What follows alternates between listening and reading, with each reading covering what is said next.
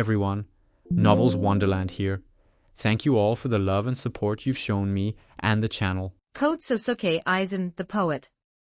Chapter 63 to 74. Chapter 63, 4,433 words, March 5th. The morning homeroom, with the class poll, that irrational ritual of sacrifice looming tomorrow. The moment our homeroom teacher, Hashinomiya-sensei, stood behind the podium, she clapped her hands together with a loud smack. Good morning, everyone. I have some seriously big news, or rather, a super important announcement for you all first thing this morning. Believe it or not. Limited strictly to this special exam, the cost of the right to cancel an expulsion, using private points, has been cut in half to 10 million points. At Hashinomiya-sensei's cheerful voice, the classroom fell dead silent for a fraction of a second, immediately followed by an explosion of massive cheers. Are you serious? If it's 10 million, our class savings can handle that with room to spare. Thank goodness. This means we can preserve a huge chunk of our class savings. While my classmates held hands and flashed relieved smiles at one another, I sat alone, quietly folding my arms and closing my eyes. It was completely worth sacrificing my dignity and shame to recite the full incantation of Kurohitsuji. Though just remembering it makes me feel like my face is going to burst into flames. I am absolutely, positively never doing that again. While writhing in agony internally, I maintained my composure as an absolute ruler on the surface, keeping a serene smile on my face. Casting my gaze forward, I noticed Ichinos, sitting in a seat close to the podium, also wearing a relieved smile now that the safety of our class was guaranteed. However, her gaze quickly dropped as she fell into deep thought, seemingly contemplating something. During the brief intermission after homeroom ended and before the first period began, Ichinos and Kanzaki walked over to the desks where Hiyori and I sat. Aizen-kun, Hiyori-chan. Do you have a moment? Yeah, I don't mind. While Ichinos smiled happily, she also carried a terribly apologetic, slightly strained expression. Now that the condition to avoid expulsion has been lowered to 10 million points, our class savings have a lot of breathing room. This is a really selfish request, but... After hesitating and letting her words trail off, Ichinos looked at Hiyori and me with newfound determination. To make sure the students in Class C and Class D don't get expelled. I was wondering what you thought about lending them our surplus points. As expected, leave it to Ichinos to think exactly that. I nodded deeply to myself. Given her bottomless kindness, there was no way she would be satisfied just because we were safe. Being unable to overlook students from other classes in distress was precisely the virtue that defined the human being known as Ichinos Hanami. This involves the precious savings of everyone in the class. No matter how much leeway we have now, we can't just decide something like this among the four of us. As I was turning the gears in my head, Kanzaki, standing right next to her, immediately voiced his objection with a stern expression. Ichinos. Your kindness is admirable. Personally, I want to respect that philosophy as well. But we are currently in the middle of an interclass conflict, you know. What merit is there in saving other classes? Furthermore, even if we lend points to those bottom-2 classes, where is the guarantee that they'll actually pay us back? Kanzaki's words were an unassailable statement of absolute logic. That's... As Ichinos found herself at a loss for words, Hiyori quietly spoke up. I understand Honami-chan's feelings very well. However, since these are the class savings, I believe we should consult everyone in the class, and only move forward once every single person agrees. Furthermore, if we do lend them, it must be an absolute condition that every member of the receiving class agrees and promises to repay it. I guess it really is too selfish of me. I'm sorry. Ichinos slumped her shoulders in disappointment. That kindness of yours is very wonderful, Honami-chan. Hiyori smiled gently, weaving words to support the dejected Ichinos. However, an organization cannot run on goodwill alone. If we don't use the points in a way that satisfies every classmate, it will cause issues for our class management moving forward. Personally, I think the proposal itself is perfectly fine, provided we can present some form of clear benefit to Class A. You're right. Ichinos, I'm sorry for speaking so harshly earlier. Kanzaki's expression softened slightly as he faced Ichinos again. You are the leader of our class. If this is what you want, we will respect your will as much as possible. But just as Shina said, we need the bare minimum conditions to satisfy the class. Hiyori-chan. Kanzaki-kun, thank you. With tears welling in her eyes, Ichinos snapped her head up. What do you think, Sōsuke-kun? Hiyori turned her gaze toward me. To prevent an irrational expulsion, I'm personally in favor of lending points to the other classes. I've already kept Tsukishiro in check, so the probability of another exam that results in mass expulsions in the near future is low. However, since we are parting with half of our 20 million point safety net here, we can't let this end as a mere charity project. That's exactly why, as Kanzaki and Hiyori said, presenting a clear return that satisfies the entire class is indispensable. Summarizing my thoughts, I smiled with immense composure and spun a highly stylized phrase. The sun does not bestow its light upon the earth to reap rewards. It does so merely because it is an absolute, radiant existence. However, as a matter of etiquette for those who receive the light, an appropriate offering is required. Personally, I think it's fine to lend them the points, but we need conditions and a return to satisfy everyone, is what he means.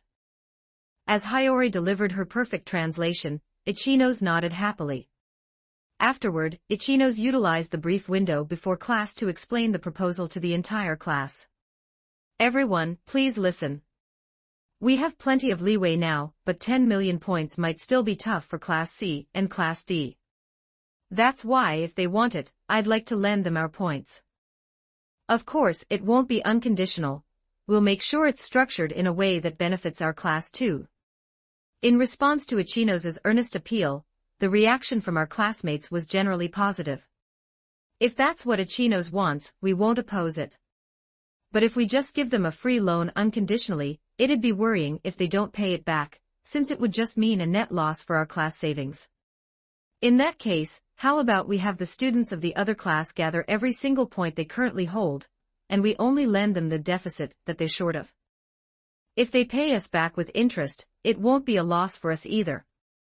Plus, to ensure that payments aren't delayed or defaulted on, we should definitely include a clause in the contract where the school automatically deducts the points from them every month.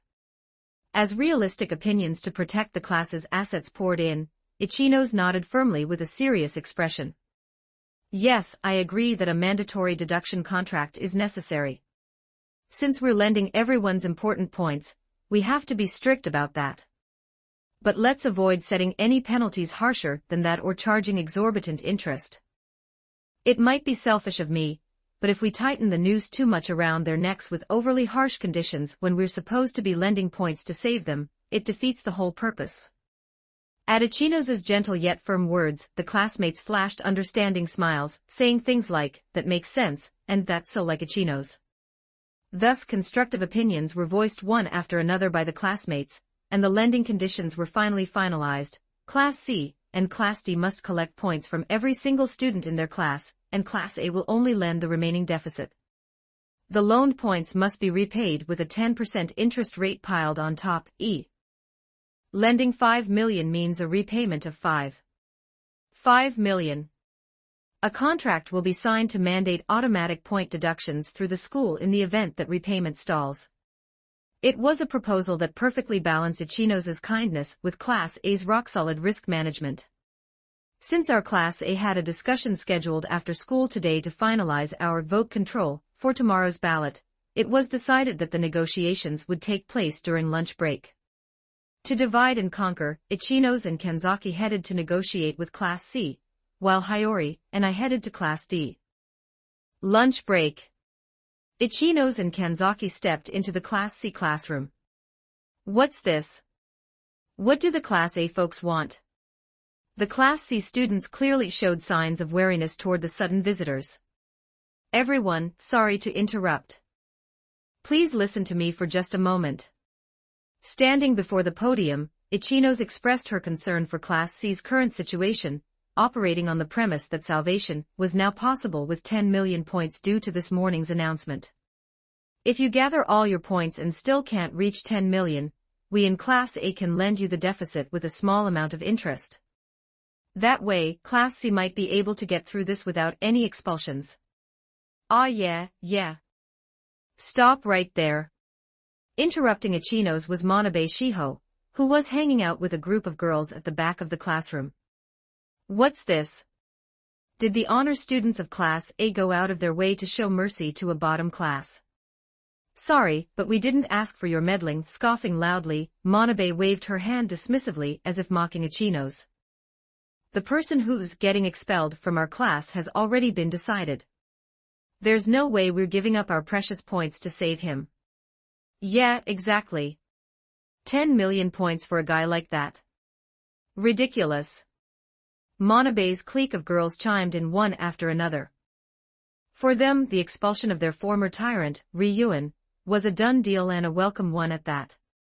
Are you really okay with that? A classmate of yours is going to get expelled, you know.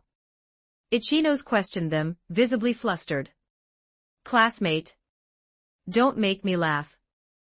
We'll be glad to be rid of a guy like him.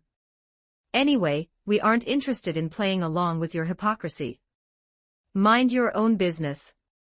At Manabe's cold words, Ishizaki, who had been quietly keeping his head down in the corner of the classroom, stood up as if he had reached his absolute limit. You piece of... You got a problem with that? As Ishizaki glared at her with murderous intent, Manabe raised her voice right back, refusing to back down. You piece of garbage. Enjoy laughing while you still can. We've already made a deal with Class B, and the possibility of Ryuan-san getting expelled has vanished entirely. Tomorrow, you're the one whose face is gonna distort in despair when you get expelled. Though Ishizaki boiled with internal rage, he couldn't expose the plan here, so he clamped his teeth together hard and sat back down in his seat. I understand. If you change your minds, please let me know by the end of school today. I'll be waiting. Wearing a deeply sorrowful expression, Ichino's left the classroom. Once they were out in the hallway, Kanzaki quietly spoke to her. Don't let it get to you. You did nothing wrong. Different classes have different policies and circumstances. There's nothing more we can do. It's sad, but I guess it can't be helped.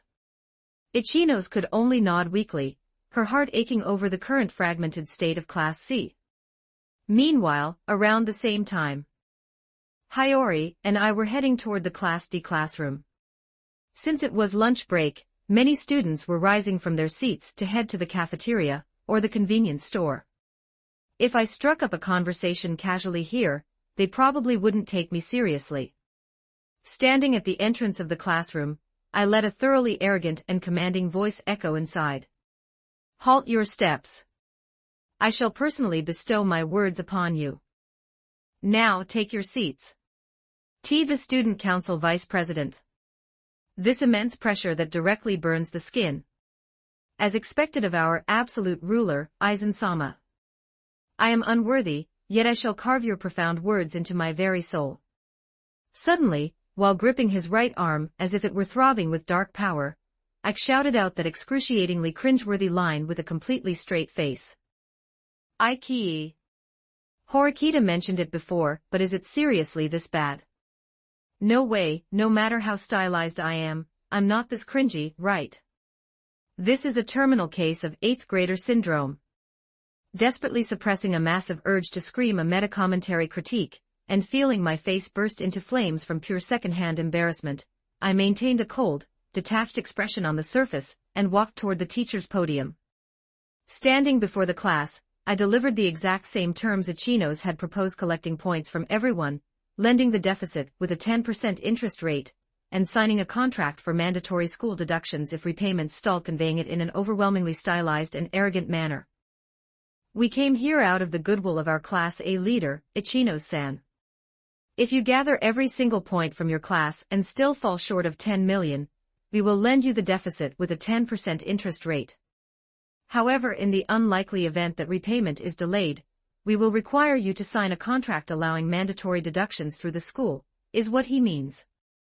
The moment Hiyori displayed her perfect translation, the classroom buzzed with commotion. The first to react was Hirata, the mediator of the class. Is that true? In that case, please lend it to us.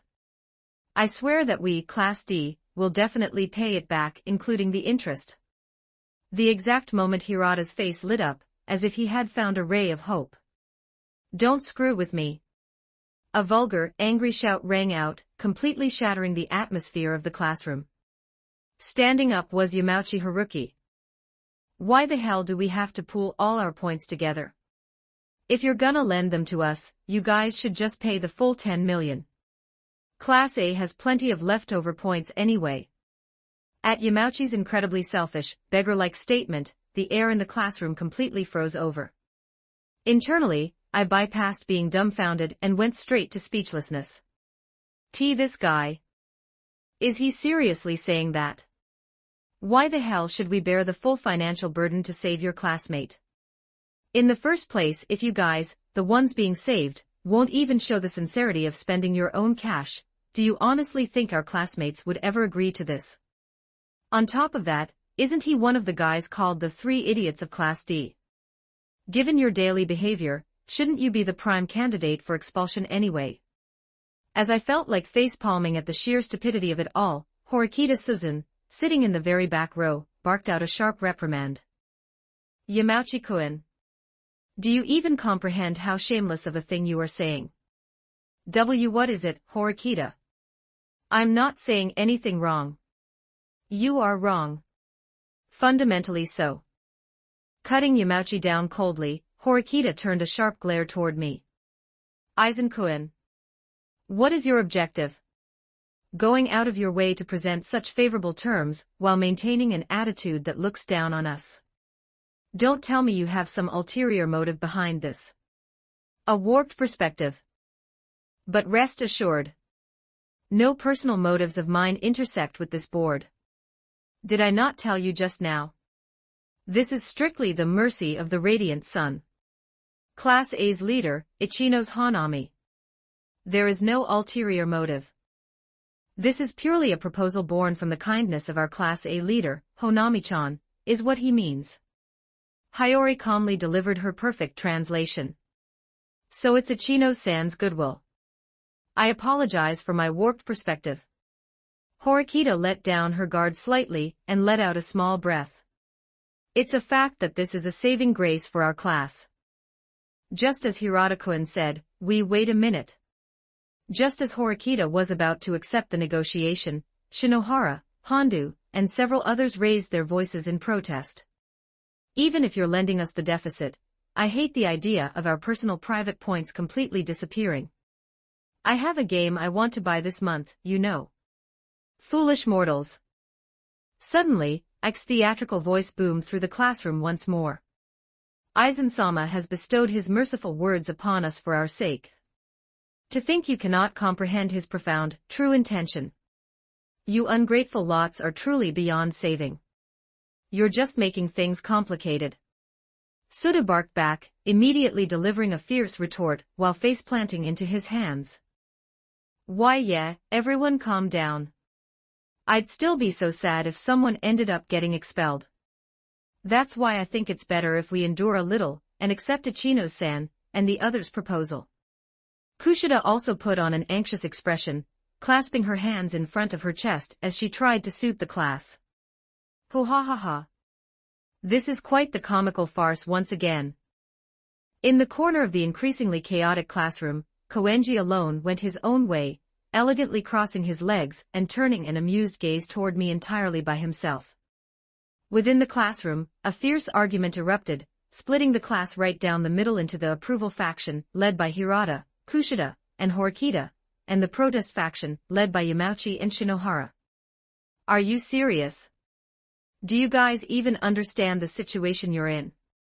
Faced with the disastrous spectacle of Class D bickering so uglily, I let out a deep sigh internally. Even so, I think this is a highly advantageous condition for your side.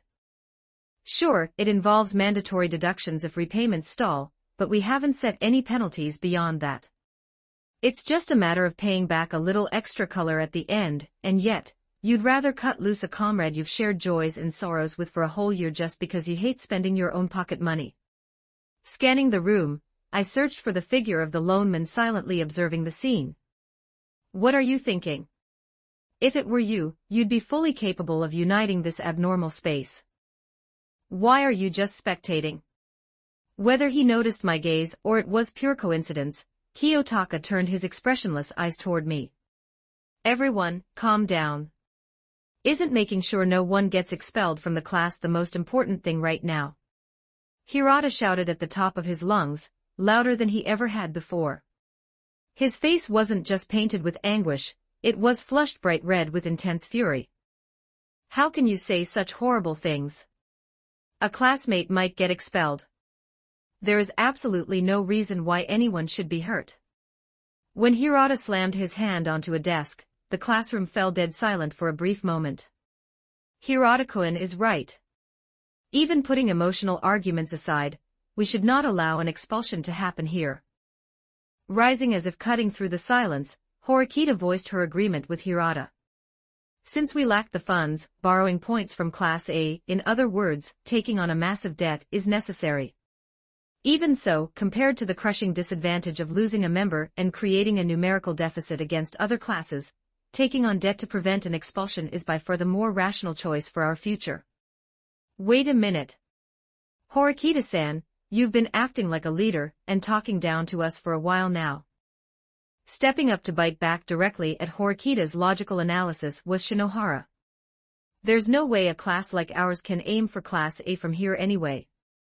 If we can't move up regardless, instead of protecting someone and emptying our pockets, it's absolutely better to keep our points, even if it means letting someone get expelled. Shinohara's exactly right. Who cares anyway? This exam just means the person hated by the class disappears, right? Yamauchi chimed in without a shred of remorse, tossing out a decisive remark with a flippant laugh.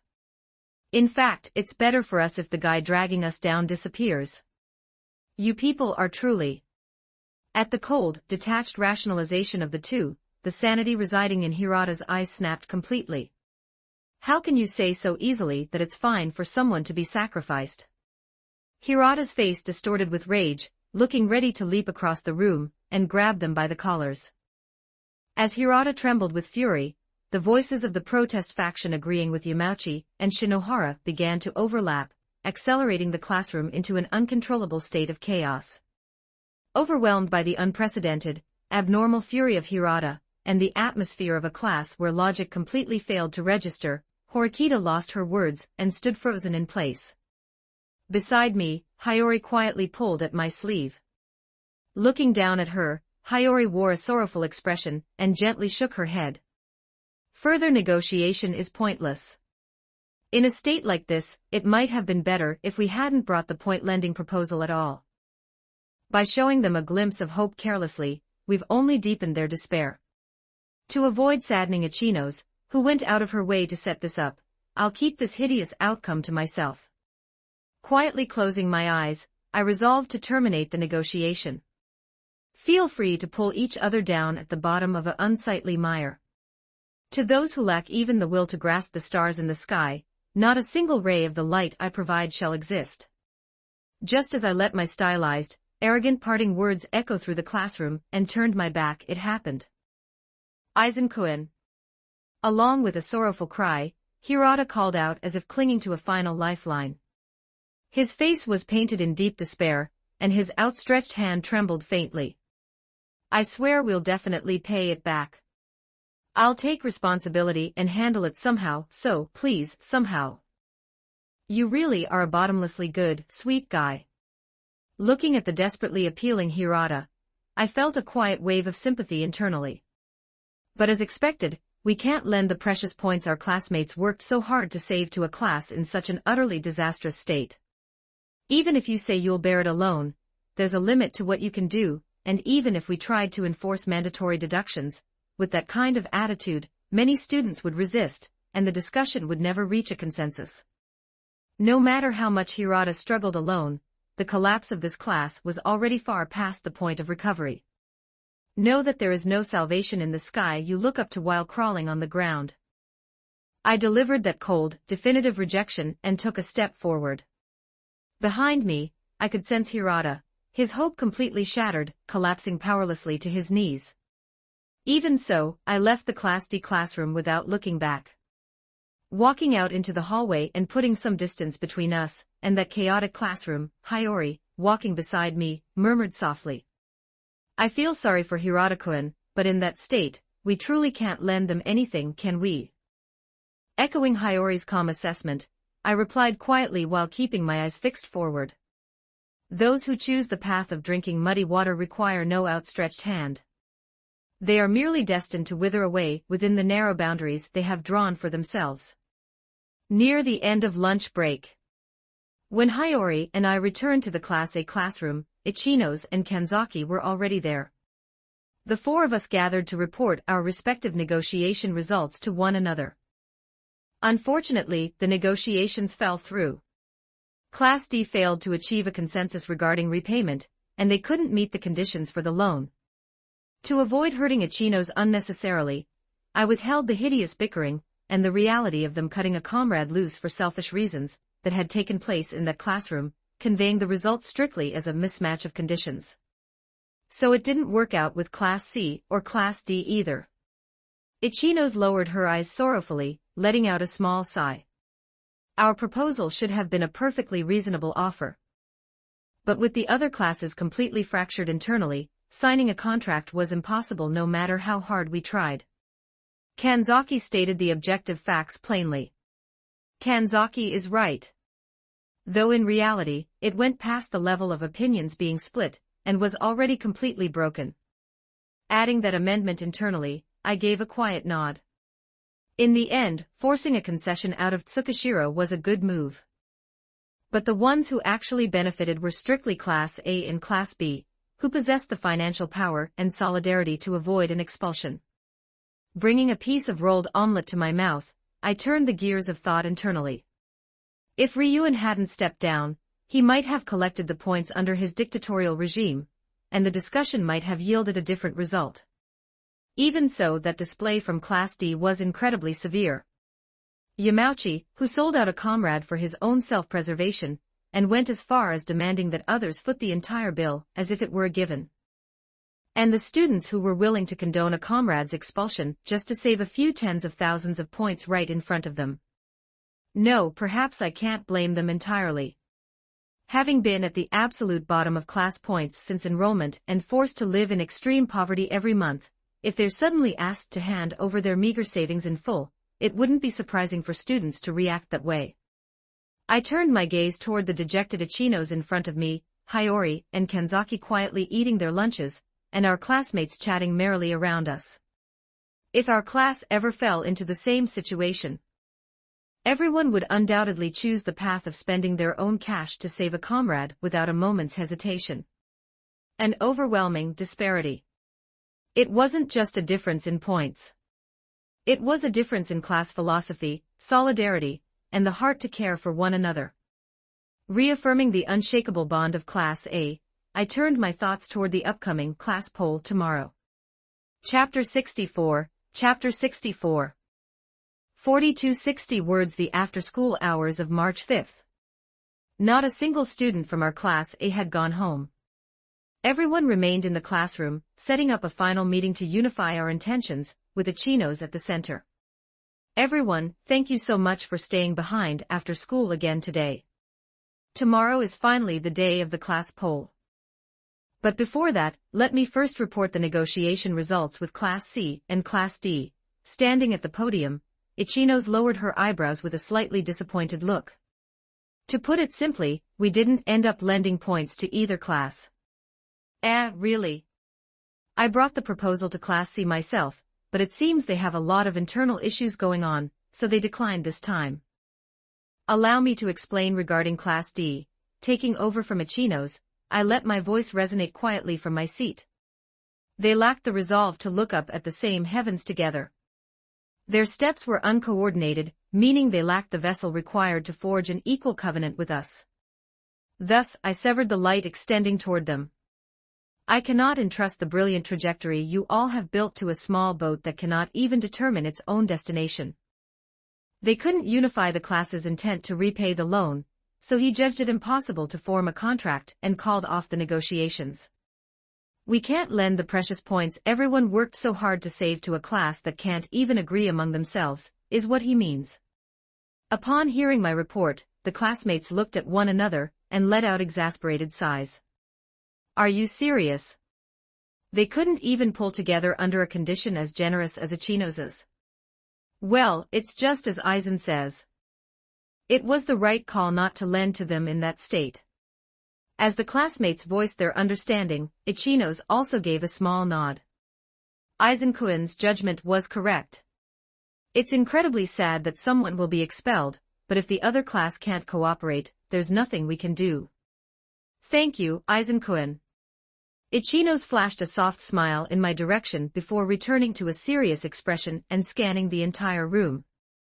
Well then, let's change gears and talk about tomorrow's voting. At Ichinos's words, the air in the classroom tightened once more. Everyone listened to her intently with a serious face. As we've already decided together, we will be using 10 million points in this exam to keep our class expulsions at 0. The tricky part of this exam is that when the results are announced, the top 3 students for both praise and criticism votes will be made public. If everyone just votes however they like and the criticism votes stack up on someone, even if expulsions are 0, the person whose name gets called will definitely feel hurt, and discord might brew within the class. That's why I want our class to completely control the votes, so that not a single person gets hurt.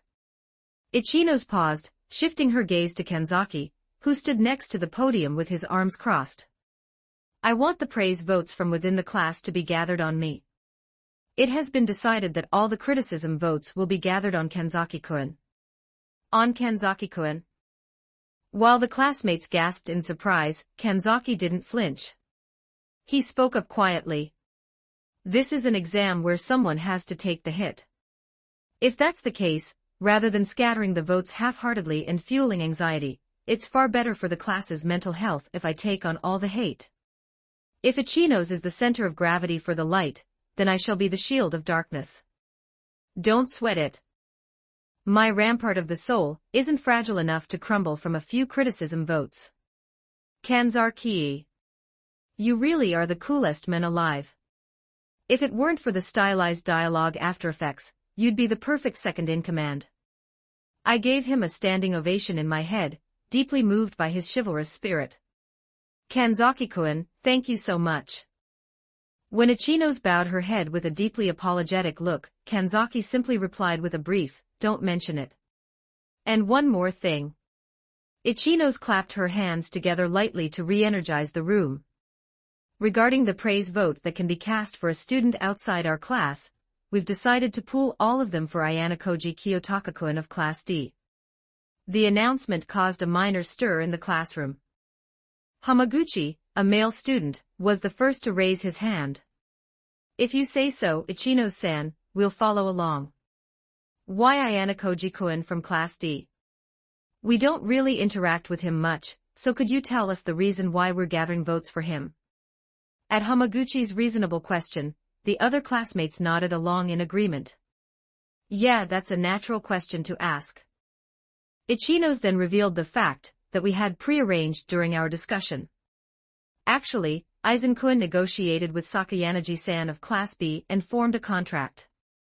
In exchange for pooling our external praise votes for a student she specifies, she will transfer 1.5 million points to us as compensation. As Ichinos explained the situation, Hamaguchi and the rest of the classmates let out gasps of awe and admiration. Oh, 1.5 million points. Are you serious? We just used 10 million points to avoid an expulsion in this exam, so being able to recover our class savings by that much is absolutely massive. Being able to secure that many points with 0 risk is undoubtedly a huge merit for the class. As expected of Aizen. Everyone. You guys are way too nice. Even though it's undeniably a net positive for the class, I'm so sorry for going ahead, and deciding it on my own without consulting you first. I stood up quietly and spun a stylized, arrogant poem toward my comrades. The trajectories of the stars have already been mapped. No matter how irrational a storm rages, it cannot shake our miniature garden. All of you need only wait for the dawn in serenity. The strategy is set, so please don't worry about tomorrow's exam and face it with a relaxed mind, is what he means. When Hiyori flawlessly translated my words, the classroom filled with warm laughter. Thanks to this, Class A was able to head into the next day's exam with an ironclad setup, completely free from paranoia. Meanwhile, around the same time, a stifling tension hung over the Class B classroom. Standing at the podium was the leader of the class, Sakayanagi Arisu. Everyone, I will now announce our policy for tomorrow's exam. Class B will not suffer a single expulsion. At those words, sighs of relief rippled through the classroom. However, maintaining a chilling smile, Sakayanagi tapped her cane lightly against the floor. However, make no mistake. I am not soft enough to eternally shield incompetent traitors. Moving forward, any student who colludes with other classes and acts to betray Class B will be ruthlessly met with the punishment of expulsion the next time an exam like this occurs. A ruthless declaration. Under her piercing gaze, Hashimoto's shoulders trembled slightly as he looked down, breaking into a cold sweat. As the classmates gasped at the sheer intimidation that felt akin to a reign of terror, Katsuragi Kohei stepped forward. It is exactly as Sakayanagi says. We must stand united to face Class A. There is proof that she isn't just talking, but genuinely intends to protect this class. Katsuragi raised his terminal, displaying the screen to his classmates. My account currently holds 10 million private points entrusted to me by Sakayanagi. She proactively handed this lifeline to me ahead of time. Katsuragi and Sakayanagi may have opposed each other in the past, but since she cares for this class, and has placed her absolute trust in me, any further bad blood is unnecessary. The ultimate proof of trust, Sakayanagi entrusting 10 million points to Katsuragi. Faced with this fact, the students of the Katsuragi faction nodded deeply, and the class atmosphere coalesced into one. The top spot for praise votes will go to Sakayanagi, the brain of this class. And please gather the top spot for criticism votes on me. I shall take the hit. With Katsuragi's chivalrous declaration, Class B also established complete vote control. Driven by Sakayanagi's carrot-and-stick approach and Katsuragi's self-sacrificing resolve, they solidified a conclusion of 0 expulsions.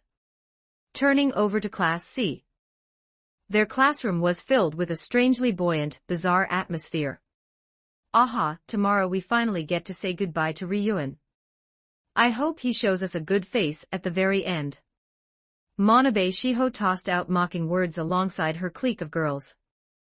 The tyrant who had once ruled the class through fear, Ryuin Kakeru, was undoubtedly going to be expelled in this exam. That certainty gave them an groundless sense of omnipotence. Meanwhile, in the corner of the classroom, Ishizaki, Ibuki, and the others clutched their teeth silently, glaring back at Manabe and her group. Enjoy laughing while you can. Because tomorrow at the results announcement, your faces are the ones that are gonna warp in despair. Ishizaki knew the plan was in place to save Ryuin using the external praise votes from Class B. Because of that, he quietly waited for the storm to pass, ensuring they wouldn't catch on. Ryuin himself sat in the very back seat, with his eyes closed, maintaining an eerie silence. And finally the most horrific hell was unfolding in Class D. The classroom after school. Haruki Yamauchi, who was about to head home, was stopped by an icy voice. Wait, Yamauchi-kun. Our conversation isn't over yet. Standing at the podium, Horikita Suzun pierced Yamauchi with a sharp glare. Tomorrow's exam. We cannot simply cast our votes as we are. If this class intends to aim for the top, we cannot afford to lose an excellent student in vain. Therefore, I will personally name the student who ought to be expelled. You can't do that, Horikita-san. There isn't a single student who deserves to be expelled. Suddenly, Hirata Yosuke let out a sorrowful cry. However, fu, ha ha ha. Ignoring Hirata's despair entirely, Koenji Rokusuke burst into an amused laugh all by himself. Won't you let us hear it, Horikita girl? Exactly who it is you've chosen. Prompted by Koenji's baiting words, Horikita locked her sights on her target without a shred of hesitation. The student I believe should be expelled is Yamauchi Haruki-kun. You don't screw with me, Horikita. Why the hell do I have to be expelled? Yamauchi roared back, his face turning bright red. The reasons are clear. First, you have contributed absolutely nothing to the class over the past year, rather, you have dragged us down. Furthermore, Class A brought us a relief plan to lend us the deficit points, so that we could get through without an expulsion, didn't they? The terms were extremely fair. Yet, grudging your own private points, you were the first to reject the proposal and completely ruined the negotiations. That's even I in the first place, there are plenty of other people who haven't contributed besides me. Kanji and Ken are the same. And Shinohara and the others opposed Class A's proposal too, didn't they? Driven into a corner, Yamauchi desperately barked back by throwing his other classmates under the bus. That is true. However, Sudokun has shown academic growth since the sports festival, and above all, he possesses a clear weapon in his physical ability. Ikuen's behavior has become bizarre since the training camp, but he is currently the student putting in the most effort in the class. He raised his rank significantly during the recent end-of-year written exam. And the decisive difference between you and the likes of Shinohara-san and Honda-kun, who opposed the proposal. It is the fact that you betrayed this class. Despite stubbornly refusing to spend your own money to save a comrade, you were secretly colluding with Sakayanagi-san of Class B, dancing to her tune, because she told you, if you expel the student I specify, I'll go out with you. And for your own self-preservation and desires, you conducted behind-the-scenes maneuvers to gather criticism votes on Ayana Koji-kun to force him into expulsion. This is the ultimate reason why I have deemed you unnecessary to this class. The blood completely drained from Yamauchi's face. Seeing him hit dead center on the mark, a wave of commotion and anger rippled through the classroom. Are you serious, for a selfish reason like that? So that's why you rejected Aizen-kun's proposal right off the bat. The absolute lowest. Gazes of utter contempt and disgust pierced him from all directions. What kind of crap are you making up?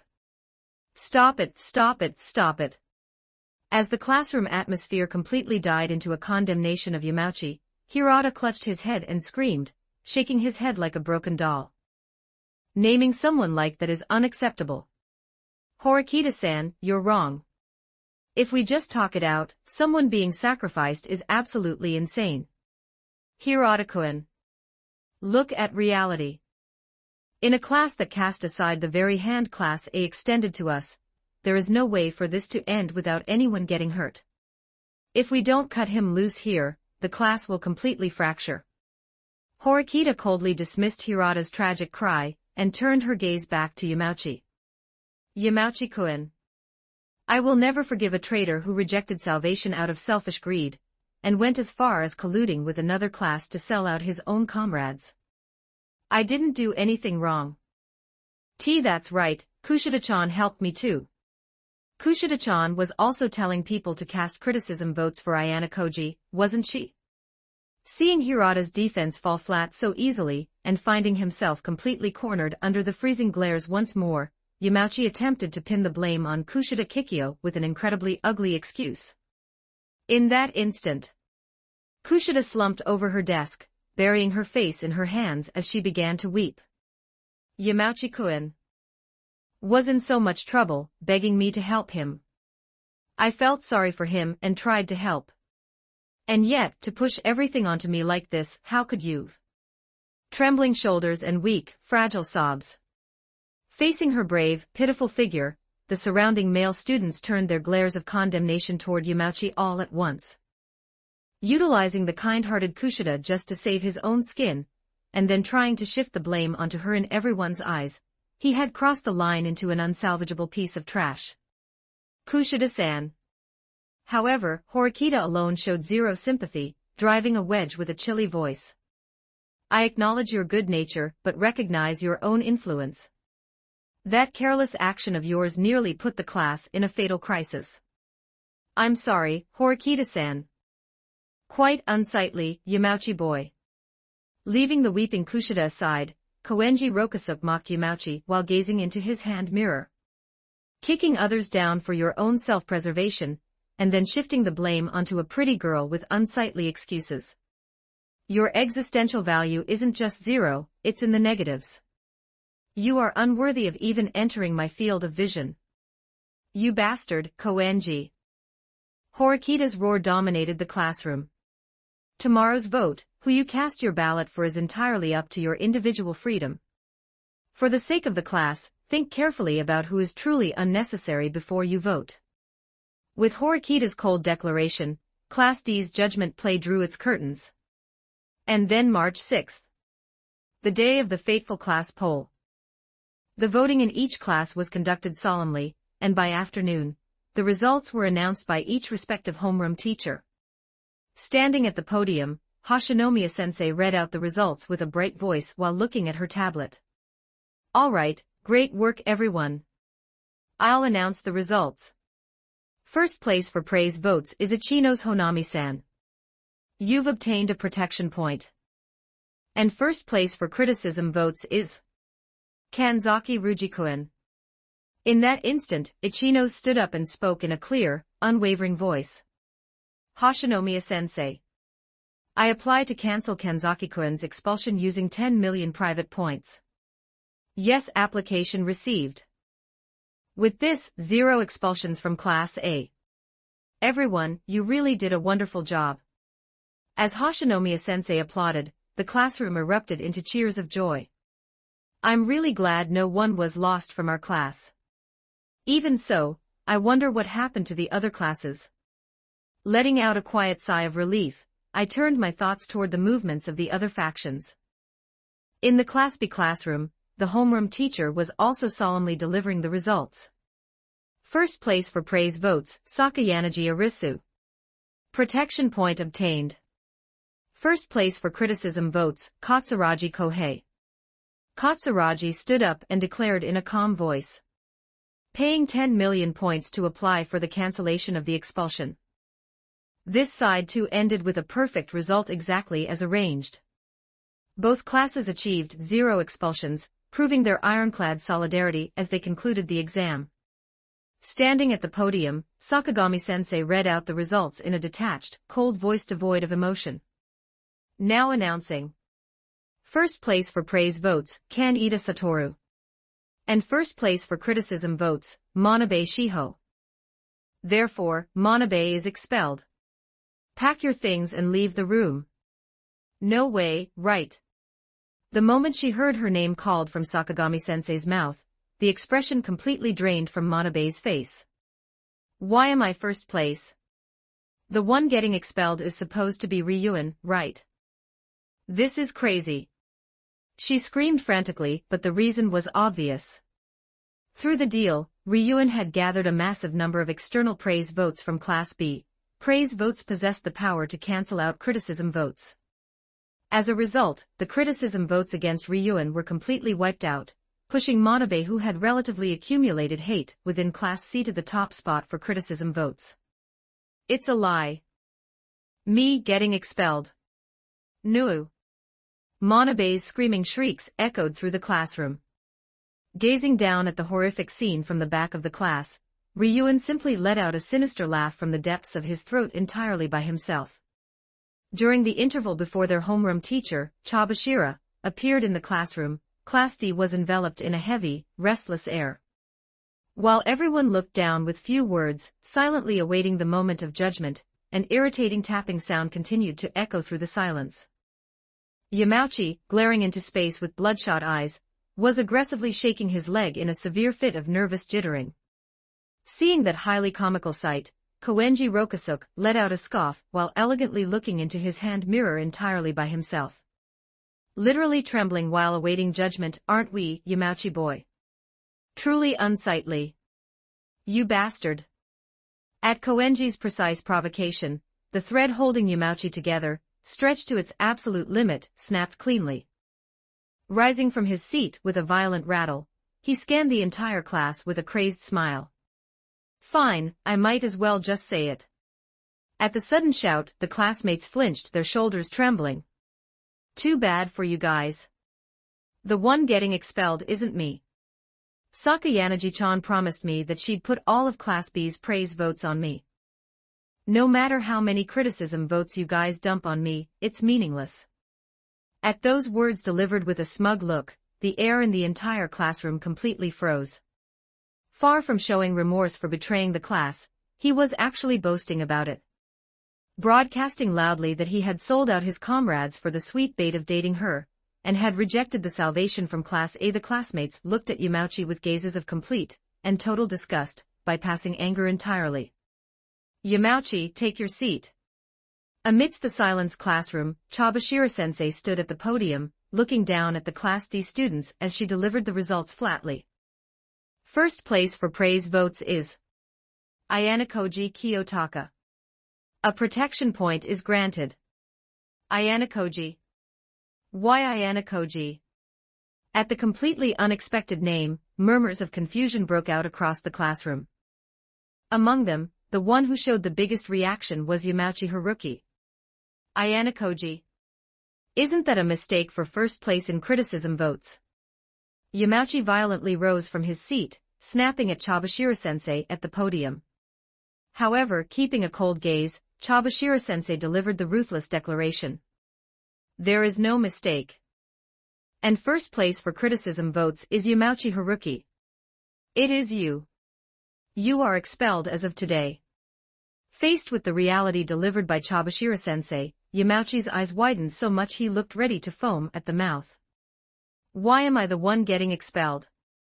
His thoughts completely short-circuiting, Yamauchi raved frantically around the classroom. See, can a thing like this even be allowed? Sakayanagi-chan said she'd protect me. She promised. Hey, it's a lie, right?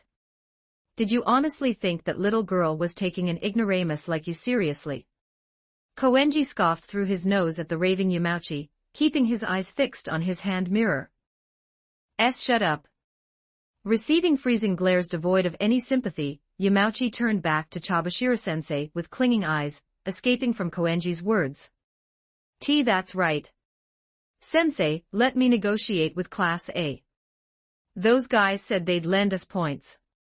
If I beg them right now, they'll definitely lend them to me. An unsightly plea for his life, throwing away his pride purely for self-preservation. Cutting straight into that was Horikita's icy voice. What are you talking about? You were the first to reject that proposal, completely ruining the negotiations. There's no way a convenient sob story like that works at this late stage. That's. Not only did you sever the spider's thread with your own hands, but to think you actually believed that little girl fell for you and would protect you.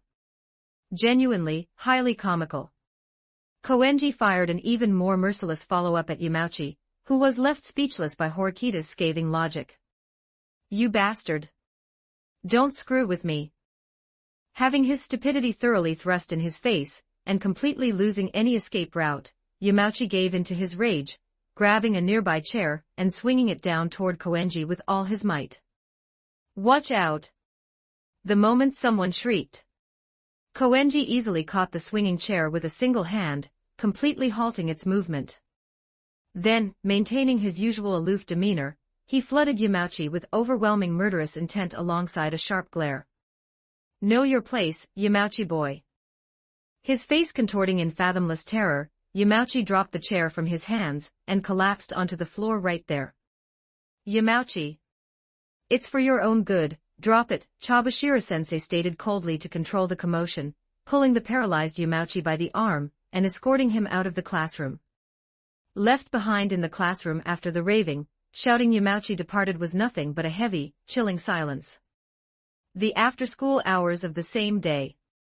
Gathered on the sofa in my room were Ichinos, Hiyori, and Kanzaki, holding warm cups of tea as we reflected on today's results. I'm really so glad no one from Class A was expelled. Ichinos let out a sigh, looking relieved from the bottom of her heart. Just as Honami-chan says, I am truly glad our class was able to get through this together. Great work to you two up until today, Hiyori-chan. The two looked at each other, softening into relieved smiles.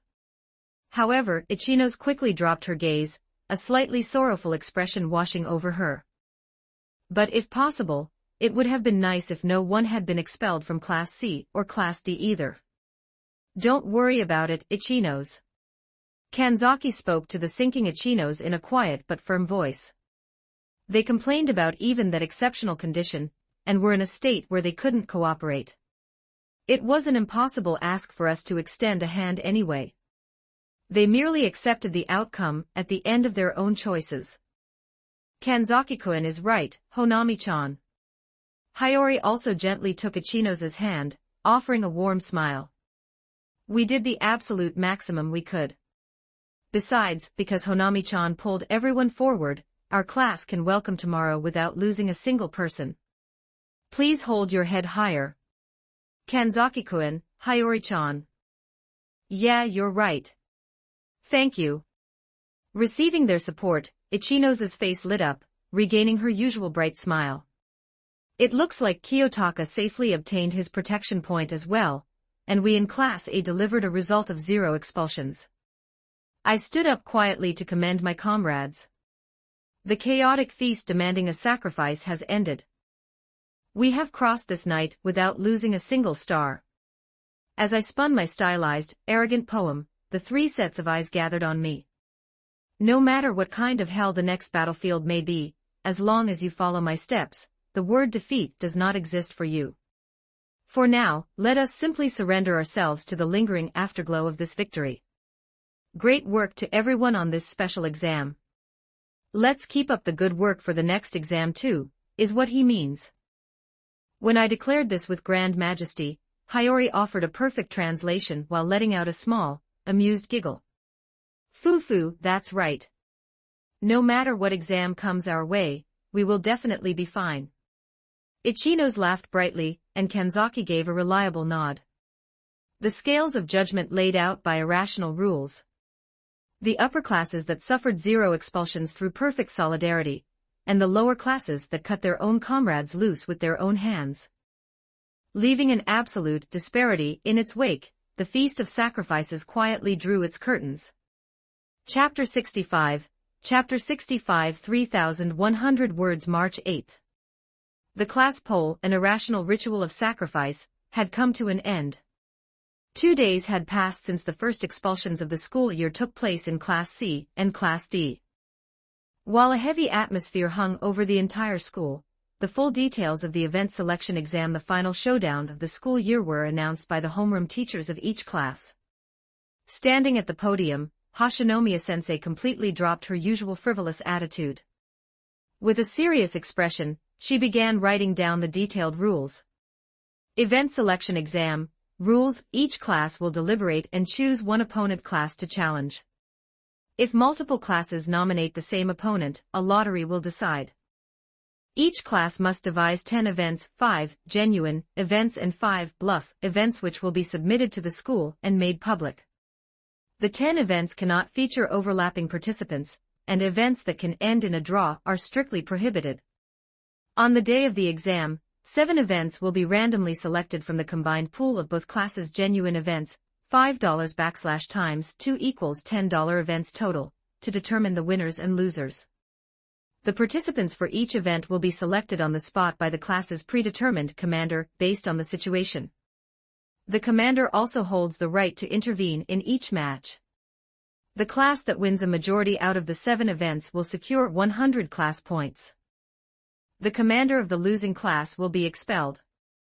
For every individual event won or lost, 30 class points will be transferred from the losing class to the winning class. And that's the basic rundown of the rules, but right. There's one more important thing. Hashinomiya-sensei clapped her hands together, the corners of her mouth curling up with a hint of glee. Everyone is required to participate in at least one event, but because some classes suffered expulsions and others didn't, plus, our class has a different count since Aizen-kun scouted Shina-san. There's a gap in student numbers between the classes, right?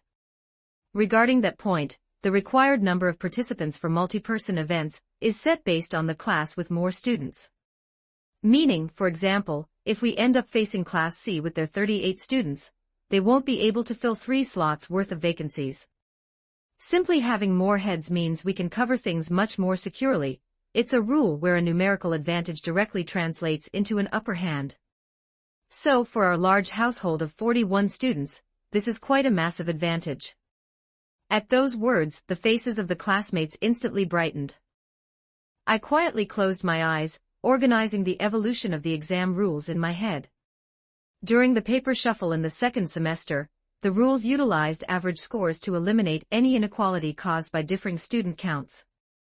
That was a foundational rule to prevent numbers from becoming noise when measuring pure academic ability, but perhaps it also contained a fair share of special adjustments from the school's side to account for the anomaly of me suddenly scouting Hiyori. However, there are absolutely no corrections for numerical differences in this exam. The decision to stand united in the previous class poll, and ensure 0 expulsions even at the cost of vast points is being recognized as the class's pure strength, returning to us as a distinct advantage. Well, that's all for the explanation from me. Everyone, work hard so you don't have any regrets. The moment Hoshinomiya-sensei left the classroom, Ichino stood up smoothly. Everyone. I'd like to hold a strategy meeting right now after school regarding the event selection exam. If you have urgent business, it can't be helped, but I'd like those who can stay to please stick around. In response to Ichino's call, the entire class gave firm nods, chiming in with of course, and we're obviously staying. During lunch break, I pulled out my terminal and opened a messaging app. I contacted Nagumo to let him know I would be late for student council duties because of the class strategy meeting after school. Within minutes, a reply arrived from Nagumo. It's a strategy meeting for the final exam, right? Don't worry about it. We'll handle your and Ichino's share of the work, so you don't need to show your face at the student council today. Just discuss things with your class, and head straight home. The moment I saw that text, I almost dropped my terminal. Nagumo. I mean, I'm incredibly grateful, but... Are you seriously the exact same human being as the Nagumo Miyabi who used to snap at me? While aggressively offering a mental retort to Nagumo's god-tier hospitality, his capacity, as student council president having expanded way too rapidly, I sent back a text saying, "You have my gratitude." After school. Not a single student was missing from the Class A classroom, everyone remained in their seats. Standing at the podium, Ichino's began the meeting in a dignified voice while writing the main points of the rules on the blackboard. Alright, let's begin the strategy meeting. Regarding the commander position, which is the linchpin of this exam. Since there's a heavy penalty of expulsion if we lose the majority, I can't leave this burden to anyone else. I intend to serve as Class A's commander. A straight declaration without a shred of hesitation. Not a single person opposed it. I approve. I have no objections to you being the commander. Kanzaki nodded quietly. The one who accurately grasps the abilities, personalities, strengths, and weaknesses of every single person in this class is undoubtedly Ichino's. I and everyone else here can gladly entrust our souls to you. Yeah, it has to be Ichino's. We'll support you with everything we've got, too. Consenting voices rose one after another from the classmates. The commander position was unanimously decided to be Ichino's Hanami. Everyone, thank you. Let's definitely win. Ichino smiled happily, then wrote the names of the other classes on the blackboard. Next is the discussion on which class to nominate as our opponent. I'd love to hear everyone's thoughts on this. Regarding this topic, opinions within the class split down the middle. Thinking realistically, we should nominate Class C or Class D. If we prepare multiple academic-focused events, their win rate will plummet. Even though it's a random selection, if we can seize even one of the events the opponent submits, our win rate becomes incredibly high from that point onward. This was the opinion of a male student seeking a solid victory. But if we nominate Class B here and crush them directly, we can widen the class point gap even further. Besides, the lower classes have nothing to lose, So there's a scary unpredictability regarding what kind of bizarre strategies they might use. This was the opinion of a female student aiming to expand the point gap, driven by the pride of the top rank. Both perspectives have merit. I crossed my arms, silently letting my thoughts spin. They say 7 events will be randomly selected from a pool of 10 including the opponent's events. But is it truly completely random? For instance, it's entirely possible that an invisible correction is at play to ensure 3 events from the upper class and 4 from the lower class are chosen. If the school wants to make the interclass struggles thrilling, there's a high probability they've built a system behind the scenes that easily facilitates upsets. Furthermore, in this exam where everyone solidifies their specialties, it is dangerous to underestimate a class just because they are in the lower ranks. Class C and Class D are highly troublesome in specific fields. Class D, in particular, has students with absurd physical abilities like Koenji and Sudo, as well as academic specialists like Yukimura and Wang. And above all, Kiyotaka is there. As I pondered, Ichino's clapped her hands lightly to bring the discussion to a close. Thank you for all the varied opinions, everyone. Both sides make a lot of sense. So why don't we take a final vote by a show of hands? By Ichino's proposal, a strict majority vote was conducted. The result: Class A decided to nominate Class B. It's settled then. If nominations overlap, it'll go to a lottery, so we don't know which class will actually hit yet, but our class will submit a nomination for Class B tomorrow. Ichino's declared firmly. And a homework assignment for everyone. By tomorrow, I want you to think of event ideas where you're confident that I can absolutely win this. It can be academics, sports, or anything at all. The entire class regained its vitality, and the strategy meeting concluded on a positive note. The next day, March 9th. During the after-school homeroom, Hashinomiya-sensei announced the lottery results for the matchups. The results are in. The matchups for this exam are Class A versus Class C. And Class B versus Class D has been decided. As it turned out, our nominations had overlapped, and our matchup with Class C was locked in through the lottery. I fully expected Class B to nominate Class A. Did the pragmatic Katsuragi advise nominating a lower class to secure a definite victory here? Well, either way is fine. No matter who the opponent is, we need only combine our strength and win. After school that day, we remained in the classroom once more to hold a concrete event selection strategy meeting based on our matchup with Class C. Looking through the event ideas collected from everyone, Ichino smiled. As expected, if our opponent is Class C, competing in academic test types yields the highest win rate. Everyone submitted a ton of academic ideas, and we can leverage our numerical advantage, so I think we should specialize our 5 genuine events entirely in academics. Class C's academic standards are by no means high. If our events are selected, we can almost certainly seize a victory at that point. Kanzaki strongly agreed with Ichino's plan, and the direction of the class strategy was locked into academic specialization. However, Kanzaki crossed his arms, his expression tightening slightly. But we can't let our guard down. Ryuan, who has remained silent until now, might very well breathe life back into his faction using this opportunity. Ishizaki-kun and Ibuki-san saving Ryuan-kun from expulsion must have been to prop him up as leader once more. They might cook up some powerful strategy. Ichino's expression grew firm as well. Kanzaki shifted his gaze toward me. From your perspective, if Ryuan makes a move, is there anything we should be wary of? Prompted for input, I stood up quietly and looked across the faces of my classmates. When peering into the abyss, one must discern where the opponent's fangs are hidden. If beasts who have abandoned wisdom attempt to crumble our fortified ramparts, they will undoubtedly swing a barbaric blade. The classroom instantly fell silent.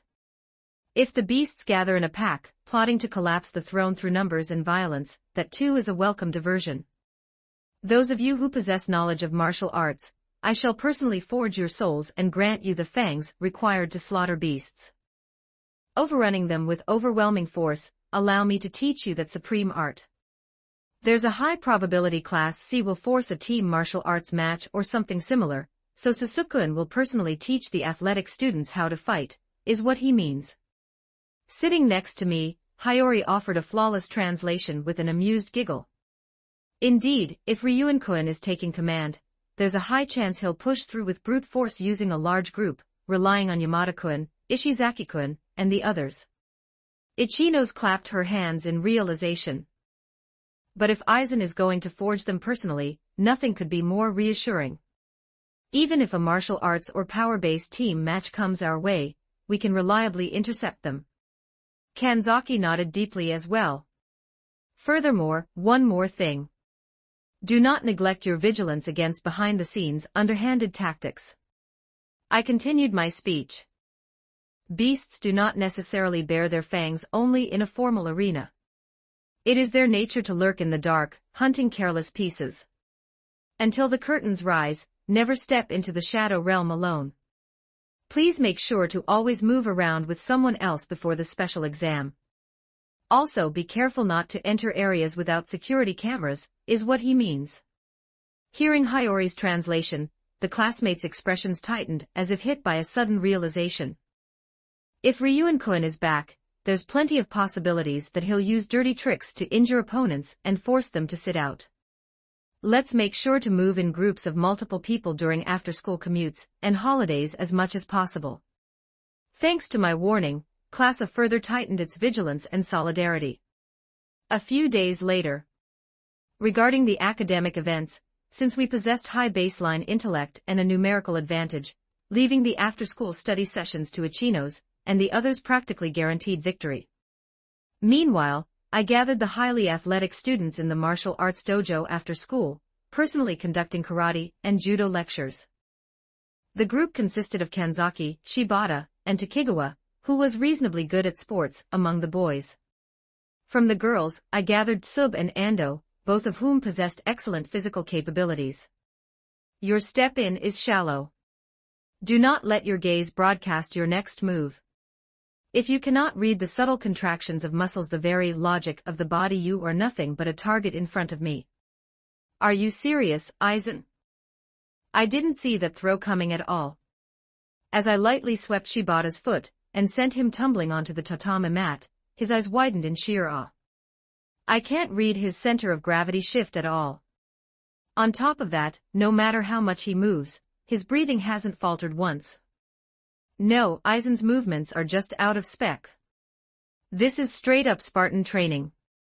Next to Kanzaki, who was analyzing my movements with a serious expression, Takigawa breathed heavily, his training uniform drenched in sweat. Ha ha. Aizen-kun, you're way too strong.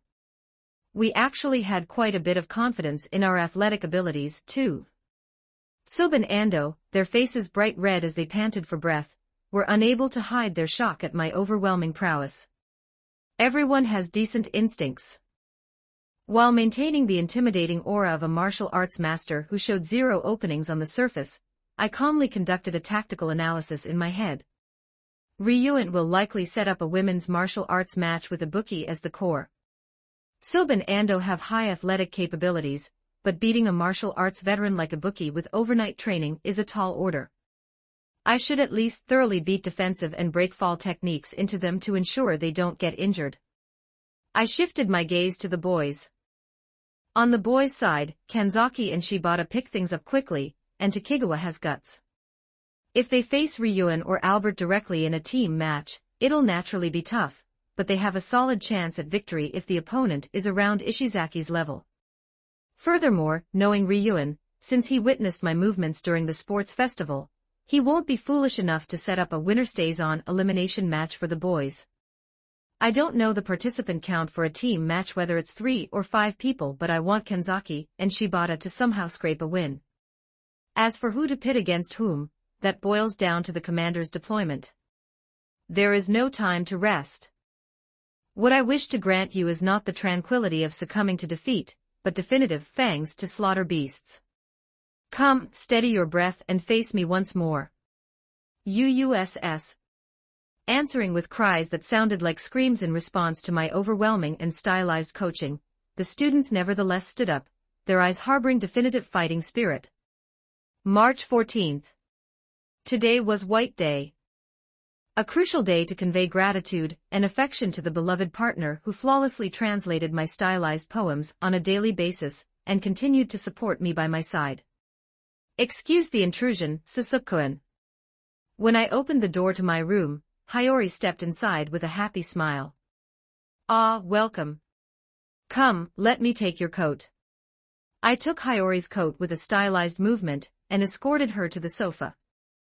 Laid out on the table were handmade dishes I had been prepping since morning, part of a stylized full-course French dinner. It looks absolutely delicious. But making all of this, wasn't it a ton of trouble? Not at all. If it can draw out that smile of yours, a trifling amount of labor is cheap. I have no intention of sparing any effort if it means captivating your heart. I took my seat, and the two of us shared a toast. Carpaccio potage and the main course, beef cheeks braised in red wine. It's incredibly delicious. The meat melts in my mouth. Just watching Hiyori's cheeks soften with happiness filled my heart completely. After enjoying gâteau au chocolate and tea for dessert, I quietly stood up. I pulled out a long, slender box adorned with beautiful decorations and presented it before Hiyori. This is a return gift for Valentine's Day. I prepared something fitting for the words you weave and the stories you love. As Hiyori gently opened the box, it revealed a beautiful, streamlined glass pen made of clear glass, accompanied by a custom ink set of deep blue that looked as though it had trapped the stars of the night sky inside. It's so beautiful. A glass pen. I've always admired them. You read books often and immerse yourself in beautiful language. That is precisely why I wanted to gift you a magic wand to pen beautiful stories of your own. As I offered a stylized smile, Hiyori held the glass pen gently with both hands as if cradling it, her eyes glistening with emotion. Sōsuke. Thank you so much. I will cherish it for the rest of my life. I'll write you a ton of letters with this. I look forward to it. Hiyori smiled happily, leaning her body closer to mine. Outside the window, a slightly chilly spring night wind was blowing. But inside this room alone, a sweet, serene time flowed slowly and indefinitely, making us completely forget the pressure of the irrational exam and the fierce struggles with the other classes. Chapter 66, 3,643 words. March 9th. After school on the day the matchups were announced. A heavy, suffocating atmosphere filled a room in a karaoke box near the school.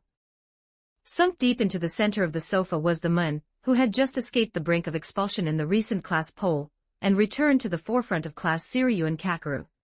Surrounding him were Kaneda Satoru, Ishizaki Daichi, Ibuki Mio, and the giant Yamada Albert. With the silent video flowing from the monitor behind them, they were holding a strategy meeting aimed at defeating Class A, Ryuin-san.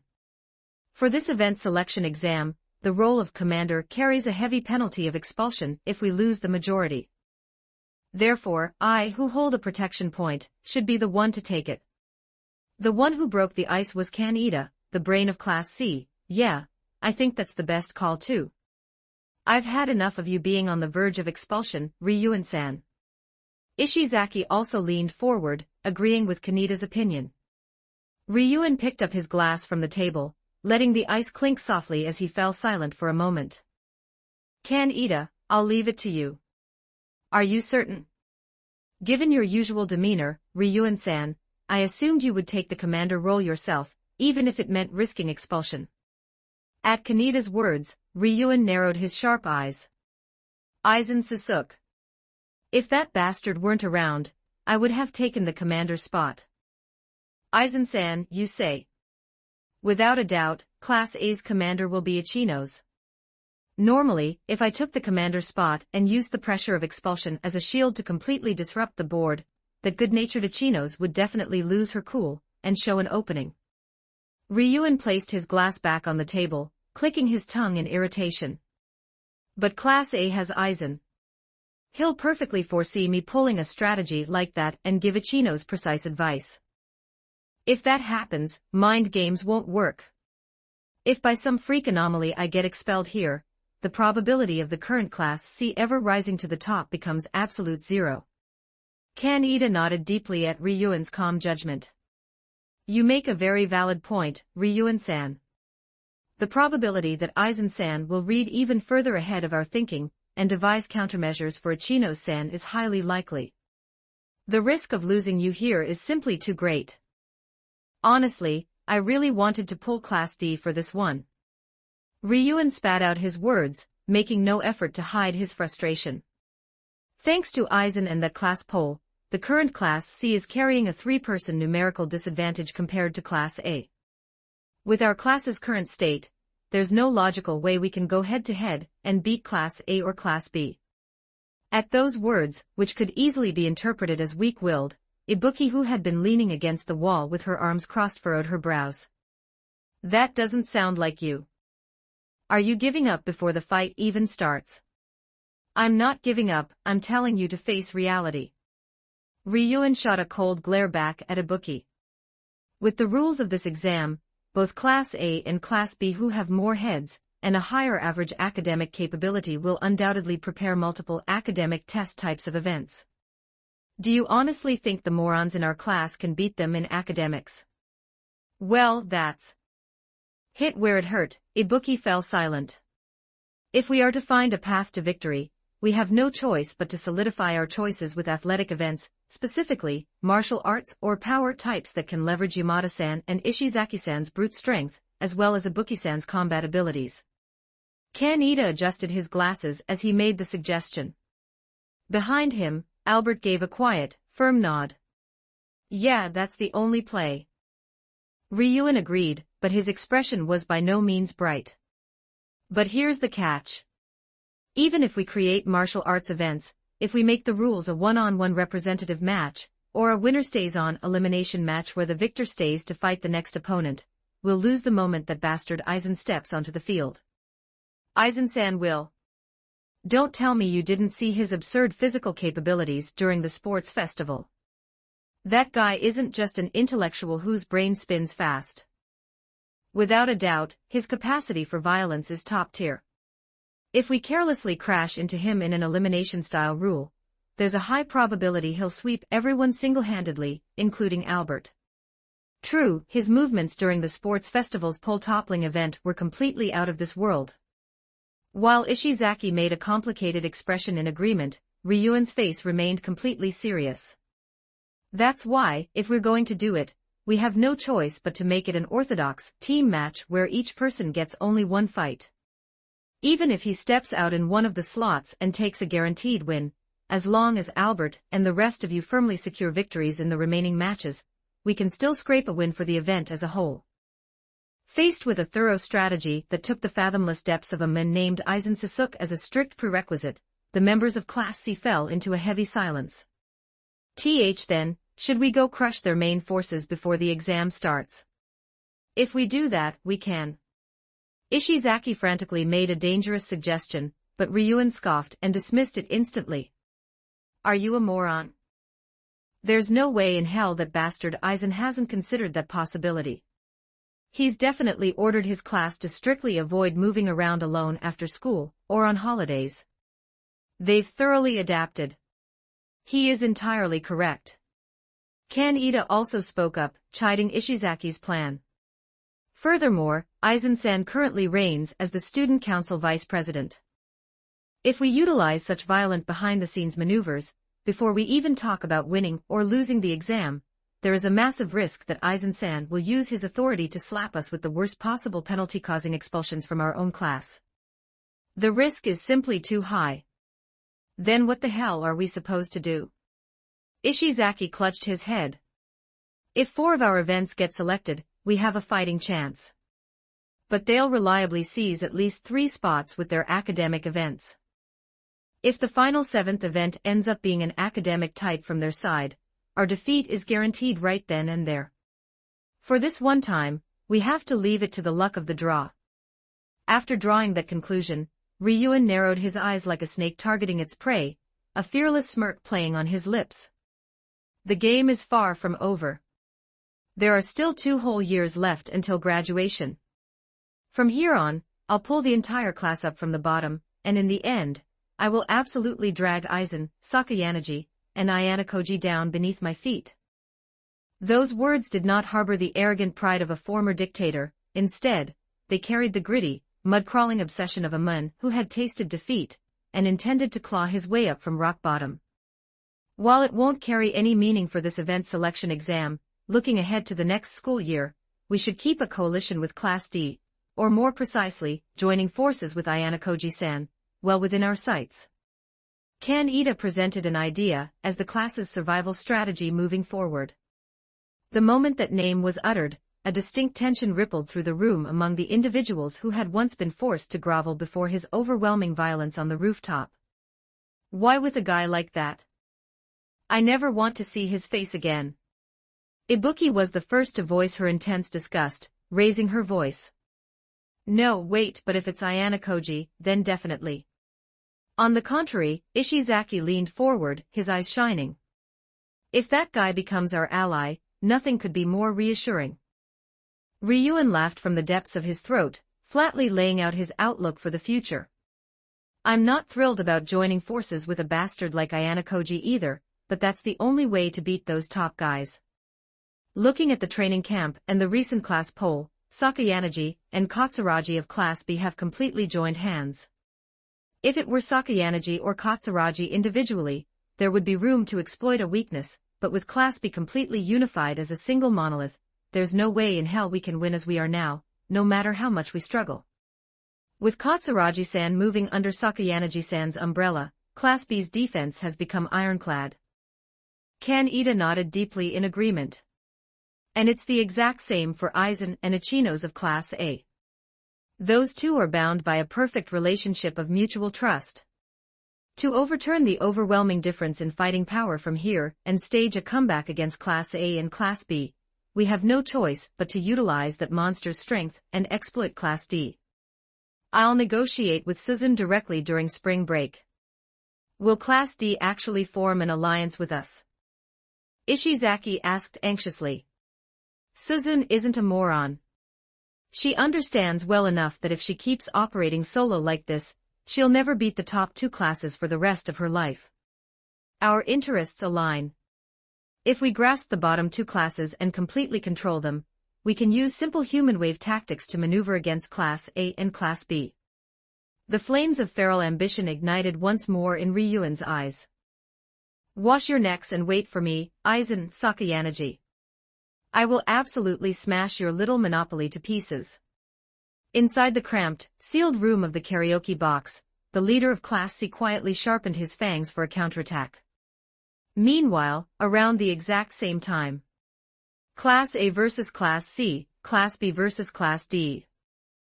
Staring at the results displayed on the monitor, Sakayanagi Arisu, who was serving as Class B's commander, let the corners of her mouth curl up subtly, ensuring no one would notice. Fufufu. There was a bit of lottery luck involved, but with this, I can finally face you directly, Ayanokoji-kun. Allow me to bury you with my own two hands.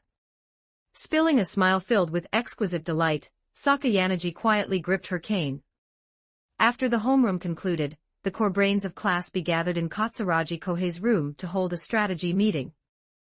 Gathered in the room were 6 individuals, with Sakayanagi at the center: Katsuragi, Hashimoto, Kido, Sanada, and Kamuro. Though they had once been split into the Sakayanagi and Katsuragi factions, after forging a perfect cooperative system through the recent class poll, the current Class B boasted unprecedented, solid solidarity. We pulled Class D exactly as targeted. Katsuragi, who was leaning against the wall with his arms crossed, broke the ice with a deep nod. Against Class D, if we solidify our choices with academic tests, we have the numerical advantage too, so we can reliably secure at least 3 wins. Hashimoto agreed with a relaxed, confident smirk. Compared to Class B with 0 expulsions, Class D, which had lost 1 student, carried a distinct disadvantage under a pure total score rule format. However, they do have a layer of students at the top of the school year in terms of academics, such as Yukamura-kun, Wong-san, and Horikita-san. Even if it's our chosen events, we cannot afford to be careless.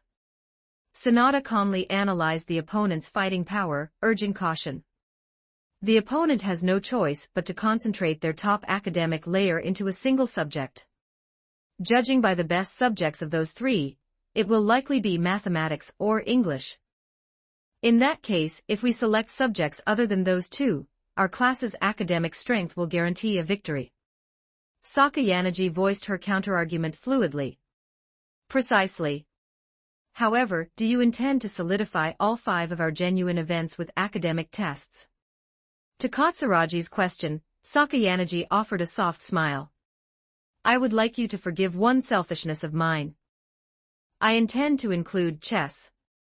Chess, huh? After pondering for a brief moment, Katsuragi nodded in understanding. By utilizing a rule set where the commander can heavily intervene, you will practically be fighting the opponent yourself. With your intellect, there shouldn't be any issue. If it's Haim-san, she'll reliably secure a win in chess, so it sounds viable, doesn't it? Hashimoto also chimed in with an amused look.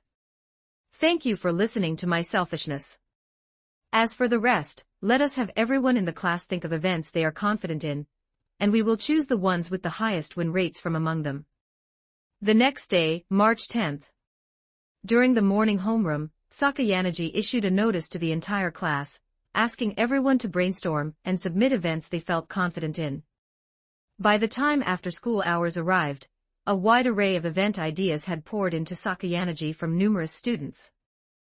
Amidst this, a single female student appeared soundlessly in front of Sakayanagi's desk. Sakayanagi Arisu, let us select a pillbug observation showdown. I possess immense confidence in the ecology of pillbugs. The one who presented this absurd proposition with a completely deadpan face was Morishita AI. Pardon me. Even the unflappable Sakayanagi was caught completely off guard by the out-of-left-field suggestion. However, without waiting for Sakayanagi's response, Morishita simply said her piece, and walked away with brisk steps. Pillbugs, was it? Her own ecology seems far more worthy of observation. After school in Katsuragi's room. As a result of thoroughly vetting the submitted ideas, the 10 events Class B would submit were finalized. Genuine events, Modern Japanese test, Physics test, World History test, Chess, Flash Mental Arithmetic. Bluff events, Mathematics test, English test, Volleyball, Dodgeball, Go a rock-solid selection. I have no objections. Looking at the list, Katsuragi gave a powerful nod. Looks fine, doesn't it? All that's left is to raise everyone's foundational capability through study groups, right? Kamuro spoke up while twisting her hair presentationally out of boredom. That is exactly correct. Sakayanagi smiled, turning her gaze to Katsuragi. Katsuragi-kun, if your chosen Flash Mental Arithmetic gets selected, I am expecting a definitive victory from you. Leave it to me. Katsuragi thumped his chest reliably. Furthermore, Masumi-san, Sanada-kun, and Hashimoto-kun will be playing chess with me from now on. I will personally judge who has the best instincts and decide the participant members. Kida-kun, since the opponent harbors Suda-kun, they will undoubtedly select basketball.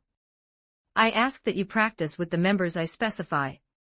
Kida nodded quietly, completing the division of labor. Subsequently, through the chess matches with the 3 candidates, Hashimoto, who possessed the highest situational adaptability and could faithfully execute the commander's instructions, was chosen to be the proxy player on the field for chess. Fufufu. I look forward to it. On her way back to her room, Sakayanagi found herself enveloped in a pleasant sense of exhilaration entirely by herself. To ensure Class A doesn't pull too far ahead, we absolutely need to win this exam, but far more than that. Ayanokoji-kun, you who are the masterpiece of the White Room. I must personally prove to you that a false genius stands no chance against a genuine genius. An absolute confidence, coupled with an unfathomable obsession. Having established an ironclad setup, the Queen of Class B quietly sharpened her fangs for the impending decisive battle. Around the same time, the Class D classroom, whose matchup against Class B had been locked in through the lottery, was enveloped in a heavily oppressive air. Even after their homeroom teacher, Chabashira-sensei, announced the matchups and left the room, not a single person made an effort to open their mouth. And it was only natural. It had only been a few days since their classmate, Yamauchi Haruki, had become a sacrifice under the name of expulsion. At the front of the classroom, Hirata Yosuke, who used to look out for everyone more than anyone else as the central figure of the class, stared blankly at a single point on his desk, completely severing any connection with the outside world. Furthermore, the crowd that had been particularly close to Yamauchi remained deeply hunched over, unable to break free from the sense of loss over losing their friend, dragging a dark aura along with them. However, time marched on ruthlessly. If they stood frozen here, it would only breed further casualties. "May I have a moment?" Breaking the heavy silence, Horikita Suzun stood at the podium with a resolute attitude. "Our opponent for the event selection exam has been decided as Class B. As per the rules, we must decide who will take on the role of commander, which carries the penalty of expulsion if we lose, however. Regarding that, would it be all right if I did it?" Cutting straight into Horikita's words, the one who raised his hand from the back of the classroom was Ayanokoji Kiyotaka. In that instant, the gazes of the entire class converged on me all at once. "Why, you're gonna be the commander? You've gotta be kidding. Do you intend to throw the match from the start?" Honda shouted, his eyes wide with shock. "There's no way a gloomy guy like you can give precise instructions to everyone." Shinohara also raised her voice anxiously. Their reactions were perfectly reasonable. To them, an unremarkable student with no visible redeeming qualities volunteering for a commander position that held the fate of the class would look like nothing short of a suicidal act. With a cold glance, Horikita silenced the rowdy classmates. Since losing the majority means an expulsion will occur, there is no one more suited than Ayanokoji-kun, who holds a protection point. Is there anyone else here who wants to take on the risk of expulsion and volunteer for the commander spot? At Horikita's sharp inquiry, both Hondu and Shinohara fell silent. Furthermore, he is by no means incompetent. He should be more than capable of fulfilling the role of commander. Horikita's defense was filled with absolute certainty. Since she, the practical leader of the class, went that far, the classmates reluctantly accepted my appointment as commander. The commander is settled then. Next is the selection of the 10 events we will submit. This exam allows us to set fields we excel in as events. Therefore, I am giving everyone a homework assignment. By tomorrow, I want you to think of an event where you are confident that I absolutely won't lose. It can be academics, sports, or even a hobby like gaming. At Horikita's call, the classmates looked at each another and slowly began to put their minds to work. Amidst this, Ike suddenly stood up smoothly, covering his face with one hand as he let out a low, resonant voice. "It seems the time has finally come for our hidden powers to be unleashed.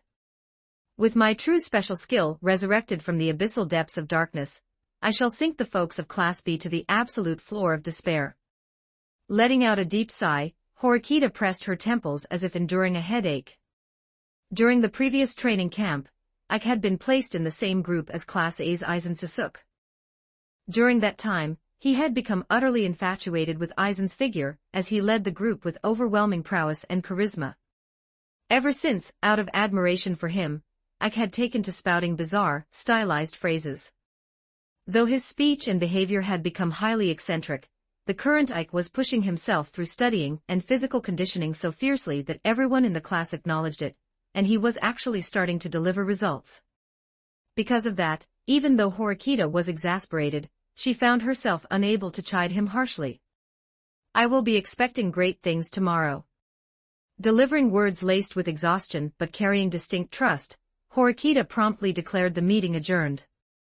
After school, while the students trickled out of the classroom, I remained in my seat alone, letting my thoughts spin regarding what was to come. A match against Class B. The development is exactly as Sakayanaji desired. Class B's comprehensive strength and average academic capability undeniably outstripped Class D by a wide margin. However, this exam's rule format allowing each class to set its own unique events was by no means disadvantageous for Class D. While Class D lacks comprehensive power and coordination, it harbors a high concentration of specialized talent individuals who possess protruding talents strictly within specific fields. If we prepare the specialties of those who excel in a single art, such as Sudo and Onodera, as our events, it will be impossible for even the excellent Class B to perfectly cover all of them. If we can properly deploy Class D's specialized potential onto the board, we can easily fish out a winning chance, even against a higher-ranked opponent like Class B. Winning itself is by no means an impossibility. But the true problem for me did not lie in the victory or defeat against Class B. The real problem is how acting director Tsukishiro will move in order to have me expelled. Tsukishiro, who had been sent in as an assassin from the White Room. There was no way in hell he wouldn't use the absolute authority of the school side to intervene in this exam. This event selection exam dictates that if the commander loses the majority, they are expelled. And right now, I possess a protection point, a one-time exemption right from expulsion. He will undoubtedly attempt to strip away my protection point through any means necessary by exploiting this exam. A battle of brains against Sakayanagi of Class B. And a battle of authority against Tsukishiro, who will likely intervene from off the board. Faced with a game board where two highly troublesome elements intertwined, I quietly began to spin defensive strategies, ensuring no one would notice. Chapter 67, 2,794 words mid-March. While each class continued to quietly sharpen its fangs in the shadows ahead of the event selection exam, the day finally arrived for the official unveiling of everyone's hand, the announcement of the 10 events. During morning homeroom, Hashinomiya-sensei stood at the podium. Her expression was entirely devoid of her usual easygoing attitude, as she held up a printout in her hand. Good morning, everyone. Today is finally the day that the 10 events submitted by our opponent, Class C, and the 10 events submitted by our class are officially made public. Knowing your opponent's hand is an absolute prerequisite for victory. Please examine them carefully. As Hashinomiya-sensei operated the monitor on the blackboard, a complete list of the events devised by both classes, along with their respective participant counts, appeared on the screen. Class A selected events: 100-meter dash participants, 1. Table tennis participants, 2. Soccer penalty shootout participants, 3. Modern Japanese test participants, 4. Mathematics test participants, 5. English test participants, 6. Chemistry test participants, 7. World History test participants, 8. Geography test participants, 9. Relay participants, 15. Class C selected events: women's kickboxing participants, 1. Badminton participants, 2. Kendo participants, 3. Relay participants, 4. Karate participants, 5. Judo participants, 7. Arm wrestling participants, 9. Dodgeball participants, 10. Soccer participants, 11. Tug-of-war participants, 15. The moment the lists appeared, a tense, heavy silence fell over the classroom. The events we had submitted were centered around academic tests, exactly as we had discussed beforehand. In a total score showdown where student count dictated the edge, our large household of 41 students gave us an undeniable upper hand. If an academic test event was selected and we flooded it with as many participants as possible, that alone would secure an overwhelming advantage. Conversely, the event list Class C had put forward was an extreme lineup that matched my expectations perfectly. They managed to solidify it entirely with athletic and martial arts events to a spectacular degree, Shiranami muttered from the front row, her face twitching slightly. It has been meticulously adjusted to leverage their greatest weapons brute strength and combat ability to the absolute limit. Kanzaki also glared at the monitor with a sharp gaze, quietly offering his analysis. After school, not a single student from Class A went home. Instead, everyone remained in the classroom to hold a detailed strategy meeting based on the publicized event lists. Ichino's Hanami, serving as the commander, stood at the podium, while Class C's 10 events were written out in large text on the blackboard. Everyone, let's talk about the Class C events announced today. We expected this, but it looks like it's going to be a difficult battle after all. As Ichino spoke with her brows furrowed slightly, Kanzaki stood up. It's blindingly obvious which 5 events are their genuine choices just by looking at this lineup. First, the one-participant event, women's kickboxing. This is undoubtedly a guaranteed win event tailored specifically for Ibuki Mio. Following that are kendo, karate, judo, and arm wrestling. It is safe to assume these martial arts and combat-focused events are definitively woven in as their genuine entries. Yeah, I completely agree with Kanzaki-kun. Ichino's nodded firmly, but her expression instantly tightened. However, I checked the detailed rules for the martial arts events, and every single one follows a singles match series rule set where each person gets only one bout. Since it isn't an elimination-style winner-stays-on format, no matter how strong Aizen-kun is, the rules are designed so that he can't win all the matches entirely on his own. They have squeezed out what little wisdom they possess. Just as a pack facing an absolute predator offers up a single sacrifice to preserve the rest of its lives, they avert their eyes from my overwhelming tyranny, choosing instead to bundle their microscopic numbers and scrape together minor victories. A truly petty survival instinct. They are wary of Sōsuke's strength, so they made it a team match to ensure he can't defeat everyone single-handedly. It's a pragmatic strategy to secure a definitive victory, is what he means. I crossed my arms, letting out a deep sigh of understanding. Naturally, they would challenge us with this kind of event composition. For those who will be stepping into the martial arts events, which is the opponent's home turf, please make absolutely sure that you do not get injured. After appealing to the entire class, Ichino's turned her gaze toward a certain student with a slightly apologetic expression. With that in mind, for women's kickboxing, which requires a single participant, I would love for Tsub-chan, who has the best athleticism among our girls, to step up. Would that be all right? In response to Ichino's anxious inquiry, Tsub, who had been singled out, proudly puffed out her chest with a bright smile. Leave it to me, Ichino-san. Sōsuke has been giving me all kinds of pointers after school, so I don't think I'll end up getting hurt. But to be completely honest, if you ask me whether I can beat Ibuki-san, I don't have any confidence at all. I'm sorry for pushing such a heavy burden onto you. Thank you so much for accepting it. Ichino smiled in relief, offering gentle reassurance to Tsub. No, don't worry about the outcome. Your opponent, Ibuki-san, is a martial arts veteran, so losing would simply be an inevitability. Above all else, make avoiding injury and protecting yourself your absolute highest priority. I stared at the martial arts events written on the blackboard, my mind spinning rapidly. To be completely honest, our odds regarding women's kickboxing are incredibly poor. Tsub has been carving out time after school to desperately practice combat sports. Her opponent is Ibuki, a genuine brawler who has trained in martial arts since childhood and is thoroughly accustomed to real combat. She is not an opponent sweet enough to be bested by overnight training. We should operate under the assumption that the moment women's kickboxing is drawn, the opponent secures a guaranteed point. The real issue lies within the boys' martial arts events. Me, Shibata with his outstanding athleticism, and Kanzaki who can maneuver calmly. How we concentrate and deploy these 3 fighting assets into an event will be the ultimate linchpin. The 3-participant event, kendo; the 5-participant event, karate; the 7-participant event, judo. Among these, if the 3 of us, me, Kanzaki, and Shibata, want to reliably secure a majority win, our choices narrow down to a binary pick between kendo and karate. In kendo, winning 2 out of 3 matches secures the event. In karate, winning 3 out of 5 secures it. However, when it comes to the 7-participant judo event, the narrative completely shifts. If we have to scrape together 7 people under judo rules, we will inevitably be forced to deploy students with inferior physical capabilities just to fill the slots.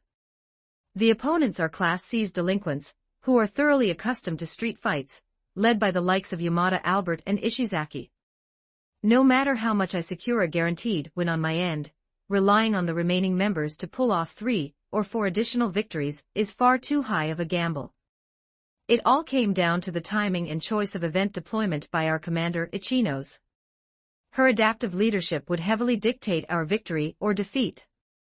If it's you, are you confident you can win regardless of which martial arts event you are placed in? At Kanzaki's inquiry, I stood up quietly. Though there may be a spear that pierces the moon, or a blade that splits the sea, they cannot hope to infringe upon my domain. No matter how much violence they bundle together to oppose me, I shall merely overrun them silently, as though brushing dust off a game board. Sōsuke himself is confident he can secure a guaranteed win in any martial arts event he enters, but since it's a team format, everyone's collective strength is required to grasp total victory, is what he means. Sitting next to me, Hiyori offered a flawless translation with an amused giggle. Aizen is exactly right. Shibata thwacked his own chest and stood up dynamically. If Aizen secures a guaranteed win for us, the rest of us, me, Kanzaki, and the other guys will cling on like absolute demons in the remaining matches to pull off a victory. If it's a team match, we can definitely win through teamwork. Let us deeply engrave Class A's unshakable bonds into their very souls. Kanzaki also nodded with a stylized flair, his hot fighting spirit ignited. Looking at their dependable figures, the entire class was heartened, and the atmosphere enveloped itself in a bright, encouraged mood. But even if the opponent's event gets drawn, there's no reason to despair, right? Amikura chimed in with a bright voice, elevating the mood even further. With the genuine academic test events we prepared, we can utilize our numerical advantage to reliably secure at least 3 wins. With Class C's academic standing, there's no way they can beat us. Yeah, Amikura is entirely correct. Kanzaki added a calm analysis. This event selection exam dictates that 7 events will be selected from a combined pool of 10 genuine choices. Extrapolating from the patterns of previous special exams, I don't believe the school would utilize a lazy deployment that leaves the draw entirely to raw random chance, allowing one class's genuine entries to heavily dominate the board. Meaning, the selected events will likely be adjusted to ensure a reasonably even distribution, such as 3 events from Class A's genuine list, and 3 events from Class C's genuine list. At the very least, we can operate under the assumption that 3 of our academic events are guaranteed to be drawn. The classmates nodded in deep agreement with Kanzaki's hypothesis. The issue lies in the final 7th event, and which class's genuine pool it will be drawn from, Ichino said, her voice serious as she attempted to bring the meeting to a close. It was at that exact moment. What if we utilize private points to purchase the right to select that 7th event from the school side? Hiyori raised her hand modestly, putting forward a proposal. That option exists. We might be able to use the power of points to engineer a situation where victory is guaranteed. Ichino's eyes shone in agreement. However, I quietly shook my head and stood up. To tilt the scales of heaven, a corresponding weight of the soul is strictly required. Distorting an event that directly links to our trajectory means the demanded compensation will undoubtedly be astronomical. I flatly delivered the reality of the situation. Furthermore, even if the board tilts toward the enemy, it does not guarantee our defeat, and even if we are tripped up by an anomaly, what we lose is a mere fraction of a fragment. We have only just bled heavily in the recent Festival of Madness. Is there truly any value in expending the remainder of our reserves right now simply to prevent a wound that isn't even fatal? Hiyori nodded deeply at my words, turning to offer a gentle smile to the classmates. Since it directly links to class points, an astronomical sum of private points will undoubtedly be demanded. Even if the opponent's genuine event is drawn, we still have a solid fighting chance, and in the worst-case scenario where we lose, the penalty is a mere -30 class points. While there is a concern that Class B might close the gap, we have only just expended a massive amount of private points during the recent class poll, so we should carefully deliberate whether to discharge our funds here as well, is what he means. Aizen makes a very valid point. Forcing ourselves to expend too many points here might carry a massive risk. But just to be safe, I'll check with Hashinomiya-sensei to see exactly how much it would cost to buy. While nodding in agreement with my calm analysis, Ichino's nevertheless maintained a forward-looking smile to explore all possibilities. The final slot when we are locked in a 3-3 tie. If that slot lands on our academic event, our victory is secured right then and there, but if Class C's martial arts event is drawn, we will absolutely have to win it on the field. Therefore, let's prepare as thoroughly as we can in the remaining time, so we can fight no matter what event comes our way. In response to Ichinos's words, Class A united as one, letting out a massive cheer. A guaranteed victory through academics, coupled with a gritty defensive struggle through martial arts. We unified as a single monolith, elevating our morale for the impending day of the decisive battle. Meanwhile, around that time, inside a room of the karaoke box, Ryuan Kakeru, the leader of Class C, let a fearless smirk play on his lips as he faced the publicized event list of Class A. Surrounding him were Kaneda and Ishizaki, along with Ibuki Mio and the giant Yamada Albert. Kokoku. As expected, they solidified their hand with academic tests to an amusing degree. Staring down at the printout tossed onto the table, Ryuan laughed from the depths of his throat. Our martial arts event selection has undoubtedly been completely read by Aizen-san and Ichino-san as well. With both sides understanding the opponent's objective, we are both attempting to drag the other onto our preferred turf. We are operating on the exact same wavelength. Kaneda analyzed calmly while adjusting his glasses. The only issue is predicting where Aizen will be deployed among the drawn martial arts events. We only need to read that single move. Ryuan let the ice in his glass clink softly. By utilizing the singles match series rule format, we eliminated the risk of Aizen single-handedly wiping out our entire roster. However, whatever match he enters, we are guaranteed to drop a point. Because of that, I want to pit a zero-value sacrificial pawn against whatever position Aizen occupies. Faced with Ryuan's cunning strategy, Kaneda placed a hand on his chin, letting his thoughts spin. Considering their fighting power distribution, they will likely bundle Aizen-san, Kanzaki-san, and Shibata-san into a single event to secure a majority win. Extrapolating from the participant counts of our prepared events, the match they challenge will likely be either the 3-participant Kendo or the 5-participant Karate. In a 7-participant Judo event, they would be forced to field amateurs just to fill slots, which carries far too high of a risk for them. Then the play is simple, isn't it? Ishizaki leaned forward, shouting as he balled his hand into a tight fist. If we just beat every single person other than Aizen, it's our win. Let's use any means necessary to crush Kanzaki and Shibata, and rip those points away from them. Faced with an enthusiastic Ishizaki, Ryuan shot him a freezing glare. Don't get ahead of yourself, Ishizaki. Hit by a tremendous aura of intimidation, Ishizaki's shoulders flinched violently. The opponent is fully aware that we are choosing martial arts events. I've already received reports that they are carving out time, after school under Aizen's instructions, to conduct highly detailed combat sports training. It may be overnight training, but if individuals who possess good baseline athleticism resist like absolute demons, there is a massive probability we'll get tripped up.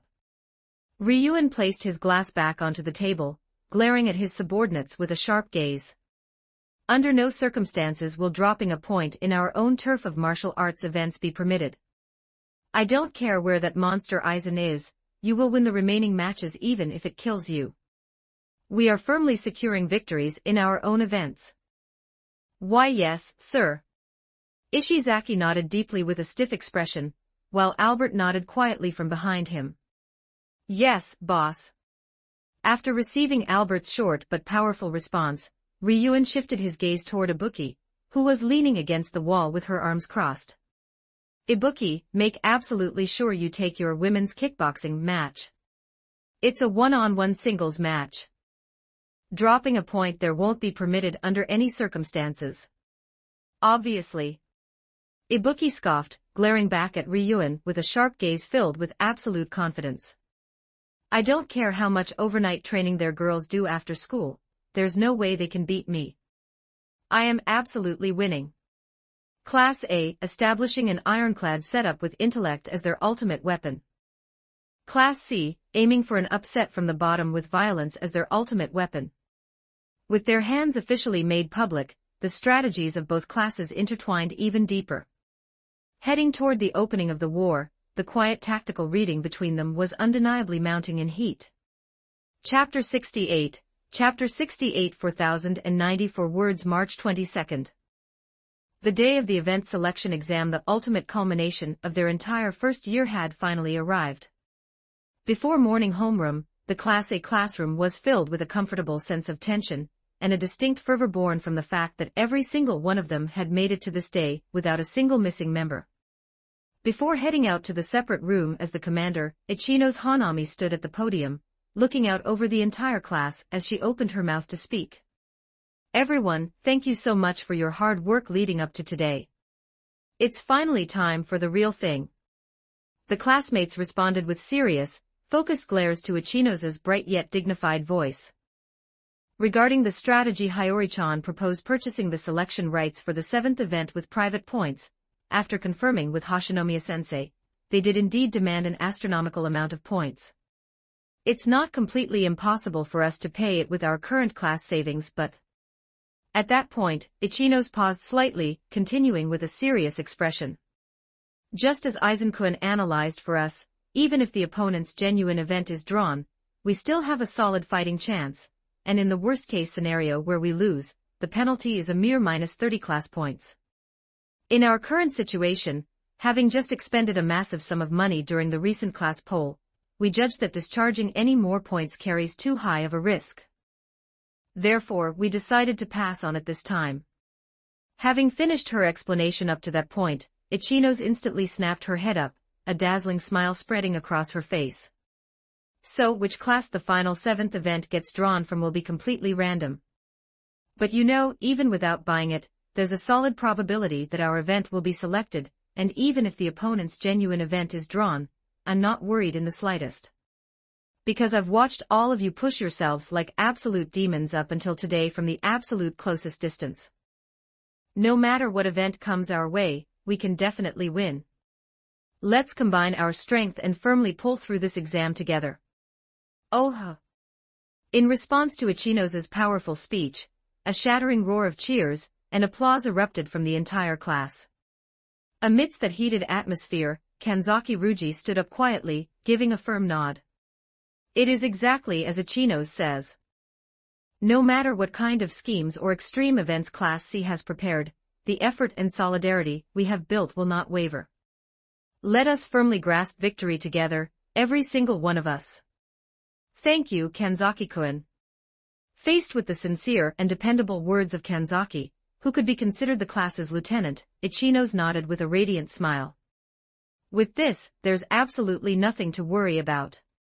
Faced with the completely optimized morale of the class, I quietly let a satisfied smile play on my lips entirely by myself. Well then, everyone, I'm heading out. Waving broadly to her classmates, Ichino promptly made her way toward the multi-purpose room, where the commanders would be stationed. The commander room. Stepping into the sterile room lined with multiple monitors and communication equipment, the figure of Class C's commander, Kaneda Satoru, was already present. Serving as witness invigilators to prevent any bias toward their own classes, Mishima Tomoya and Chabashira, SAE homeroom teachers completely unrelated to this specific matchup, watched quietly from near the wall. Ichino-san. I look forward to working with you today. Kaneda adjusted his glasses, bowing his head with a polite demeanor. Yes, I look forward to it too, Kaneda-kun. Let's both do our best so we leave with no regrets. Ichino returned the greeting with straight, honest eyes. Then, as she took her seat in front of the monitors, she tossed out a probing remark with a gentle casualness. Actually, Aizen-kun did mention the possibility that Class C might put Ryuen-kun forward as the commander to play mind games on us, but in the end, you ended up taking the role since you hold a protection point, Kaneda-kun. At Ichino's words, a subtle, sharp glint flashed deep within Kaneda's eyes. As expected, Aizen-san went so far as to deduce that much. However, we cannot afford to let Ryuen-san get expelled here. Of course, we intend to go all out for the win ourselves. But we need him to stand on the absolute front lines and run wild in the martial arts events. So he really is stepping onto the field for the martial arts. Even within their amicable tones, the probing dialogue between the two commanders quietly threw sparks. The time has come. We will now begin the event selection exam for Class A versus Class C. The first event is Mishima-sensei's strict voice resonated through the room, announcing the first event. Event 1, Class A Selection World History Test Participants. 8. Seeing the text displayed on the monitor, Ichinos instantly operated the terminal at her hands, selecting 8 individuals from the top academic layer of the class. In response, Kaneda also selected 5 students without a shred of hesitation. Right off the bat, he reduced his numbers by 3. Even though the capacity is an 8-person event. Looking at the selected members of Class C displayed on the monitor, Ichinos instantly realized her opponent's objective. In this exam, Class C with their 38 students carries a numerical disadvantage against Class A's 41. Since they can absolutely never beat us in a head-to-head academic showdown, they threw the match from the very start to burn through their student count, aiming to balance out the total numerical gap at an early stage. Indeed, for them, that might be the most rock-solid strategy. Exactly as Ichinos predicted, the result of the test concluded in an overwhelming, massive margin victory for Class A, 1 win Class C, 0 wins. Event 2, Class C Selection Arm Wrestling Participants, 9. The second event was displayed on the central monitor. This is a spot to throw away. Unlike intense martial arts events like karate or judo, arm wrestling carries a low risk of injury, so let's deploy the girls who won't be participating in the academic tests here. Without hesitation, Ichinos selected 9 members, centering her choices around female students who lacked confidence in their academics. In response, Class C solidified their roster primarily with a few girls and boys who possessed heavy physical strength. Looking at the lineup of Class C displayed on the monitor, Ichinos nodded in internal understanding. Yamada-kun, Ishizaki-kun, and Ryuan-kun's names aren't here. As expected, they preserved them for their genuine martial arts entries. Needless to say, the outcome concluded in a landslide victory for Class C, who completely outstripped them in raw power. Class A, 1 win Class C, 1 win Event 3, Class C Selection Judo Participants, 7. Another Class C event. Ichinos' hand froze completely for a fraction of a second. A 7-participant singles match series. If I'm going to deploy our main-tier boys like Aizen-kun, I really want to concentrate them into the 5-person karate or 3-person kendo events. But the opponent definitely knows that too. If I deliberately play the reverse card here and crash Aizen-kun and the others into judo, we might reliably secure 3 wins. Taking a bird's-eye view of the entire board, Ichinos calmly calculated the probabilities. No, even if the 3 of them Aizen-kun, Kanzaki-kun, and Shibata-kun win their matches, we still need 1 more victory to claim the event as a whole. I shouldn't gamble here. Ichinos deliberately preserved her main forces, selecting 7 members centered around boys who struggled slightly with studying. They fought valiantly under Aizen's guidance, brilliantly tearing away 2 wins, but ultimately suffered 5 losses in the remaining slots, resulting in Class C claiming this event as well. Class A, 1 win Class C, 2 wins Event 4, Class A Selection Modern Japanese Test Participants, 4 accompanied by a sterile electronic tone, the monitor shifted, and this time, an academic event belonging to Class A's genuine pool was selected. Since this requires a small number of participants, let's solidify it with members who can reliably harvest high scores. While preserving a portion of her top academic layer for later test events, Ichinos precisely selected 4 individuals who excelled in modern Japanese, spearheaded by Hiyori. Class C possessed no means to stand against Class A in terms of intellect, resulting in a safe, landslide victory for an overwhelmingly dominant Class A. Class A, 2 wins Class C, 2 wins Event 5, Class A Selection Chemistry Test Participants, 7 drawn consecutively was yet another academic test that Class A excelled in. Ichinos deployed her ironclad academic layer without an ounce of hesitation.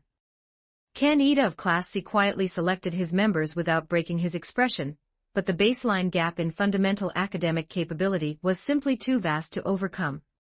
The result concluded in a standard, high-scoring blowout for Class A. With this, Class A finally reached match point for total victory. Class A, 3 wins Class C, 2 wins. Event 6, Class C Selection Women's Kickboxing Participants. 1. A crucial match where a victory here would lock in Class A's total triumph. Ichino selected Sub Hitomi, who possessed the best athleticism among the girls in the class, and had received direct guidance from Aizen for this exact day. Her opponent from Class C was, naturally, Ibuki Mio. Facing off on the specially constructed ring inside the gymnasium, Ibuki assumed she was dealing with a complete amateur, and let a relaxed, confident smirk play on her lips. However, the moment the opening gong rang, and she unleashed a sharp flurry of consecutive strikes, Sub utilized the waist-free footwork and defensive techniques drilled into her by Aizen, evading them by a hair's breadth. Exploiting a fraction of an opening born from Ibuki's panic over the unexpected movement, Sub lunged into the pocket with a fluid motion, driving a brilliant counter straight right squarely into the tip of Ibuki's chin. Ibuki's face snapped back, and a wave of commotion rippled through the Class C camp watching via the monitor. However, Sub's offensive didn't stop there. Completely embodying the tactical movement of striking from the blind spot of the opponent's thinking, that had been pounded into her by Aizen, she launched a breathless rush against a rattled Ibuki. She disrupted Ibuki's stance with a precise low kick, driving a left hook straight into the open guard. Screw with me. Driven entirely onto the defensive, Ibuki was forced to retreat all the way to the ropes. Against an opponent she had completely dismissed as an overnight amateur, Sub dealt clear damage, cornering Class C's strongest female fighter to the absolute brink of a knockdown. However, the combat instinct of Ibuki Mio, who had trained in martial arts since childhood and crossed through numerous real fights, caught fire completely upon being cornered. "Don't look down on me." Shouting as if spitting blood, Ibuki instantly re-established her stance, shifting into an unorthodox, murderous onslaught that completely disregarded standard theory. For Sub, who had been operating strictly under Aizen's logical simulations, Ibuki's wild, logic-defying combinations were completely outside her calculations. Heavy, sharp middle kicks coupled with a furious, feint-laden barrage. It gradually whittled down the defense of Sub, who possessed only a rushed skill set reliably seizing back control of the ring. Even so, Sub absolutely refused to fall. No matter how heavy of a kick she absorbed, she thoroughly adhered to Aizen's teaching of defending to avoid fatal damage, gritting her teeth to remain standing on the canvas. She endured Ibuki's ferocious onslaught through sheer grit, occasionally throwing back life-saving counters, clinging on with everything she had without taking a single step back. And then the gong signaling the conclusion of the final round resonated through the gymnasium. Ha ha! Both fighters were breathing heavily from their shoulders, covered in sweat and bruises as the match moved to a judge's decision. The result handed down by the referees was a decision victory for Ibuki, who had accumulated an overwhelming volume of strikes and effective hits in the latter half, turning the tides through sheer obsession. Though Tsub suffered a narrow defeat, Class A showered her with a massive roar of applause and praise for her valiancy, having refused to concede a knockdown until the very end and pushing Ibuki to her absolute limit. Class A, 3 wins. Class C, 3 wins, a complete tie of 3 wins and 3 losses. At this point, both classes had exactly 5 students remaining. The final draw narrowed down to a binary pick between Class A's mathematics test or Class C's karate. The opponent only has combat-focused students left. If the mathematics test is pulled, we still have Aizen-kun and Kanzaki-kun remaining, so we're guaranteed to win. Ichino stared at the monitor as if praying, while Kaneda also locked his eyes onto the screen, sweat breaking out across his forehead. Finally, a ruthless electronic tone rang out, and Mishima-sensei heavily delivered the result.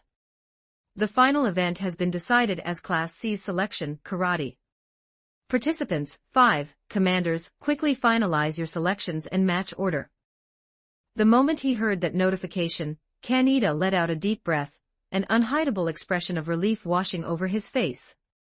Conversely, Ichino's bit her lip tightly. It was drawn. But there's no reason to despair. From here on, it's a game of reading between me and Kaneda-kun. Ichino's dropped her gaze to the terminal at her hands.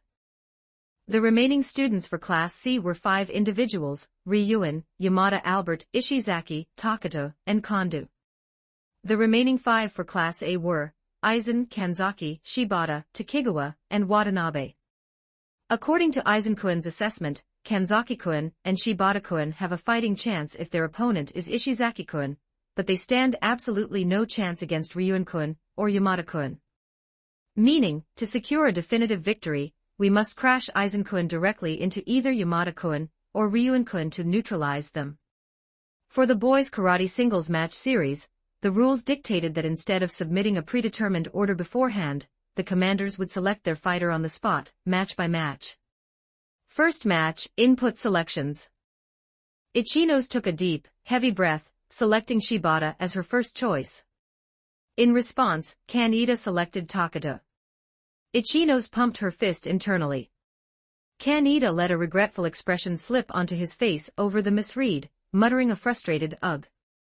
The match inside the gymnasium turned into an incredibly close fight, but Shibata, pushing through with his natural athleticism and stamina, brilliantly secured the victory. Class A, 1 win. Class C, 0 wins.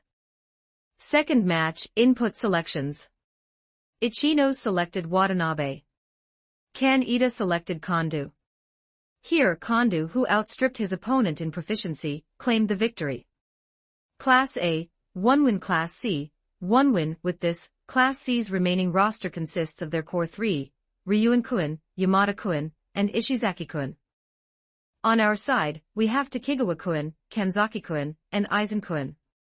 Kaneda-kun is thoroughly on guard regarding where I will deploy Aizen-kun. To win now, I have no choice but to pick Kanzaki-kun against Ishizaki-kun. If only I had deployed Kanzaki-kun in the second match, it would have been guaranteed.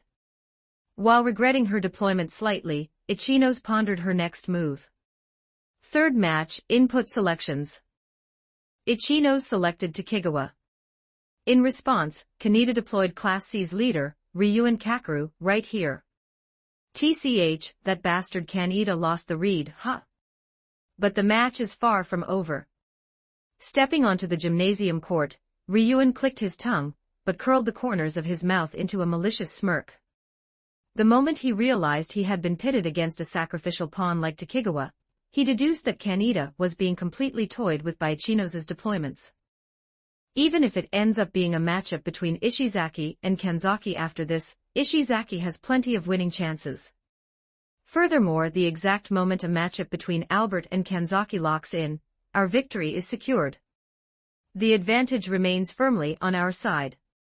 Taking a bird's-eye view of the entire war situation, aiming to rip away a definitive victory, Ryuin ruthlessly assaulted Takegawa the exact moment the starting signal was given. Takegawa desperately fought back using the footwork and defensive techniques drilled into him by Aizen, but it held no weight before the savage, real combat-hardened violence of Ryuin, ultimately suffering a defeat after absorbing a ferocious kick. Class A, 1 win. Class C, 2 wins. Watching Ryuin's victory through the monitor, Kaneda let out a breath laced with a mixture of unhideable relief and tension. Meanwhile, Ichinos calmly organized the situation. Kaneda-kun just made his move using Ryuin-kun. With this, Class C's remaining roster is Yamada-kun and Ishizaki-kun. On our side, we have Kanzaki-kun and Aizen-kun. Glancing next to her, Kaneda had a hand placed on his chin, sunk deep into intense deliberation. Kaneda-kun is remaining calm too. He's desperately agonizing over when I will drop Aizen-kun onto the field. Fourth match, input selections. At the end of an extreme battle of brains, Ichinos selected Aizen.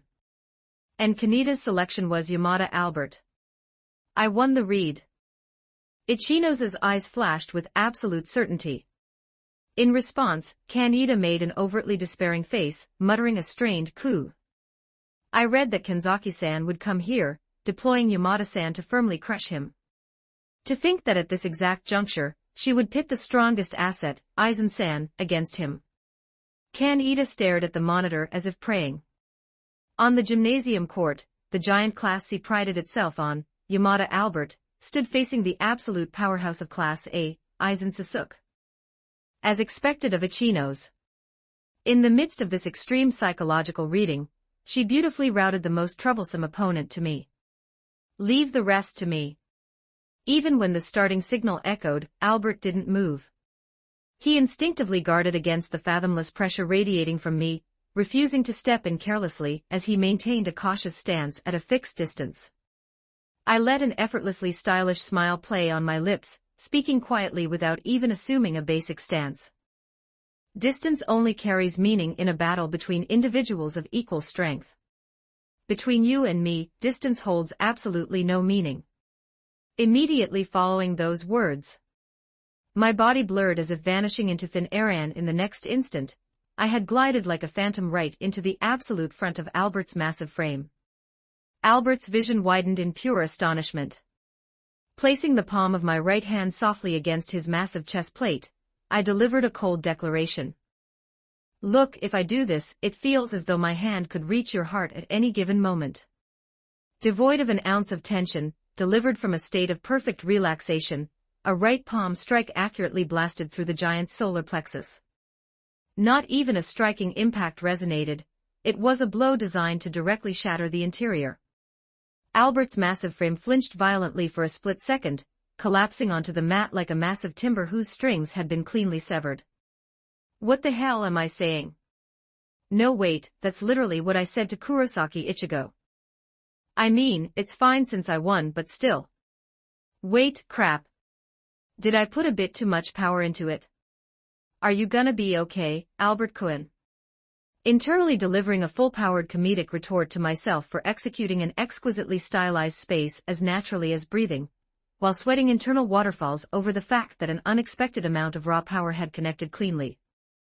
I maintained a completely cool face outwardly, standing quietly without breaking the composure of an absolute powerhouse. Winner, Class A's Aizen. The referee's voice echoed through the gymnasium, and at the absolute 11th hour, Class A pulled the match back to a dead even. Class A, 2 wins. Class C, 2 wins. 5th match. This will be the final bout between the remaining participants. Finally, the fateful final match arrived with a tie of 2 wins and 2 losses. Selected automatically was the showdown between Class A's Kanzaki and Class C's Ishizaki. On the gymnasium court, an Ishizaki overflowing with fighting spirit stood facing a quietly poised Kanzaki. I am absolutely not losing this. For Ryuan-san's sake, I'll show you the pride of Class C. Faced with an Ishizaki barking with exposed fighting spirit, Kanzaki calmly swept his bangs aside with a smooth motion, opening his mouth to speak. What a coincidence. I, too, intend to purify the murky violence you radiate right here, all to protect the trajectory of light we have woven together. Ishizaki furrowed his brows in deep skepticism.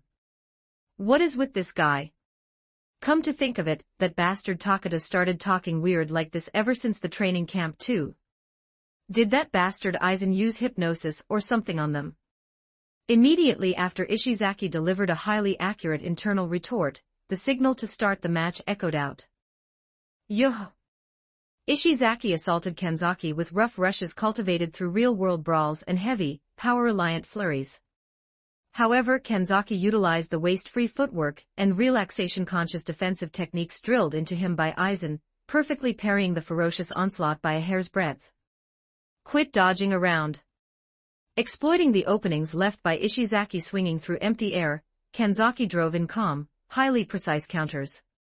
However, Ishizaki refused to concede a decisive hit through his natural toughness and sheer grit, forcefully closing the distance to throw back gritty, unrefined strikes. Refined techniques drilled in by Aizen versus wild violence forged through real brawls. It turned into a massive, breathless seesaw struggle where neither side yielded an inch on the court. Eventually, the buzzer signaling the expiration of time resonated, and the match moved to a decision. And then the referee's flags raised high for Kanzaki, who had outstripped his opponent in effective hits. A fine struggle. However, the trajectory of light we walk shall not be severed here.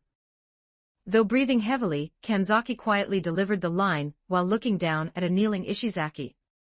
Watching the figure through the monitor, Ichino's displayed a joyful expression while delivering a massive internal comedic breakdown. Kanzaki-kun. You're using that weird way of speaking again, but you won. At the exact same time, inside the Class A classroom where everyone had been watching the outcome with bated breath, a rumbling explosion of massive cheers erupted over Kanzaki's heroic triumph. Class A, 3 wins. Class C, 2 wins. With this, the 7th event of karate concluded in a victory for Class A, and the total outcome of the entire event selection exam was definitively sealed. Final results: Class A, 4 wins. Class C, 3 wins. Seeing the results inside the commander room, Ichino slumped in place with tears of immense relief welling in her eyes. Kaneda balled his hands into frustrated fists, bowing his head deeply. On the same day, after all the exams concluded, on the school bulletin board, the results of Class B versus Class D were also disclosed. Final results: Class B, 4 wins. Class D, 3 wins. Though Class D had challenged the exam by positioning Ayano Koji as the commander and utilizing specialized talent that excelled in single arts, it seemed they fell just a step short, suffering a defeat before the perfect leadership and comprehensive capability of Sakayanaji Arisu. As a result, Ayano Koji, serving as the commander of the losing Class D, would expend his protection point as a substitute for the expulsion penalty. I went through all that trouble to give Kiyotaka a protection point, and it vanished in an absolute flash. That bastard Sakayanaji was talking about protecting Ayano Koji-kun, but in the end, she strips it away herself. I mean, it was a serious match, so it can't be helped, but still. While tossing out a furious internal retort, I instantly regained my composure, letting my thoughts spin. However, no matter how much it's Kiyotaka, it seems he couldn't completely overturn the fundamental difference in class fighting assets. Class B possesses high individual student capabilities, and the Sakayanaji who leads them is an undeniable genius, after all. With this, the shifts in class points for each class were firmly locked in. End of third term class points.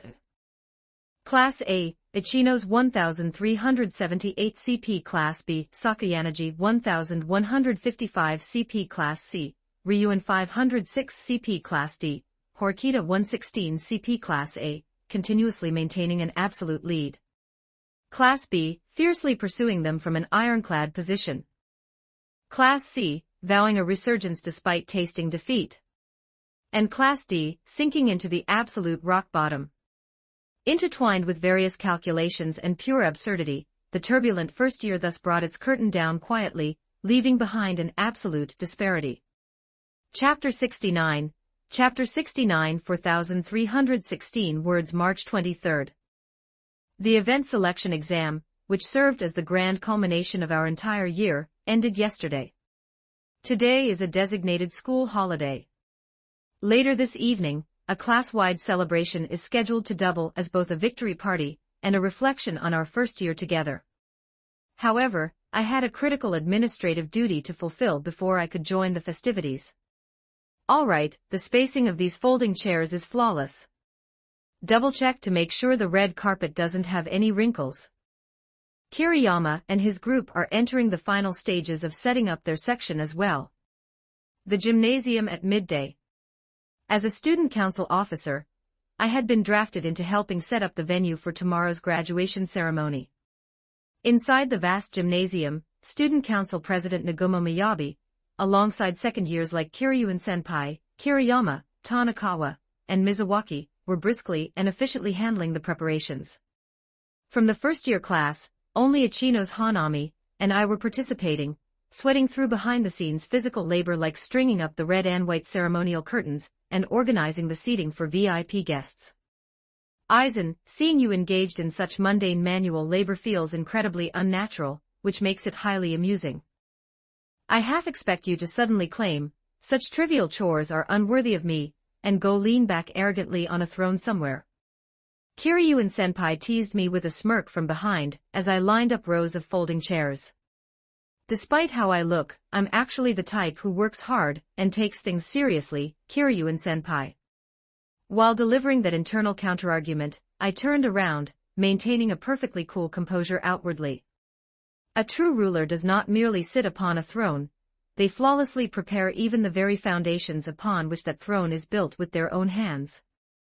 Labor of this caliber is nothing more than a blink of an eye on the path of dominion I walk. Koku, as splendidly arrogant a mindset as always. In that case, I'll leave the setup of that signboard over there to you, Sir Future Ruler. Very well. Leave it to me. Parrying her teasing with an exquisitely stylish, arrogant retort that refused to buckle even before a senior, I silently continued the setup work. Eventually, once the gymnasium preparations were entirely complete, we student council officers moved to the school building. We gathered in the student council room to hold our final briefing regarding the itinerary for tomorrow's graduation ceremony. Around the long table inside the spacious student council room, Nagumo sat at the head position, opening a thick file in front of him as he spoke. Tomorrow's schedule will follow this outline. As is tradition, the farewell address given on behalf of the current student body will be delivered by me as the student council president. Kiriyama, Tanakawa, and the others nodded with serious expressions at Nagumo's words. However, Nagumo suddenly looked up, shifting his gaze toward me at the far end of the long table. That being said, Aizen, you are the one whom President Horikita favored above anyone else, going so far as to scout you directly into the student council. It is only fitting that you also deliver a final greeting to the graduating class. On the surface, I narrowed my eyes slightly and let out an intrigued smile. However, internally, I was sweating absolute waterfalls and panicking at a cosmic level. No, wait, as a underclassman, it's an incredible honor and privilege to be able to offer a final few words to Horikita-senpai and Tachibana-senpai, but tomorrow is the actual graduation ceremony, you know. It's the most solemn school event of the year, a literal official ceremony where outside VIP guests will be watching. Is it seriously okay for me to speak in such an ultra-serious setting? The atmosphere in the entire venue is guaranteed to freeze to absolute zero. Just imagine it. A completely silent gymnasium. Graduating students tearing up. Solemn, emotional background music playing. And then, there I am, standing before the microphone, loudly reciting an incredibly arrogant, wildly out-of-touch Chinibu poem. No way, no matter how I look at it, that's a broadcast accident waiting to happen. It will be permanently etched into the school's history, as an eternal dark history. I have to politely decline right here and now. I desperately spun my gears, searching for the safest, most diplomatic way to turn down the offer. Yet, entirely betraying my rational thoughts, my mouth autonomously spun a flawless line fit for an absolute powerhouse. It is an honorable proposal, Nagumo. Expressing reverence for the footprints of a departing king, and offering words of requiem. That, too, is a solemn duty for those who follow. I shall weave a final parting address that will shake their very souls. What the hell am I saying, me? What do you mean, words of requiem? Nobody died. Don't turn a graduation ceremony into a literal funeral. Completely ignoring my internal screaming, Nagumo nodded deeply with a highly satisfied expression upon hearing my arrogant, stylish acceptance. Haha, a splendid response. In that case, I'm assigning the closing remarks right before the graduates exit to you. Send off Horikita-senpai and Tachibana-senpai to your heart's content. If it's Aizen-kun, I'm absolutely certain Horikita-senpai and Tachibana-senpai will be thrilled. Sitting right next to me, Ichinos clapped her hands together with a delighted smile. There was no turning back now. With a feeling of absolute internal despair, I let out a sharp, leave-it-to-me smirk, successfully tying my own noose. After that, a full dress rehearsal simulating the actual event and a review of the script were conducted until evening, at which point the student council adjourned for the day. Well then, Aizen-kun, see you later. I'll be waiting at the party venue. Yes, see you shortly. Parting ways with Ichinos, I temporarily returned to my room in the boys' dorms. Taking a quick shower to wash away the sweat, I picked out a clean white shirt and a chic, slim-fit black jacket from my closet. This level of attire perfectly matched the stylish aura I naturally exuded. Once I finished grooming myself, I met up with Hiyori in the lobby. Sorry to keep you waiting, Sōsuke-kun. Appearing with the faint, fluttering scent of spring surrounding her, Hiyori wore a pale beige dress paired with a light cardigan, exuding an even softer and more lovely charm than usual. No, I only just arrived myself. It suits you incredibly well, Hiyori. Thank you very much. Hiyori smiled with a touch of bashful shyness. Then, with an effortless, natural motion, she intertwined her left hand with my right, firmly locking her fingers with mine.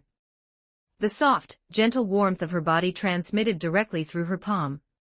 Holding hands tightly, we began walking toward Kiyaki Mall, where the celebration was being held. A spring twilight. The pedestrian walkway inside the campus, dyed a vibrant orange by the setting sun, was bustling with students enveloped in a profound sense of liberation after completing their exams. It was right as we were traversing the glass-walled connecting bridge leading into Kiyaki Mall. I caught wind of an anomalous aura that was visibly and aggressively clashing with the surrounding environment, causing me to involuntarily halt my steps. By the glass window along the side of the walkway stood a heavily muscular man.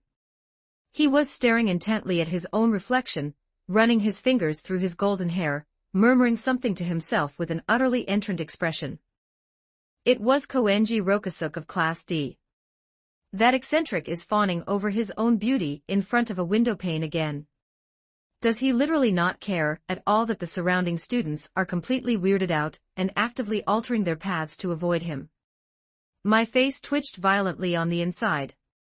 That person over there is Koenji-kun from Class D, correct? Beside me, Hiyori tilted her head curiously. However, it is best not to let him enter your field of vision. The mad antics of a vulgar man are nothing more than dust that threatens to cloud the path we walk. Guiding Hiyori forward, I attempted to pass silently behind Koenji's back. However, at that exact instant, with a sudden, theatrical motion, Koenji executed a flawless pivot and spun around to face us. How the hell did this guy notice? I was explicitly walking without leaving a single trace of a presence. Disregarding my internal shock, Koenji swept his bangs back with a grand gesture, flashed a dazzling smile, and looked directly at us.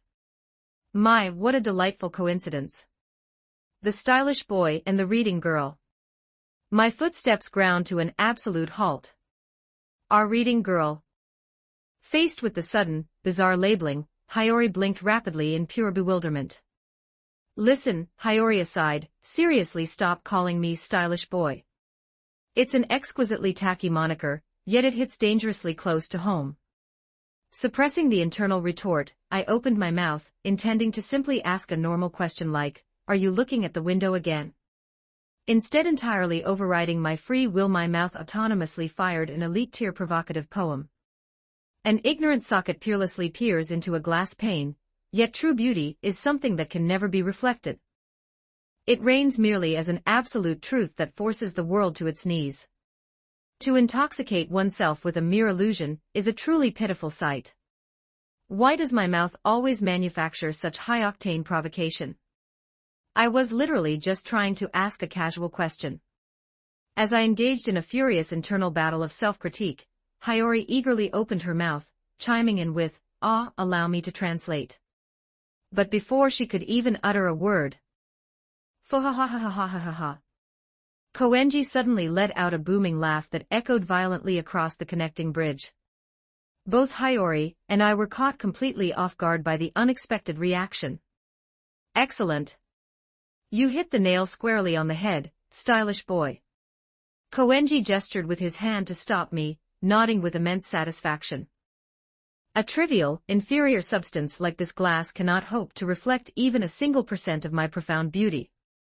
As the embodiment of true beauty, I am an absolute existence destined to bring this entire world to its knees. You beautifully pointed out my own foolishness in attempting to confine my magnificence within a mere frame. What stupendous insight! This guy is completely unhinged. How on earth do you take an overt, high-level insult and interpret it as a deeply positive message praising yourself? Is his mental fortitude past the point of steel and made of solid alloy? I was left utterly speechless, while Hiyori looked up at me with an expression of pure, unadulterated confusion, her face practically reading, wait, was that actually what you meant? I am in a spectacular mood. Grooming his golden hair in high spirits, Koenji abruptly shifted the topic. By the way, stylish boy. Has a supreme talent of your caliber already finalized his path after graduation? If you are amenable to the idea, How would you like to work for our Koenji conglomerate after graduation? If you and I join forces, this nation, no, this entire world will be driven freely by the strongest corporation in existence. Pointing sharply at me, Koenji had out of nowhere extended a direct executive track corporate recruitment offer. A direct scout from the Koenji conglomerate. A massive wave of internal commotion washed over me. To be entirely honest, I've been quite anxious about my career path after high school. Even if I successfully graduate from Class A and secure a position at an ultra-elite corporation using that privilege. Given my curse of breathing out poems like oxygen and constantly looking down on everyone from an arrogant, elevated perspective, I can see a future where I get fired instantly.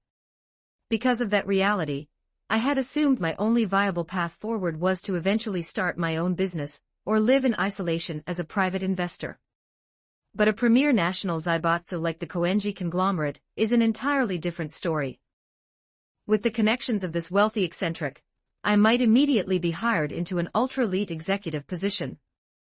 This is an incredibly lucrative offer that is genuinely worth considering. My rational mind screamed at me to immediately scream yes. However, the soul of Aizen Sōsuke residing deep within me absolutely refused to accept any path other than standing at the absolute apex of the heavens. I have no intention of sitting upon a throne prepared by another, Koenji. Curling the corner of my mouth into a mocking smirk, I looked down on Koenji. My soul demands nothing less than creating the very laws of the world itself. From this moment forth I shall stand in the heavens and guide this chaotic world to its rightful heights. A stylish, arrogant, and ultimate display of hubris that defied even the gods. Why me? A billionaire heir literally just offered a secure executive position to someone who is a prime candidate for post-graduation unemployment. Why are you turning it down? Does my mouth not understand the terrifyingly brutal difficulty of the modern job market? While I was internally clutching my head and rolling around in sheer agony, Koenji let out another highly amused, booming laugh. Fuhahahaha. I see, I see. Indeed, a man of your caliber possesses the strength to grasp the heavens without needing to take shelter under someone else's umbrella. Fascinating. Koenji didn't seem offended in the slightest. If anything, his evaluation of me seemed to climb even higher. By all means, once you establish your enterprise, let us conduct business on completely equal footing with my Koenji conglomerate. With you and me joining hands, controlling the world will be child's play. I look forward to it. Returning a fearless, cool smirk, I pulled Hiyori's hand and began walking away. Ah! It's over. A guaranteed, golden career path just vanished into thin air. Now I literally have no choice but to successfully launch a startup in the future. Shedding internal tears of pure blood, I kept my posture perfectly straight, walking elegantly toward Kiyaki Mall. Once Koenji was safely out of sight, Hiyori looked up at me, her eyes sparkling with radiant brilliance. If it's you, Sōsuke-kun, you will undoubtedly be a wildly successful entrepreneur. There wasn't a single shred of doubt in her voice. It was as if she had looked right through my superficial arrogance, sensed my underlying career anxieties, and smiled to validate everything I was. I suppose I cannot afford to fall short of your expectations. Encouraged by a gaze filled with an exquisite blend of reverence and affection, my internal anxieties quickly melted away. Hiyori just encouraged me. She read right through my future anxieties and pushed me forward anyway. Being stared at with such sparkling, pure eyes makes me feel like I actually can guide the world. Basking in the supreme warmth of my beloved girlfriend, my ecstatic mouth proceeded to manufacture an utterly lethal, entirely irreversible, stylish declaration. I have no intention of sitting upon that lonely throne entirely by myself. I halted my steps, turning around to gently wrap my hands around Hiyori's small, delicate hands. Staring directly into her eyes as they looked up at me in wonder, illuminated by the evening sun, I whispered with a sweet, absolute resonance. When the time comes for me to guide the world to its heights, I want you to witness that dawn from the closest possible distance. Will you walk alongside me through eternity, by my side? The exact moment she processed the gravity of those words With a visual intensity that almost carried a physical sound effect, Hiyori's face flushed bright red all the way to the tips of her ears. Why yes. If someone like me is all right, I will remain by your side forever and always. Sōsuke-kun.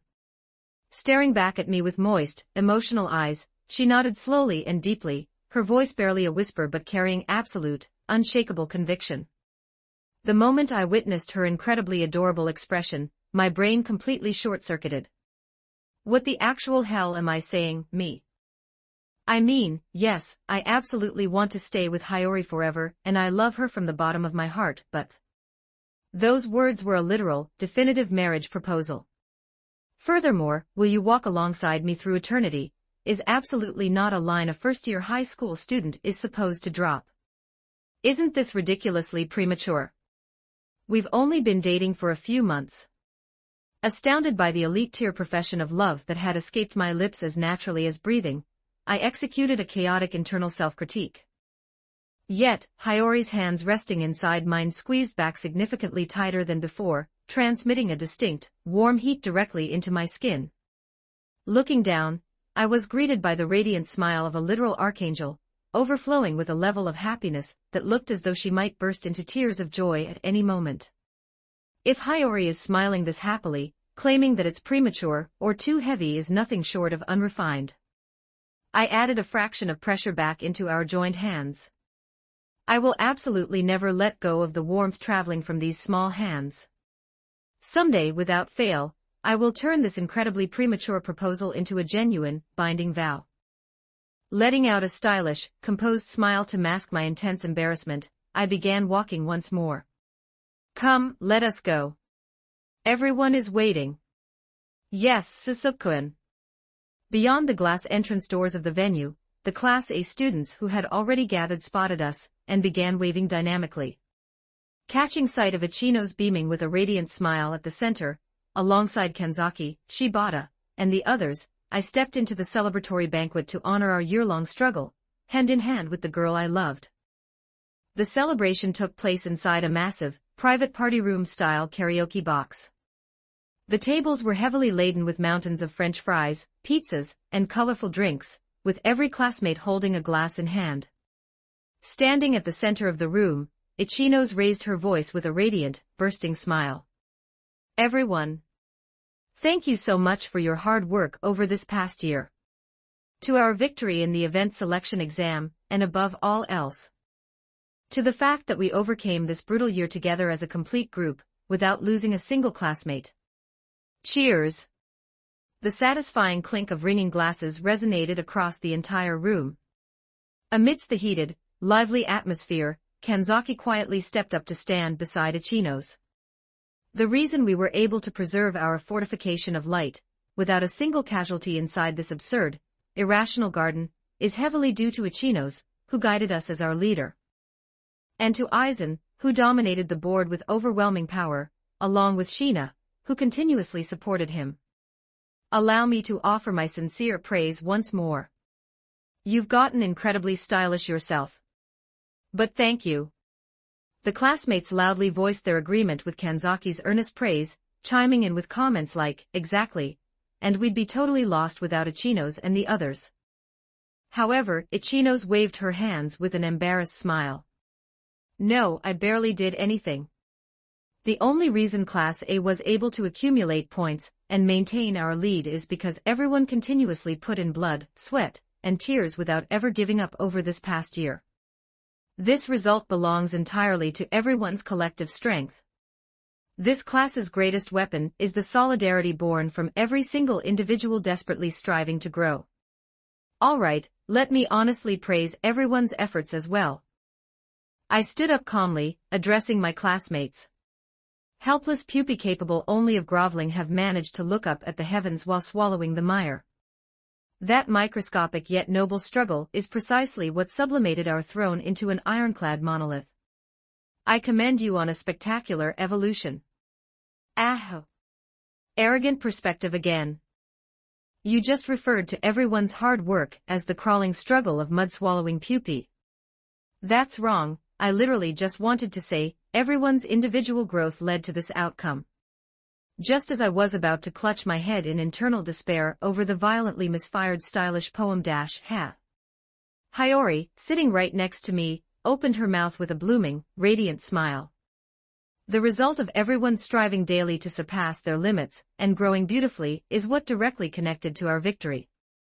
Everyone genuinely worked incredibly hard, is what Sōsuke means. Aizen-kun, thank you. Thanks to Hiyori's flawless translation, the classmates were profoundly moved, launching a wave of praise in my direction. Triggered by that moment, a warm, wonderful atmosphere enveloped the room as everyone began trading compliments, with phrases like Shibata's athleticism saved my skin, and it's all thanks to Kobashi-chan and her group keeping the mood so bright, bouncing around the room. Once the casual chatter settled down, the curtain finally rose on karaoke time. Taking the vanguard were, naturally, the class's premier social butterflies, led by Shibata and Amikura.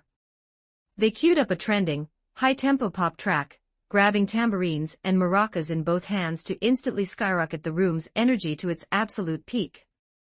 Let's get hyped up, everyone. Woo! Feeling the electric energy of the roaring floor, I sat in my natural designated prime seat right next to Hiyori. Sōsuke, say ah. I accepted a French fry offered on a fork by Hiyori. Why are karaoke fries always so unbelievably delicious? Furthermore, it comes with a direct awe from Hiyori. Is this literal heaven? While turning into an absolute softie internally, I leaned in close to Hiyori, thoroughly enjoying the casual conversation and the singing voices of our classmates from the bottom of my heart. Eventually, the microphone was routed to Hiyori. Shina-san, you sing too. Pushed forward by the girls in the class, Hiyori gripped the microphone tightly with both hands, looking a bit embarrassed. The track she selected was a slow, incredibly cute ballad. A crystal-clear, sweet voice that sounded like ringing silver bells echoed beautifully across the room. The classmates were completely mesmerized, swaying their smartphones with the flashlights turned on in place of glow sticks. Whoa, Hiyori is phenomenally cute. What is that angelic singing voice? The volume of negative ions escaping her is insane. My eardrums are going to melt from pure bliss. Transforming into a borderline hardcore fan internally, while waving an invisible glow stick, I waited until Hiyori finished singing, and returned to her seat, with blushing cheeks. I elegantly crossed my legs, whispering to her with ultimate style. Even a heavenly melody would sound terribly faded when compared to the resonance you just displayed. A supreme, exquisite aftertaste. Thank you very much, Sōsuke.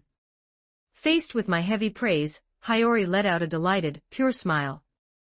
Aizen, you sing something too. Yeah. Let us hear it. This time, a roaring, enthusiastic call from the boys in the class was directed at me. I suppose it cannot be helped, I muttered, standing up gracefully to cue a single song on the terminal. While I had delivered a jazz-infused ballad during the sports festival celebration, this time I selected a slightly intense, legendary track with a heavy rock flavor. The intro flowed through the speakers, and the exact moment I brought the microphone to my lips and began to sing an overwhelming vocal volume and a premium baritone voice vibrated through the room's atmosphere. A flawless pitch that refused to buckle against the heavy, aggressive rhythm, coupled with a powerful shout executed through the bass-line specs of Aizen, directly jolted the very souls of those listening. It was a stupendous display of vocal capability, looking as if a top-tier professional artist had descended upon the room. The classmates launched into enthusiastic call-and-response chants, sending the room's heat to its absolute zenith. I don't possess the vocal cords of the Aizen spec for nothing. The moment I finished singing, a shattering wave of massive applause was directed my way. That was incredibly cool. Sōsuke, you can perform such an intense track flawlessly as well. Hiyori welcomed me back, clapping her hands with sparkling eyes. Rock is a massive hit with Hiyori too. Today's karaoke performance is another total victory. Breathing life into a sequence of sounds is a duty left to the hearts of those who listen. If it successfully reached your heart, then singing it was well worth the effort. Everyone took their turn singing, eating, and laughing as a spectacular block of time flowed past. As the concluding hour neared, Ichino stood once more at the center of the room, grabbing the microphone. Everyone, today was incredibly fun. With this, our first year officially comes to a close. Tomorrow is the graduation ceremony for our upperclassmen. Let's make sure to firmly convey our feelings of gratitude to the seniors who took such good care of us. Everyone nodded with serious expressions at Ichino's words. Furthermore, spring break is right around the corner. While you can relax your wings for a short while, we are students of the Advanced Nurturing High School, so keep in mind to act in accordance with rules fitting for a student. Yes, ma'am. Well then, finally. Ichino's gripped the microphone tightly with both hands, directing a straight, powerful gaze toward every single member of the class. Next year, and the year after that, let's absolutely maintain our hold on Class A with this supreme lineup, without losing a single person. Oh! A powerful declaration that unified the hearts of the entire class as one monolith. It was the perfect manifestation of resolve from the first-year Class A, directed toward the brand-new battlefield known as the second year. Irrational examinations, coupled with the self-inflicted curse of my own stylish poems. Overcoming various forms of chaos, I squeezed the hand of my beloved angel tightly, preparing to welcome the arrival of a dazzling spring alongside my irreplaceable comrades. Chapter 70, Chapter 73,254 words March 24th. Early morning, where a subtle touch of spring warmth finally began to intermingle with the chilly wind. Inside the student council room of the Advanced Nurturing High School, an unprecedentedly tense, yet somehow refreshing atmosphere filled the air. The microphone audio test and the final check of the VIP seating are complete. The brass band placement and the logistics for securing the graduates' entrance path are flawless as well. Receiving the reports from Kiriyama and Tanakawa, Nagumo, standing at the head position, gave a quiet nod. Excellent work. The time has finally come. This is our monumental task of sending off the third years. We will execute a flawless ceremony without a single oversight. Yes, sir.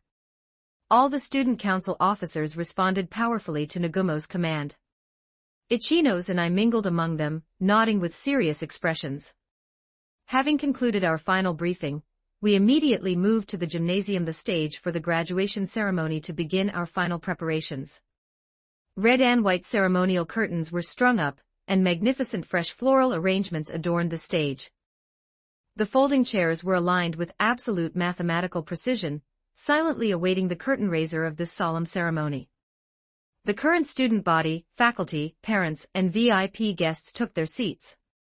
As absolute silence enveloped the gymnasium, a grand, majestic ceremonial march performed by the brass band began to echo through the space. Graduates, entrance. Along with the Master of Ceremonies' teacher's announcement, the massive doors at the rear of the gymnasium swung open. Amidst a thunderous roar of applause, leading the procession into the room, was the third-year Class A. Walking at the absolute vanguard was the former student council president, the absolute model exemplar of this school, Horikita Manabu-senpai. His rigid, majestic, and dignified stride was overflowing with the pride of a man who had remained at the absolute pinnacle of this school until the very end. Walking slightly behind him was the former secretary, Tachibana Akane-senpai. The exact moment she entered, her eyes were already heavily swollen and bloodshot as she desperately fought back her tears. Furthermore, following closely in the ranks of the class behind them were the familiar faces of the former third-year Class D, including Gonda-senpai, who had been placed into the same large group as me during the training camp to overcome that brutal examination together. Using their fierce struggle at the training camp as a catalyst, they had caused the morale of their entire class to explode. Refusing to ever give up, they fought to the bitter end, pulling off a spectacular upset at the final stretch to successfully promote to Class C just in time for graduation day. The exact moment I saw Gonda-senpai and the others walking with radiant smiles and puffed-out chests, a wave of intense emotion welled up deep within my chest. Yoa. No, wait, I'm literally on the absolute verge of tears right now. Horikita-senpai, Tachibana-senpai, and everyone else are seriously graduating and leaving today. Hold it back, my tear ducts. Aizen Sōsuke does not snivel, or wipe his nose in a public setting like this.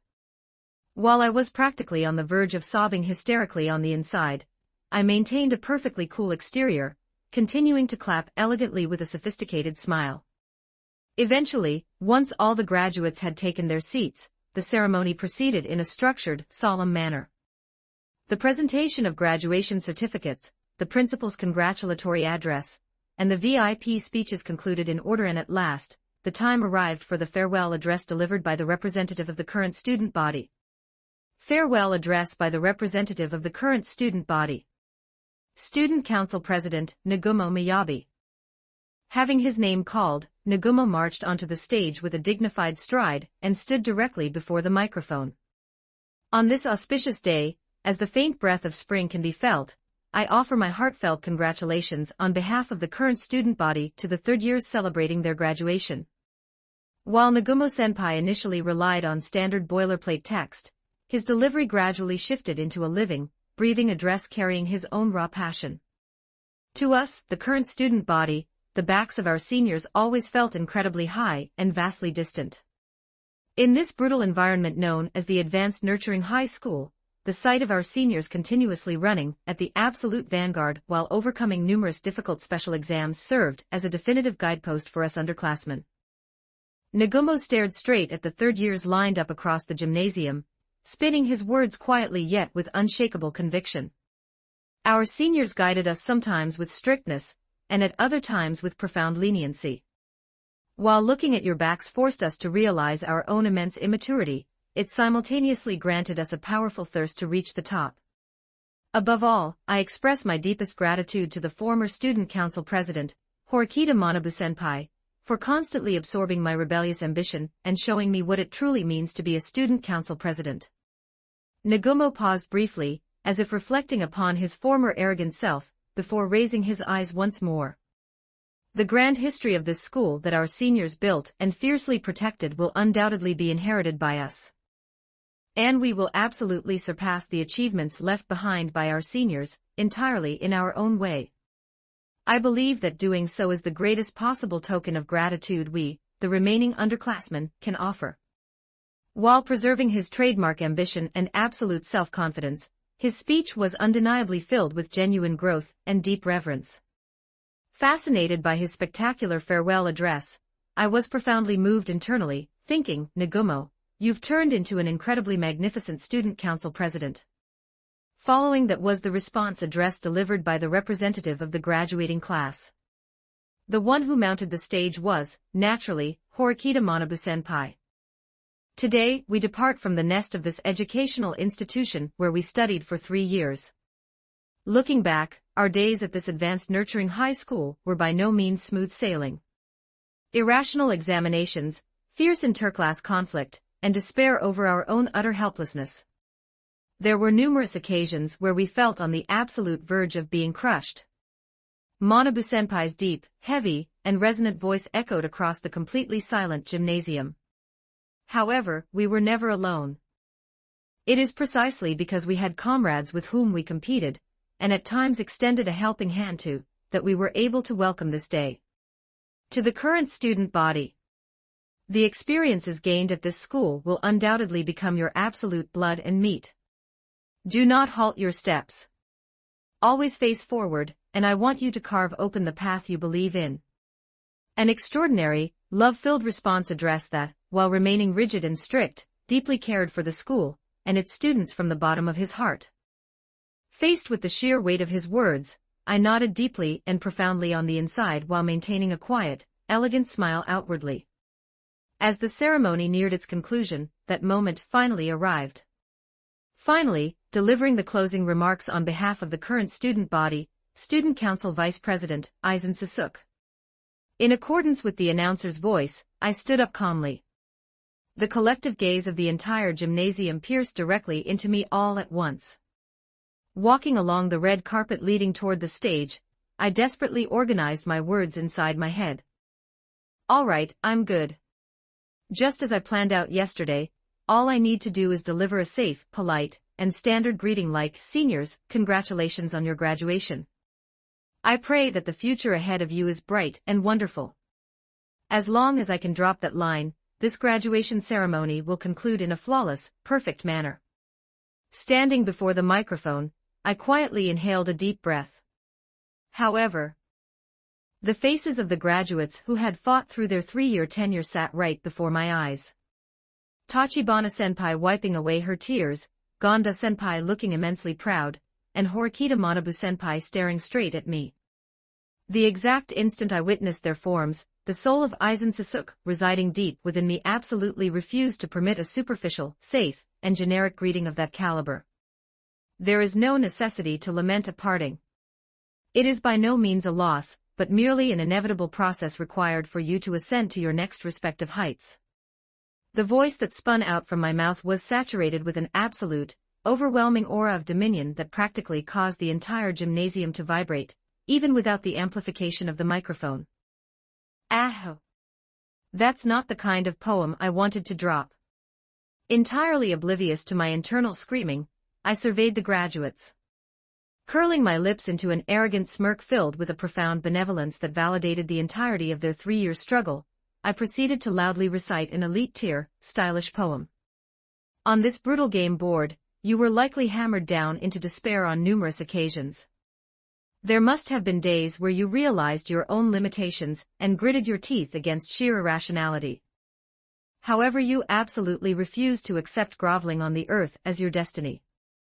That muddy, unrefined passion born from competing, plundering, and occasionally joining hands to continuously struggle is precisely what undeniably evolved you into the strong. The gymnasium fell into an absolute, deathly silence. Faculty, underclassmen, and even the graduates themselves, everyone had their very souls violently seized by the overwhelming power of the spoken word I unleashed. No longer does a wall capable of obstructing your stride exist. Even when you are unleashed into the chaos known as society, absolutely refuse to trace a trajectory drawn by another. Your souls are already far too noble to prostrate before pre-existing laws and freeze in terror. Like a revelation granted to humanity by a being standing in the heavens, it ruled over the gymnasium's atmosphere with a heavy, profound weight. Trample it down with your own feet, and reconstruct the world through your own free will. For the very footprints left behind by your stride shall become the brand new law that governs the future ahead. To the noble individuals departing from this box garden, I offer the grandest possible send-off. I narrowed my eyes with a subtle smirk, declaring quietly yet with absolute power. May absolute light illuminate your future. A few seconds later, from the graduate seating, the sound of unrestrained sobbing began to break through the dam all at once. Overwhelmed with intense emotion, numerous students began to shed tears, their shoulders trembling violently. Tachibana-senpai had gone so far as to completely bury her face in a handkerchief, weeping hysterically. And sitting at the absolute vanguard, Horikita Manabu-senpai looked directly at my face, a subtle smile playing on his lips as he nodded with an expression filled with a blend of profound trust and absolute relief, as if explicitly saying, "With you here, I can confidently leave this school in your hands." I dropped an incredibly arrogant, high and mighty speech. I completely spoke from a godlike, elevated perspective. May absolute light illuminate your future. Is this a literal church or something? But it looks like it deeply resonated with the hearts of all the graduates, and even Manabu-senpai is smiling. Thank goodness. While delivering a massive internal self-critique, I let out a profound sigh of relief. Simultaneously, the bittersweet loneliness of realizing that this was our definitive parting from them began to gradually expand deep within my chest. Following that, the graduation ceremony safely concluded, and the graduates exited the venue alongside the performance of the brass band.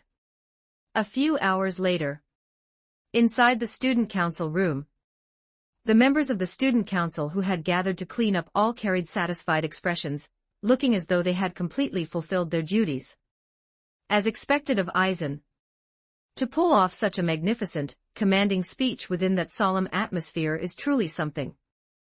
Nagumo tapped my shoulder with a smirk that was a blend of sheer exasperation and genuine admiration. To think that even I was on the absolute verge of being brought to tears. Your words possess a strange, magnetic pull that violently shakes a person's soul. Even Kiryuin-senpai, who was usually elusive and rarely displayed genuine emotion, narrowed her eyes with a rare, serious expression to praise me. I'm thoroughly looking forward to hearing a speech of that caliber from you when it's time for us to graduate. In response to Nagumo's words, I maintained a cool exterior, replying simply with, if I feel up to it. That was incredibly wonderful, Aizen-kun. I was so moved that I couldn't stop crying the entire time. Standing beside me, Ichino's directed a radiant, full-faced smile toward me, her eyes still a fraction red. Later that evening, a thank you party was held. We headed to the venue, assisting with the coordination and arrangement of food and drinks. Once the thank you party opened and a harmonious, pleasant atmosphere enveloped the venue.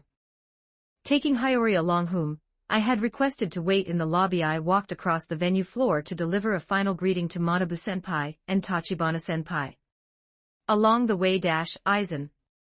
Suddenly having my name called from behind, I turned around to find Gonda-senpai and the other upperclassmen who had comprised our large group during the training camp standing there.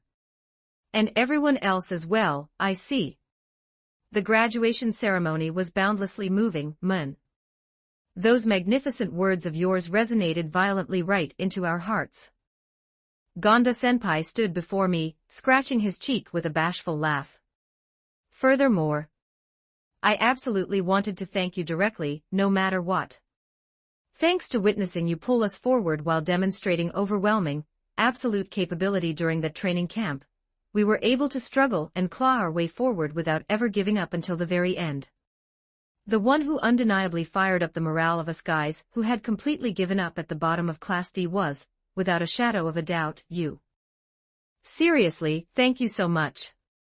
At Gonda-senpai's words, the other seniors nodded deeply, bowing their heads profoundly toward me. I am so happy. I'm thrilled, but I literally just dropped an ultra-arrogant speech earlier, you know. Despite that, for them to express this much gratitude. Gonda-senpai and the others are genuinely spectacular people. Congratulations on your graduation, seriously. While feeling immensely touched internally, the output manufactured by my mouth was, as always, an arrogant declaration fit for an absolute powerhouse. Stars exist to be grasped solely by those who do not fear being smeared in the mud. The very trajectory you carved by continuously walking on your own feet is the definitive proof of your promotion. There is no necessity to express gratitude to anyone. You may well be proud. I told you, that's way too arrogant. Don't say you may well be proud. As I clutched my head internally, Hiyori took a step forward beside me, opening her mouth with a bright, radiant smile. Sōsuke means, this is the beautiful fruit of everyone's hard work and striving without ever giving up until the very end. Congratulations on a magnificent achievement. You really are an incredibly spectacular guy after all. See you around, Aizen. Make sure you pull off a magnificent graduation yourself. Gonda-senpai and the others seemed even more profoundly moved thanks to Hiyori's flawless translation, waving refreshingly as they departed. Hiyori. Thank you. After sending off Gonda-senpai and his group, we spotted Manabu-senpai and Tachibana-senpai chatting near the rear of the venue. Nagumo, Kiriyama, and Asahina-senpai were already gathered there, exchanging parting greetings. Tachibana. As I called out, both Manabu-senpai and Tachibana-senpai turned around to face us. Ichinos and Shina are here as well, I see. Horikita-senpai, Tachibana-senpai, congratulations on your graduation. We came over to offer our congratulations alongside Aizen-kun and Hiyori-chan. Ichino smiled brightly, though a touch of loneliness lingered in her expression. Thank you. Aizen-kun, thank you so much for those truly spectacular remarks. You brought me to tears all over again. Tachibana-senpai narrowed her eyes happily, offering warm words with, I'm immensely looking forward to seeing the magnificent feats you and your peers achieve from here on out. You were a tremendous help to me.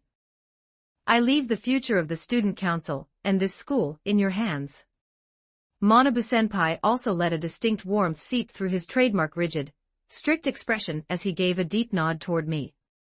Do not fret. As long as I draw breath, I shall never permit the unsightly decline of this box garden. Replying with trademark style, I thoroughly enjoyed our final casual conversation with our seniors alongside Nagumo and the others.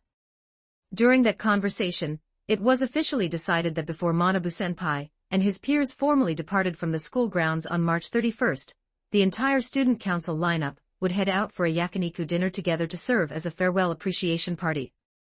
Eventually, timing it right as Nagumo and Kiriyama tactfully stepped away from the space, leaving only me, Hayori, and Ichino's behind, Manabu-senpai opened his mouth quietly. On March 31st, I will depart from this school. I am aware. Will you come to see me off on that day? Faced with Manabu-senpai's inquiry, I let out a fearless, sharp smirk. Naturally. It would be unfeasible for me to not see you off. I appreciate it. At the very final stretch, I intend to meet with Suzune. Come see me before that happens. Understood. Reconciliation with his younger sister. That was precisely the final remaining lingering regret this clumsy older brother wanted to resolve before leaving the school behind. That exact evening. Inside my room in the boys' dorms, Hayori and I sat across from one another, sharing a quiet dinner together. A peaceful, slightly relaxed block of time following the conclusion of the graduation ceremony and the thank you party. As I thought, partings are an incredibly sorrowful thing. Hayori murmured softly, wrapping both of her hands around a mug filled with warm tea. I went to deliver my parting greetings to the upperclassmen in the tea ceremony club as well, but the lonely feeling inevitably ends up taking hold. I gently stroked Hayori's head as she sat with her gaze cast slightly downward. Yeah, I get it. Having seniors who took such good care of you disappear is undeniably lonely. While I was feeling quite sentimental on the inside myself, the words spun out from my mouth were powerful and sweet, designed to completely blow away Hayori's loneliness. However, Hayori, this is by no means a sorrowful parting. Letting out a stylish smirk, I gazed out the window at the night sky. They have merely departed ahead of us, toward the dawn. When we eventually graduate from this box garden ourselves and ascend to those distant heights, let us display our magnificent evolution before their eyes once more. Rather than mourning being separated, let us look forward to showing them just how phenomenally we've grown when we eventually cross paths again. Hayori flawlessly comprehended the underlying intention of my clumsy attempt at consolation. You're exactly right. Hayori raised her head, a full, radiant smile blooming across her face that completely obliterated her prior loneliness. Let's work incredibly hard, so we don't fall short of our seniors. In the future I carve alongside you, a blind spot does not exist. Nodding back with trademark style, I slowly brought the tea she had brewed to my lips. The turbulent first year had concluded, and the spring of partings was flowing past. However, the grand trajectory we were destined to carve had only just begun. Chapter 71, 3095 words March 25th. The day following the graduation ceremony, which had been wrapped in tears and profound emotion. At the Advanced Nurturing High School, the closing ceremony for the first and second-year students was currently being held in the gymnasium. The folding chairs at the front, where the third years had been seated until yesterday, had already been removed. The gymnasium felt slightly wider now, and with that space came a subtle, lingering sense of loneliness. From atop the stage, the principal's long, monotonous speech summarizing the school year echoed through the microphone. Reflected on the faces of the students lined up around the room, was a blend of relief for having survived a turbulent year, and anticipation for the spring break starting tomorrow. The students of our Class A, in particular, all wore uniformly radiant expressions, deeply reflecting the joy of welcoming this day while retaining our crown at the absolute top without having lost a single classmate along the way. Eventually, the principal's address concluded, the teachers relayed the standard safety precautions for the spring break, and the final closing ceremony of the academic year quietly came to an end. All right, student council officers, remain behind. We will proceed to clean up the gymnasium and perform the final confirmation for the patrol roster during the spring break. While the general student body returned to their classrooms one after another, Nagumo Miyabi's commanding voice ensured that we student council members stayed behind in the gymnasium. Flipping the hem of my jacket in a characteristically stylish motion, I immediately set to work alongside Ichino's, Kiryuin-senpai, and the others, efficiently stacking the folding chairs and taking down the red and white ceremonial curtains. Flawless efficiency today as well, I see. Naturally. One who walks the path of dominion must be absolute, extending even to the perfection with which they organize the very ground beneath their feet. Parrying Kiryuin-senpai's teasing with a characteristically stylish retort, I silently and diligently fulfilled my designated role. Within an hour, the gymnasium was successfully restored to its original state. We returned to the student council room, where the confirmation and official handover of the campus patrol schedule for the spring break took place. Alright, that concludes today's business. You all did an exceptional job over this past year. Starting tomorrow, make sure you properly spread your wings during spring break and recuperate your strength. With Nagumo's words of appreciation, the student council's operations for the academic year were officially adjourned. Leaving the student council room behind, I cut through the school building, which was bathed in the warm spring sunlight, and began walking toward Kiyaki Mall. The wind brushing against my cheeks carried the faint, sweet scent of blooming flowers. The cherry blossom trees planted across the campus grounds already had heavily swollen buds, signaling that the season of full bloom was close at hand. Feeling the definitive arrival of spring, I quickened my pace toward my favorite cafe located deep within the mall. My beloved girlfriend, Hiyori, was currently waiting for me there. Clink clank. The pleasant ring of the door chime echoed as I pushed open the cafe door. The interior was filled with the rich aroma of roasted coffee and sweet waffles, moderately bustling with students whose conversations were blooming ahead of the spring break. Scanning the room, I immediately spotted a silver-haired beauty seated by the window. Dressed in a soft, pastel-colored cardigan, Hiyori was chatting amiably with a gentle smile directed at the person across from her. Her lovely, elegant presence radiated a picturesque beauty, looking as though that specific corner had been beautifully extracted from the surrounding hustle and bustle. However, my gaze locked onto the other individual seated directly across from Hiyori, and my eyes widened ever so slightly. That's Tachibana-senpai. Seated across from Hiyori, wrapping both of her hands around a teacup with a somewhat restless demeanor, was none other than Tachibana Akane-senpai, the former student council secretary, who had just graduated from this school yesterday.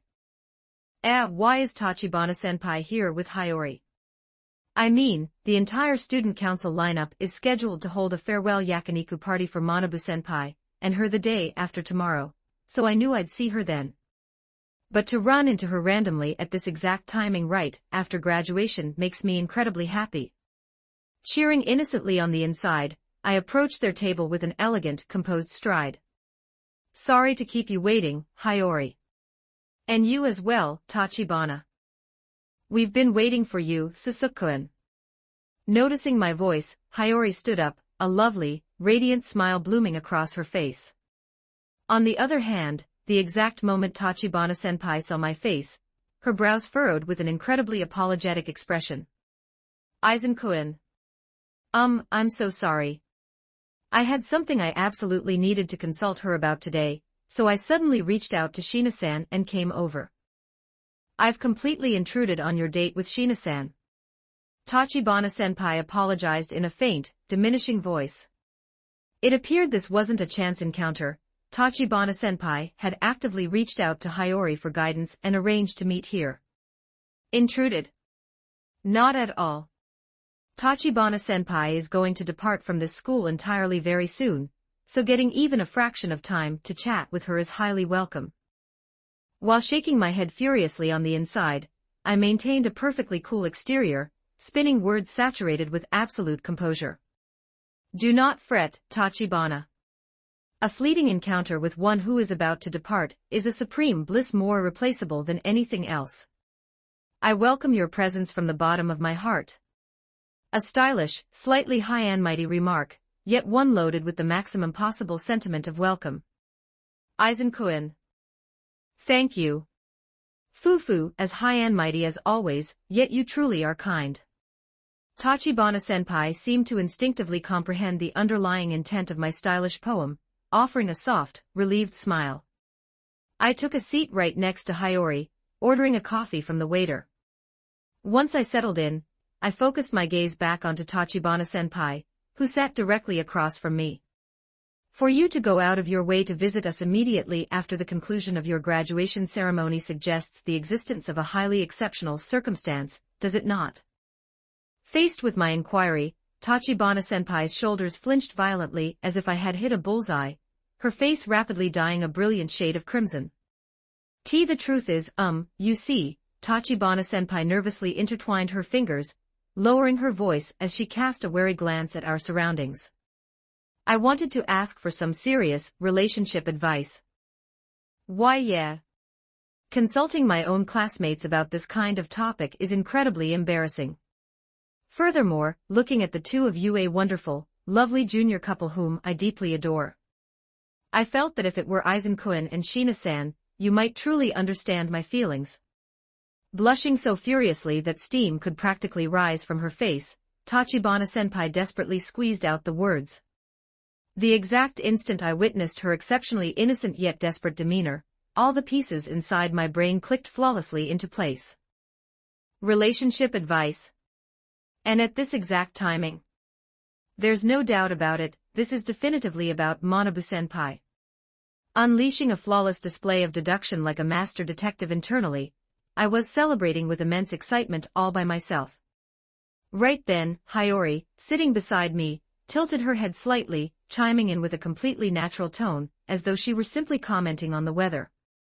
This is regarding Horikita-senpai, correct? How could you possibly tell? Faced with Hiyori's dead center, direct hit, Tachibana-senpai panicked so violently her chair rattled as she nearly leapt out of her seat, quickly burying her crimson face in both hands. Hiyori and I involuntarily exchanged glances. Honestly, I believe it is a widely recognized fact to practically everyone except Horikita-senpai himself. As Hiyori delivered that line with a sympathetic, wry smile, Tachibana-senpai curled inward even further. Is it seriously that obvious? I explicitly intended to conduct myself as a diligent, serious secretary within the student council to ensure I never mixed public and private matters. How pitiful. Setting my coffee cup down calmly, I narrowed my eyes slightly and let out a stylish, profound sigh. For that man is bound so tightly by the rigid discipline he has imposed upon himself that he remains entirely blind even to the magnificent beauty of the singular flower blooming directly at his feet. Translation: Manabu-senpai is incredibly brilliant and a total perfect superhuman, so why on earth does he turn into such a dense, rigid protagonist archetype when it comes to romance?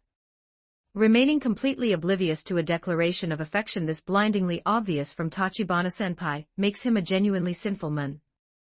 Shaking my head with an expression of sheer exasperation, I internally lamented Manabu-senpai's legendary denseness. However, the very next second a chilly, piercing gaze cut into me from right beside my seat. I don't think you are in any position to talk about Horikita-senpai at all, Sōsuke-kun. Did you say? Turning around, I found Hiyori staring directly at me with half-opened, deadpan eyes.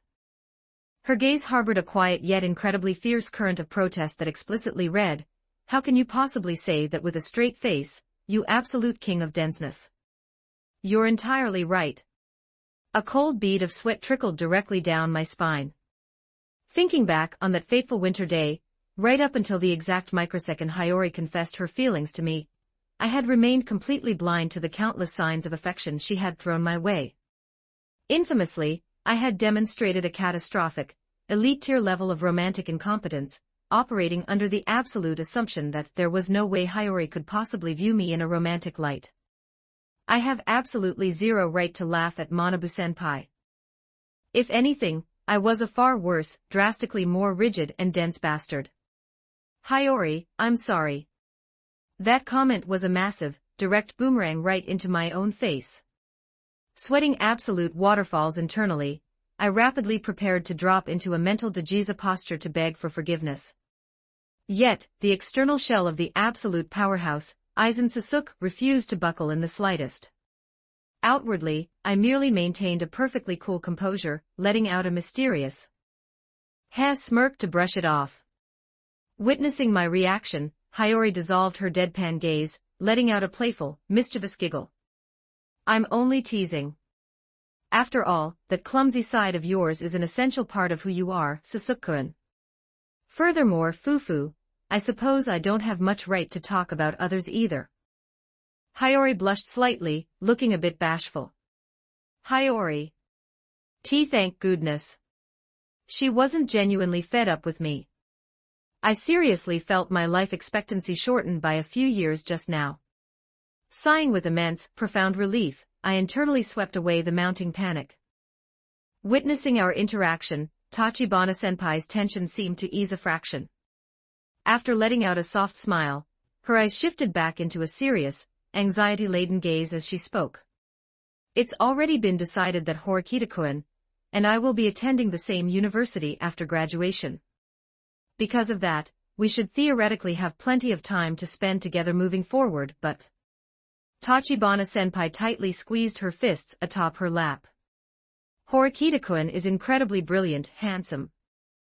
And I know for a fact he will be phenomenally popular at university as well. If some other magnificent woman ends up taking him away while I'm not looking, just thinking about that makes me so anxious I can't sleep at night. But at the same time, I'm far too terrified of destroying the comfortable relationship we currently share. It was a universal, deeply agonizing fear shared by any maiden in love. Precisely because she had supported him from the closest possible distance for years, she understood better than anyone else just how deeply attractive a man he truly was. Consequently, the nagging suspicion that he viewed her merely as an efficient classmate, or a trusted friend, was what continuously caused her footsteps to falter.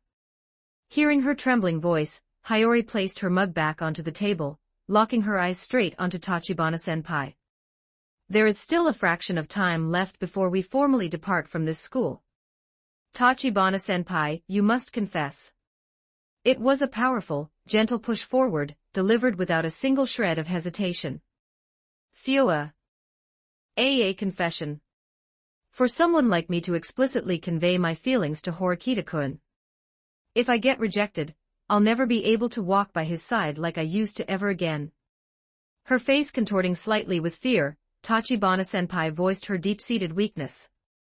To deliver an even stronger push against her back, I chimed in with trademark style, loading my voice with absolute, unshakable certainty. You may well be proud, Tachibana. Curling the corner of my mouth into a confident, composed smirk, I looked directly at her. The position directly beside that solitary king, from the very beginning, you are the only one permitted to occupy it. For any existence other than yourself to stand parallel to his side is a structural impossibility. Translation: there is absolutely no one else who fits beside Manabu-senpai except you, Tachibana-senpai. To continuously support a hyperstoic man like Manabu-senpai for 3 straight years is a feat only you could achieve across the entire world. It is guaranteed to be fine, so have absolute confidence. While screaming a torrent of support internally, I used a stylish poem to validate her value as an absolute, irreplaceable truth. Seeing Tachibana-senpai gasp sharply at my words, Hiyori added her own voice, her tone turning incredibly gentle yet loaded with an underlying warmth. I understand that terrifying feeling exceptionally well. After all, I was exactly the same. Shina-san was too. Tachibana-senpai stared at Hiyori in surprise. Hiyori blushed a fraction, casting a brief, affectionate glance toward my face before smiling beautifully. Before I conveyed my feelings to Sōsuke-kun, every single day was overflowing with profound anxiety. The terror of thinking that if I revealed these feelings and faced rejection, I would completely lose this comfortable relationship where we read books together and shared tea at cafes. It was truly terrifying enough to make my footsteps freeze. Hiyori's words were her raw, unvarnished truth. The exact sound of her trembling voice on that fateful winter day, when she confessed her love to me, was something I could still recall with absolute clarity. Hiyori clenched both of her hands tightly in front of her chest, her eyes harboring a powerful, unshakable light as she stared directly at Tachibana-senpai. I desperately wanted to become the singular, special girl to Sōsuke. Not a mere reading companion, nor just a close friend, but the existence permitted to touch his heart from the closest possible distance above anyone else. Therefore, I swallowed my terror, and I confessed. Hiyori's straight, earnest words quietly yet fiercely dissolved right into Tachibana-senpai's heart. Tachibana-senpai, you want to become Horikita-senpai's special existence, do you not? Faced with Hiyori's poignant inquiry, Tachibana-senpai snapped her head upward. The shadows of hesitation and paralyzing terror that had occupied her eyes moments ago rapidly dissolved into nothingness. A soft, yet undeniably resolute declaration escaped Tachibana-senpai's lips. Of course I want to. Ever since our first year. I've loved him for so long. I want to be the absolute number one to Horikita-kun. Tearing up, Tachibana-senpai had at long last given voice to her truest, rawest desire. Witnessing her transformation, Hiyori let out a soft, gentle smile that resembled a warm spring breeze. The answer has already revealed itself, has it not? Hiyori gently reached out, wrapping her hand around Tachibana-senpai's to transmit her own supportive warmth. Tachibana-senpai, you are kind, beautiful, and you always give everything your absolute all. You truly are a magnificent woman. I am certain Horikita-senpai will accept your profound affection. At Hiyori's words, large tears began to spill continuously from Tachibana-senpai's eyes. I stood up calmly, looking down at her as I delivered a final, absolute verbal catalyst. Fear not. Courage is not the absence of fear, but the resolve to cast it aside and continuously march forward. Your noble affection shall undoubtedly reach that man's heart. Translation, it's guaranteed to be a success. Gather your courage and charge straight at Manabu-senpai. Hiyori and I are supporting you with everything we've got. Receiving my stylish, powerful encouragement, Tachibana-senpai aggressively wiped her tears away with her forearm, sharply slapping both of her cheeks with her hands. Thank you, Aizen-kun, Shina-san. The expression on Tachibana-senpai's face, as she looked up, was incomparably radiant and beautiful. Having the two of you push me forward has finally given me the resolve I needed. I am going to confess to Horikita-kun today. Declaring her intent with absolute power, she no longer resembled a frightened, trembling bird, but rather a noble maiden marching onto a battlefield for the sake of the one she loved. We are cheering you on with everything we have. Hiyori nodded happily. Both Hiyori and I firmly resolved to monitor the trajectory of her romance until the very end. Thank you so much for listening to me. Allow me to treat you to today's tea. I'll handle the points. Well then, I'm off. Saying her piece, Tachibana-senpai threw her arms around Hiyori to deliver a final hug of gratitude. Then, with a bounding stride, she dashed toward the register, swiftly paying for our order alongside hers via private points from her terminal before sprinting directly out of the cafe. Her retreating figure was overflowing with radiant hope, charging straight toward the location of the person she loved above all else.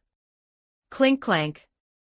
The door chime rang out once more, restoring a peaceful, gentle quiet to the interior of the establishment. Watching Tachibana-senpai sprint past the window exterior, Hiyori brought her hands together, murmuring a quiet prayer. I truly hope it goes well for Tachibana-senpai.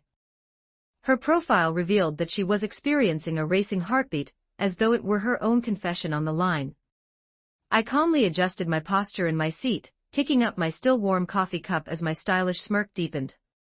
There is no cause for concern. Gazing out the window at the brilliantly clear, blue spring sky, I declared with absolute, unshakable confidence. For a future where that man selects anyone other than her does not exist within the fabric of reality to begin with. Translation, there's literally zero chance Manabu-senpai rejects Tachibana-senpai. Those two are basically a married couple already anyway. Flawlessly certain of their happy ending internally, I resumed a sweet, peaceful spring tea time alongside my beloved girlfriend. Chapter 72. Chapter 72 4,153 words. The morning of March 26th, welcoming the very first day of spring break, I woke up slowly and noticed the screen of my smartphone resting beside my bed flashing with notifications. Opening the screen, I discovered that an unfamiliar group chat had been created. The members consisted of 3 individuals, me, Hiyori, and Tachibana Akane-senpai. Dropped into the chat log was a lengthy message sent by Tachibana-senpai early this morning. Aizen-kun, Shina-san. Good morning. I am so sorry for messaging so early. Thank you so much for yesterday. Thanks to the 2 of you pushing me forward. I managed to safely confess. We are officially dating now. Thank you so much. Ohu. She did itaea. The exact microsecond I read the message, I pumped my fist into the air atop my bed, letting out a roaring cry of sheer ecstasy internally. Thank goodness. That strict, clumsy Manabu-senpai, and Tachibana-senpai, who has continuously chased after his back for so long. The 2 seniors I respect from the absolute bottom of my heart have finally tied the knot. I am genuinely, incredibly happy. Tremendously excited, I moved my fingers at high velocity to fire back a reply. Should I drop a straightforward "congratulations" right now? If an entirely standard, average tension message suddenly arrives from me, she might find it creepy and bewildered instead. I require a flawless phrasing that preserves my character traits while conveying the absolute maximum level of blessing. After a split second of deep calculation, I tapped out a message adjusted to an elite tier of style. My heartfelt blessings to you both. I pray that the path you walk ahead remains continuously flooded with a blinding light. Congratulations on your relationship. At almost the exact same timing, Hiyori seemingly noticed the notifications as well, dropping words of congratulation alongside an adorable sticker. Tachibana-senpai, congratulations from the bottom of my heart. I am so happy, it feels as though it happened to myself. Tachibana-senpai, you were truly magnificent for gathering your courage. A reply from Tachibana-senpai arrived almost instantaneously. Thank you both so much. If the 2 of you don't happen to have any plans today, would it be alright if I cook something at Aizen-kun's room? To tell you the truth, Manabu-kun and I were talking about how we absolutely wanted to eat Aizen-kun's cooking one last time, before departing from this school. Continuous alerts popped up sequentially as she appended more messages. Of course, Shina-san must come as well. Tomorrow is the student council's farewell party, so I want to express my gratitude directly to Shina-san today. I did a double take, no, a triple take at my smartphone screen. Manabu-kun. It explicitly read Manabu-kun just now, right? Not Horikita-kun, but Manabu-kun. Yuwa, the absolute purity.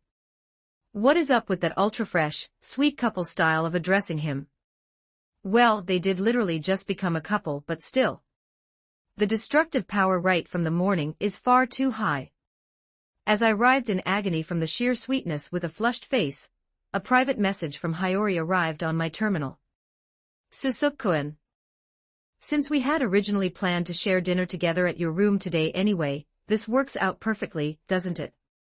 Exactly as Hiyori stated, we had initially promised to spend a quiet, relaxed day together. Let us spend the afternoon in my room as scheduled, and welcome the 2 of them when evening arrives. Replying to Hiyori, I simultaneously fired a confirmation of our enthusiastic consent to the group chat with Tachibana-senpai. Slipping out of bed, I swiftly organized my attire. Eventually, alongside Hiyori, who arrived at my room exactly as planned, I thoroughly enjoyed a peaceful block of reading time. In a room bathed in the warm rays of the spring sun, we immersed ourselves in our respective books, occasionally exchanging thoughts and impressions. As Hiyori leaned against my shoulder to turn her pages, a sweet, pleasant fragrance drifted from her silver hair. It was a block of absolute bliss. And then, evening arrived. We headed down to the supermarket inside Kiyaki Mall to procure ingredients for tonight's banquet.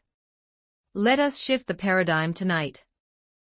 We shall banish the flesh of beasts and instead perform a delicate, noble melody woven from the blessings of the Mother Sea and the Earth. Since it's a special celebration, let's make it something spectacular. Selecting ingredients alongside Hiyori, I systematically structured the menu. For the appetizer, a tranche of vibrant vegetables and salmon; for the soup, a chilled vichyssoise; for the main course, a boiled red sea bream with sauce vin blanc; and to conclude the meal, a scallop and asparagus Genovese pasta. We settled on a full-course French dinner style. Returning to the room, we stood side by side in the kitchen. The sight of Hiyori giving her absolute best to wash and chop vegetables to assist me was profoundly endearing, and I executed the cooking process while continuously maintaining a stylish smirk from start to finish. Ding dong. The room's doorbell rang out. Ah, I'll get it. Hiyori pitter-pattered toward the entrance and swung the door open. Horikita-senpai, Tachibana-senpai, welcome. Shina-san. The absolute microsecond the door cleared, Tachibana-senpai aggressively threw her arms around Hiyori. Thank you so much. If Shina-san hadn't pushed me forward, I absolutely would have never been able to say it.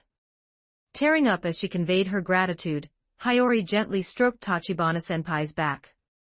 I am truly happy to see Tachibana-senpai looking so blissful as well. Come, please step inside. Prompted by Hiyori, the two stepped into the living room. Aizen, Shina. I express my gratitude to you for accommodating such a sudden request. While Horikita Manabu-senpai did not break his trademark strict facial structure, he looked somewhat bashful, offering a microbow while his cheeks dyed a faint shade of crimson. Come, the designated seating for the king and his companion has already been prepared. You may well sit. Extending my arms, I guided the two of them to the dining table. As they took their seats, Manabu-senpai casually pulled out Tachibana-senpai's chair with a perfectly natural motion, speaking quietly. Here, Akane. Ah, yeah. Thank you, Manabu-kun.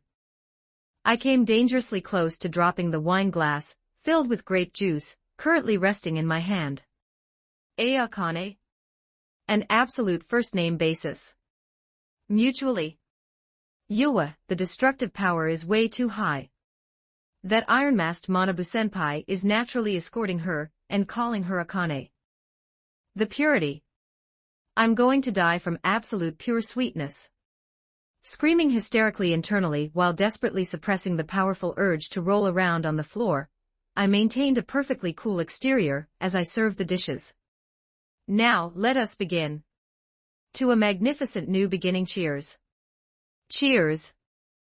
Clinking our glasses together, our harmonious banquet officially commenced. Exquisite. As always, your culinary capabilities are phenomenal. Taking a bite of the boiled red sea bream, Manabu-senpai leaked an admiring sigh. Before departing from this school, I absolutely wanted to experience your cooking one last time. Neither I nor Akane could possibly forget your flavor profile. It's genuinely delicious. It feels exactly like a full course at a luxury restaurant. Tachibana-senpai also let her eyes sparkle as she thoroughly enjoyed the meal. Right then, Hiyori, sitting beside me, puffed out her chest with a highly adorable, triumphant expression. After all, Sōsuke's cooking is the absolute best in the entire world. While turning into absolute mush internally over my girlfriend's endearing display, I offered a stylish smile. I am glad it aligns with your palates above all else. Enjoying the spectacular cuisine, the conversation naturally shifted toward the aftermath of yesterday's confession. How exactly did you deliver the confession?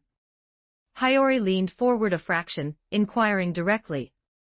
Faced with that dead-center question, Tachibana-senpai let out a bizarre "hiya" squeak, while Manabu-senpai coughed into his fist, his face flushing crimson.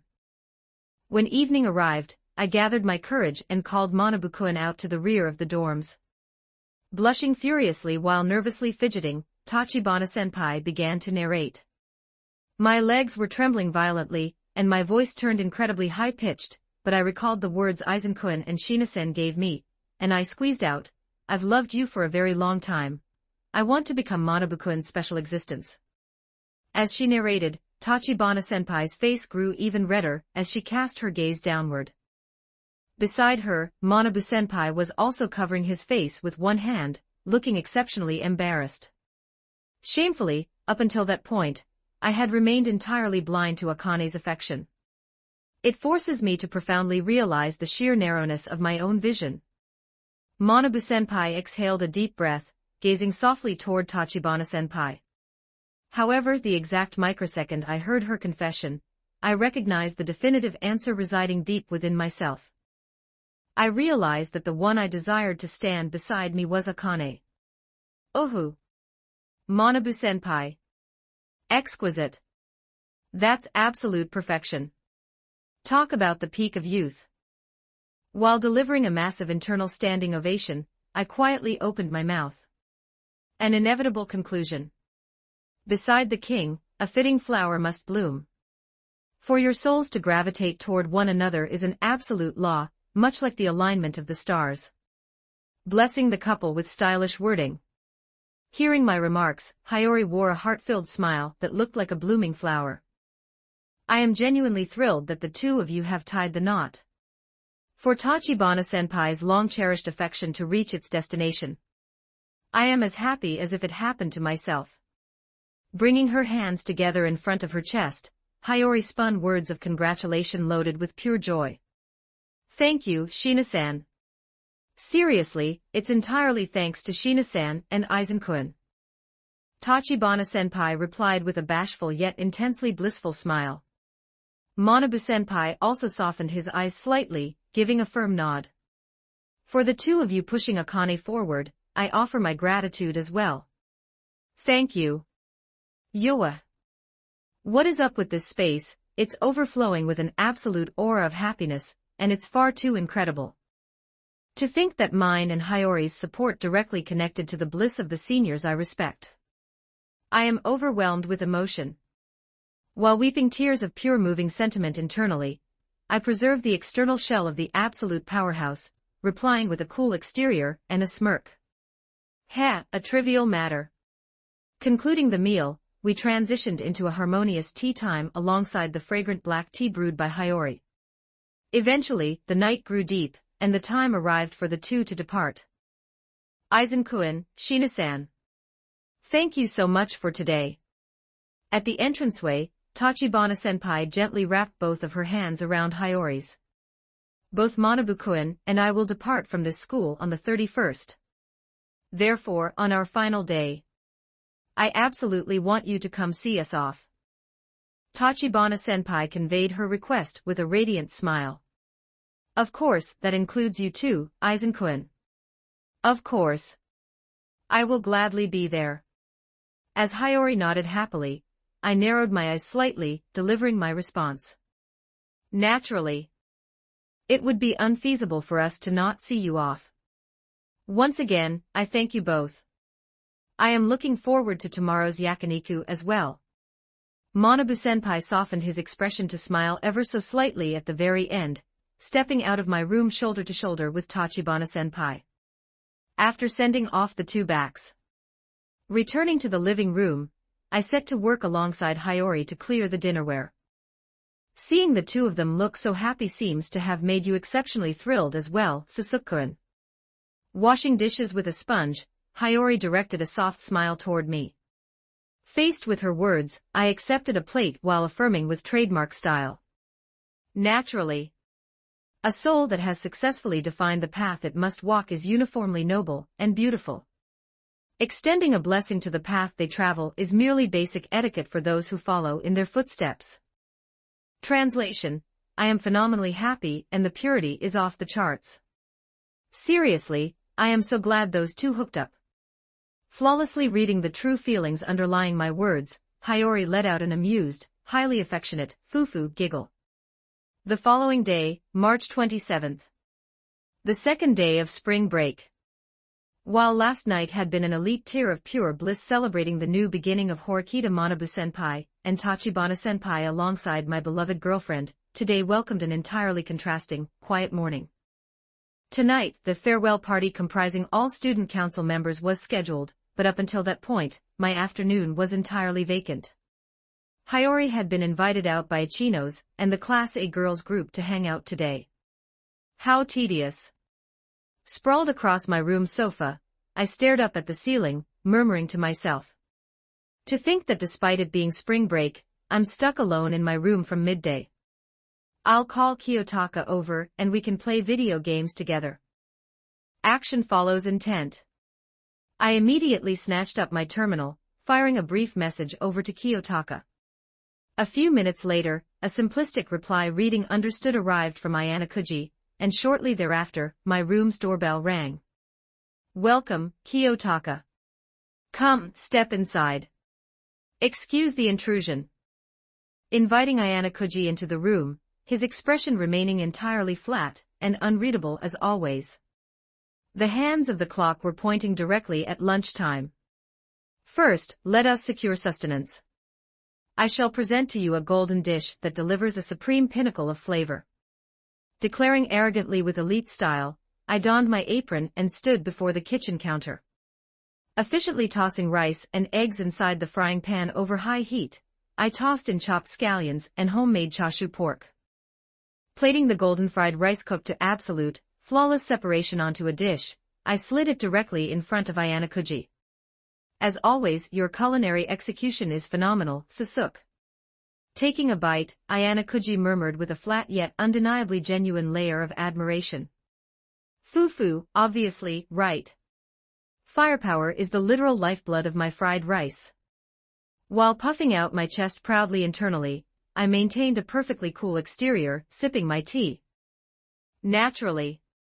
Within the path I walk, compromise does not exist. However, sitting directly across from me as he brought the fried rice to his mouth, Ayanakuji's internal state was by no means peaceful. You've called me out again. Is this truly merely a casual matter of treating me to lunch and playing video games? No, it is highly improbable for this man to execute any action devoid of underlying intent. Ayanakuji spun his calculations, seeking to dissect the hidden meaning beneath the words I exhaled as naturally as breathing. Entirely oblivious to his intense vigilance, I brought up a topic I had been casually curious about while eating my fried rice. Come to think of it, the results of the final special exam of the school year were quite unfortunate. Was it truly structurally unfeasible to completely overturn the fundamental capability differential of the classes, even for you, Kiyotaka? I narrowed my eyes, casting a testing gaze toward him. Faced with that inquiry, Ayanakuji's hand froze perfectly in place. The special examination, I see. Sōsuke has concluded that the cause of my defeat resides entirely within the capability differential of the classes. Sōsuke is already aware that Tsukishiro is an assassin dispatched from the White Room. At this juncture, should I convey the fact that Tsukishiro executed fraudulent intervention during this exam? Having Sōsuke student council officer aligned on my side would be highly advantageous in keeping Tsukishiro in check. However, Ayanakuji fell silent for a brief window, immediately dismissing the notion. If I am to believe Sakayanagi's words, Sōsuke will undoubtedly cooperate with me when a true crisis arrives. If that is the case, there is no necessity to prematurely disclose this information right here and now. A far more optimal timing to play this card will undoubtedly present itself. Following a minute sliver of silence, Ayanakuji let out a micro-exhale, answering quietly to obfuscate the truth. That's right. No matter how I struggled, the capability differential of individual students determined the final outcome. Sakayanagi's command was flawless as well. It was a failure resulting from my own lack of capability. Heh, is that so? I curled the corner of my mouth into a stylish smirk. The performance differential of the pieces on the board successfully bypassed even the raw talent of the one commanding the board, it seems. However, recognizing defeat is by no means an ignominy. For that very despair shall undoubtedly propel you to even greater heights. Translation: I see, so Class B truly was formidable after all. Well, knowing Kiyotaka, he'll definitely use this defeat as a springboard to grow even stronger. Concluding our lunch, the two of us immersed ourselves in a fighting game until evening arrived. That opening is fatal. Yes. Landed a shoryuken. Victory is mine. Why on earth am I spending my day off wearing down my nerves acting as an opponent for this unfathomable man? I thoroughly enjoyed the video game with pure innocence, while Kiyotaka exhausted himself all by himself in a psychological war that offered no visible conclusion. Our usual block of time trickled away. When evening arrived, I sent Kiyotaka off. Organizing my attire, I headed down to the high-end yakiniku establishment inside Kiyaki Mall, which served as the venue for tonight's farewell party. Standing directly outside the storefront waiting for me was Ichinos, dressed in casual civilian clothes. "Ah, Aizen-kun.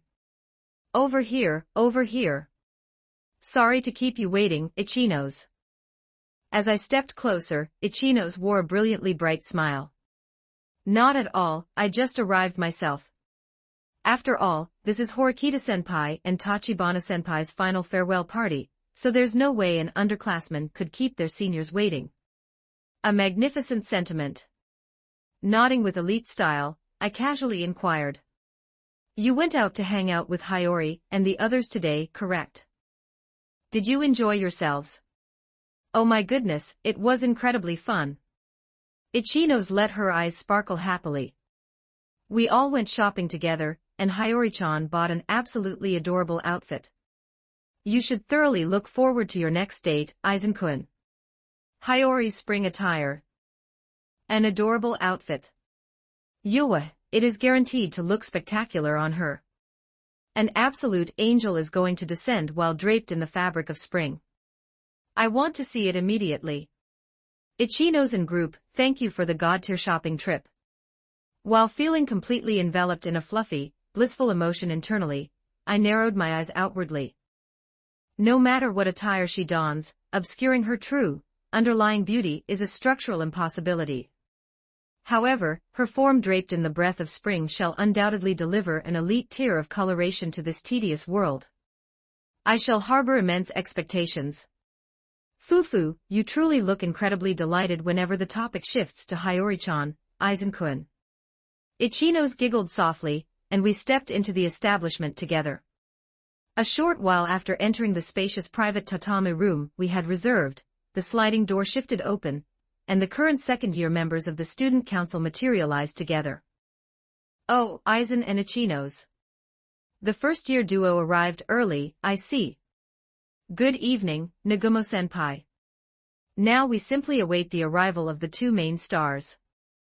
Nagumo took his seat, leaving the head positions vacant.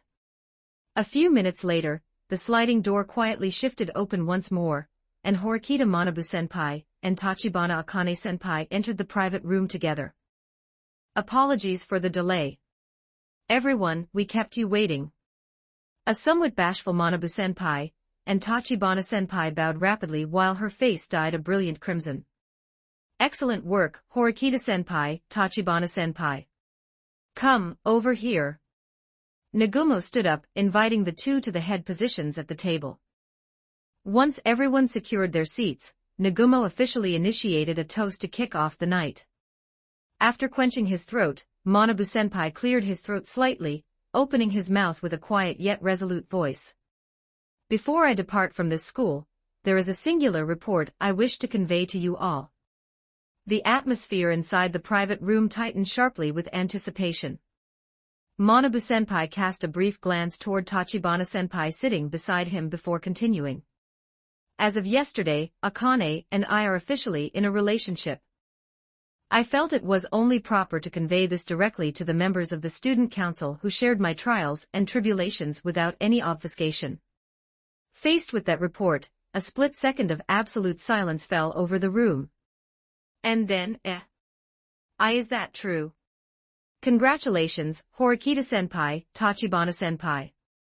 Ichinos' face lit up with radiant joy as she unleashed a congratulatory cry. The second-year members who had not belonged to the student council under Manabu-senpai's administration such as Tanakawa, Mizawaki, and Kiryuin-senpai also offered warm applause despite their surprise. To think that spring has arrived even for that ultra-rigid Horikita-senpai. That is highly celebratory. Kiryuin narrowed her eyes with an amused smirk. And Nagumo lightly raised his glass, letting out a fearless laugh. "So you finally started dating." It was getting a fraction frustrating to watch from the sidelines, but congratulations, Horikita-senpai, Tachibana-senpai. It was Nagumo's own maximum display of respect and blessing toward his senior. I appreciate it. Manabu-senpai nodded with a rare layer of embarrassment, while Tachibana-senpai buried her face in both hands, burning with shame. Frustrating to watch. To think everyone viewed us in that light. Enveloped in a celebratory mood, our harmonious yakiniku banquet officially kicked off. I bypassed any hesitation, securing the seat directly across from Manabu-senpai and Tachibana-senpai, clutching the cooking tongs firmly. Leave it to me, seniors. Today I shall serve you as the ultimate, elite meat master. Impatience slays the intrinsic flavor profile of the meat. Accompanying my stylish remark, I systematically lined up top-tier short rib and loin slices atop the grill mesh. The exact microsecond it overcomes the trial known as flame, elevating the radiance of its own life force to its absolute zenith. I shall flawlessly capture that instantaneous masterpiece of art. While continuously pouring out stylish poems, my manipulation of the tongs was entirely devoid of waste, flipping the meat at the mathematically perfect microsecond to deliver an elite tier of cooking precision. As the sizzling sound of meat and a mouth-watering aroma wafted from the grill, Nagumo raised his glass toward Manabu-senpai. Horikita-senpai. I intend to continue chasing after you next year as well. I will absolutely attend the exact university you are promoting to. And there, I will definitively surpass you this time. Is that so? Manabu-senpai accepted the powerful declaration of war from his formerly antagonistic underclassman with a look of quiet reliability. That ambition of yours turns into a blade at times. However, if you can successfully swing that blade in the correct direction, you will undoubtedly achieve monumental feats. I harbor immense expectations. Keep your eyes on me. A hot, masculine promise exchanged between the two men. Meanwhile, on the opposite side of the table, an uncommon girl's conversation was blooming beautifully among Tachibana-senpai, Kiryuin, and Ichinos. Tachibana-senpai, you'll be able to go on so many dates moving forward. A D-date is still entirely. To begin with, I can't even visualize the concept of Manabu-kun visiting a romantic location. In that case, I shall disclose a choice selection of locations to you. Though the stimulation might prove a fraction too intense for that rigid block of stone. The sight of that legendary Kiryuin-senpai actively and amusement-filled mingling in a girl's romantic conversation was highly surreal and entertaining.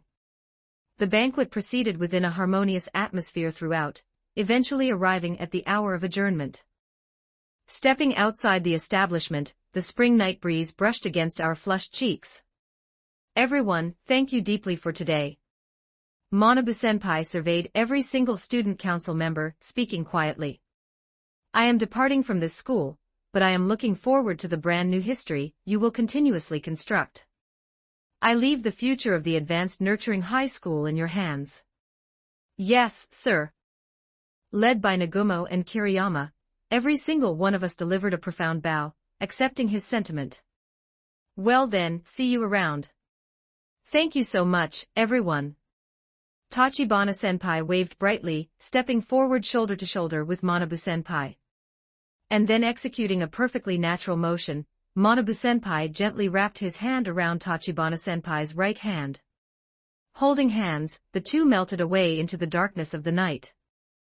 I am genuinely thrilled that the two of them tied the knot. Standing beside me, Ichinos murmured from the bottom of her heart, as she watched their retreating figures depart hand in hand. I quietly looked up at the night sky, narrowing my eyes with elite style as I affirmed. Naturally. For the solitary king has at long last recognized the magnificent beauty of the flower blooming parallel to his side. A future where even a single shred of cloudiness impacts the path they travel cannot possibly exist. It was my blessing delivered from the absolute depths of my heart. In the spring night sky, the stars twinkled warmly, as if reluctant to say goodbye yet sending a beautiful glow upon their path. Chapter 73, 4,312 words March 30th, midway through the spring break, with only a single day remaining before Horikita Manabu-senpai and Tachibana-senpai officially departed from this school. Every single officer of the current student council had gathered inside the school's student council room on this day off, answering a summons from student council president Nagumo Miyabi. Apologies for gathering you all on a holiday. However, this academic year concludes tomorrow. I explicitly desired to share a brand new system that will be implemented starting from the opening ceremony of the next school year with the student council members beforehand. Standing at the head position, Nagumo surveyed everyone while operating his terminal. This is a new system I have been conceptualizing and lobbying the school administration about for a considerable time. With the transition of the academic year, permission has finally been granted to proceed with its official implementation. A new system, you say? As Ichinos tilted her head slightly, Nagumo wore a confident, smug smirk, projecting the user interface of an application onto the student council room's massive monitor. The new evaluation system scheduled for implementation starting next school year, its name is Overall Ability, commonly referred to as OAA. Displayed on the monitor was a user interface highlighting a student's profile photo alongside a detailed breakdown of various capabilities represented via numerical data, and a radar chart. Every student will be required to download this application onto their personal terminals in early April. The OAA numerically measures and visualizes the school's evaluation of individual student performance, and it will be completely transparent to the entire student body. The algorithm is structured to refresh the numerical values at the start of every month. According to Nagumo's breakdown, the parameters measured by the OAA were categorized into the following four domains: academic ability, calculated primarily based on scores from written evaluations, such as periodic examinations. Physical ability, calculated from evaluations in physical education classes, performance in club activities, and athletic marks during special examinations. Adaptability, evaluated based on social competence, including communication skills demonstrated through friend circles and social standing, as well as ingenuity and flexibility. It demands an individual's overall capacity to adapt to society. Social contribution, comprehensively calculated based on a multitude of elements, including classroom demeanor, attendance records, the presence or absence of problematic behavior, and overall contributions to the institution. Furthermore, among these four categories, social contribution alone will be calculated with its weight slashed by half. The overall mean extracted from this formula yields the student's overall ability. Proof speaks louder than theory. Let us display my current parameters as the architect of this system as a test case. Incidentally, based on the current dataset, I occupy the absolute top spot within the institution on the OAA. As Nagumo operated his terminal, an extraordinary set of parameters materialized on the monitor alongside his profile picture. Second year Class A, Nagumo Miyabi. Academic ability, A95, physical ability, A93, adaptability, A+, 96. Social contribution, A+, 98, overall ability, A95, straighter ranks and above, It's entirely logical for Nagumo to occupy the pinnacle. On top of possessing the raw competence to flawlessly execute anything, his social contribution score is spectacular due to his proven track record within the student council. Furthermore, his adaptability is rated exceptionally high because of his massive friend circle and the sheer scale of his faction. While analyzing the data with deep, internal comprehension, I maintained a perfectly cool exterior as I stared at the monitor. And the individual holding the absolute top overall ability among the first years is you, Aizen. Smirking, Nagumo switched the interface, displaying a set of extremely polarized parameters alongside my profile picture. First year Class A, Aizen Sōsuke. Academic ability, A+, 100, physical ability, A+, 100. Adaptability, B, 72, social contribution, A, 87, overall ability, A, 90, T2 perfect 100s. Staring at the monitor, Ichinos let out a surprised cry, her eyes turning perfectly round. However, her face rapidly lit up with a radiant expression as she understood. But of course that makes complete sense. After all, Aizen-kun has never scored anything less than a perfect 100 on his examinations. Furthermore, looking at that absolute powerhouse display of physical capability during the sports festival, this numerical rating is undeniable. Incredible, as expected of Aizen-kun. Ichino's rained unreserved praise upon me. My academic and physical abilities hitting the absolute cap is standard, given my flawless streak of perfect scores, and my performance at the sports festival. My social contribution sits at an 87, Considering this specific category factors in the presence or absence of problematic behavior, securing an evaluation this high despite my character's signature phrasing is a direct result of me joining the student council immediately after enrollment and diligently executing my duties. Had I stayed away from the student council, that score would undoubtedly be drastically lower. I calmly sustained my internal self-analysis. My adaptability being a fraction low at 72 is unavoidable. Wait, actually, even this score is phenomenally high given the reality of the situation, isn't it? For someone with my disastrous raw communication competence to secure an evaluation like this implies that my track record in student council operations and my performance during the training camp group activities carried massive weight. Furthermore, it's entirely because my classmates are magnificent individuals who constantly support me. It's all thanks to everyone. And above all else, if Hiyori hadn't continuously acted as my translator to seamlessly decode my phrasing for everyone, it would have been entirely natural for my adaptability score to sit at a flat 0, as a solitary loner. Hiyori, I genuinely cannot thank you enough. Deeply savoring the immense value of my beloved girlfriend's existence internally, I mentally executed a full-throttle Dajiza bow of gratitude toward her in an invisible dimension. Yet, the external shell of the absolute powerhouse remained perfectly unshakable. Naturally. Within the path I walk, the concept of imperfection does not exist.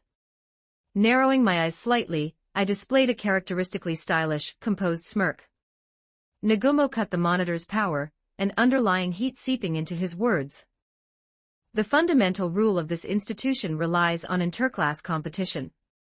However, this structures an inherent unfairness where highly capable individuals submerged in lower classes never receive proper evaluation or see the light of day. Concurrently, it is an absolute reality that individuals inside Class A turn complacent and lazy simply because of their current standing.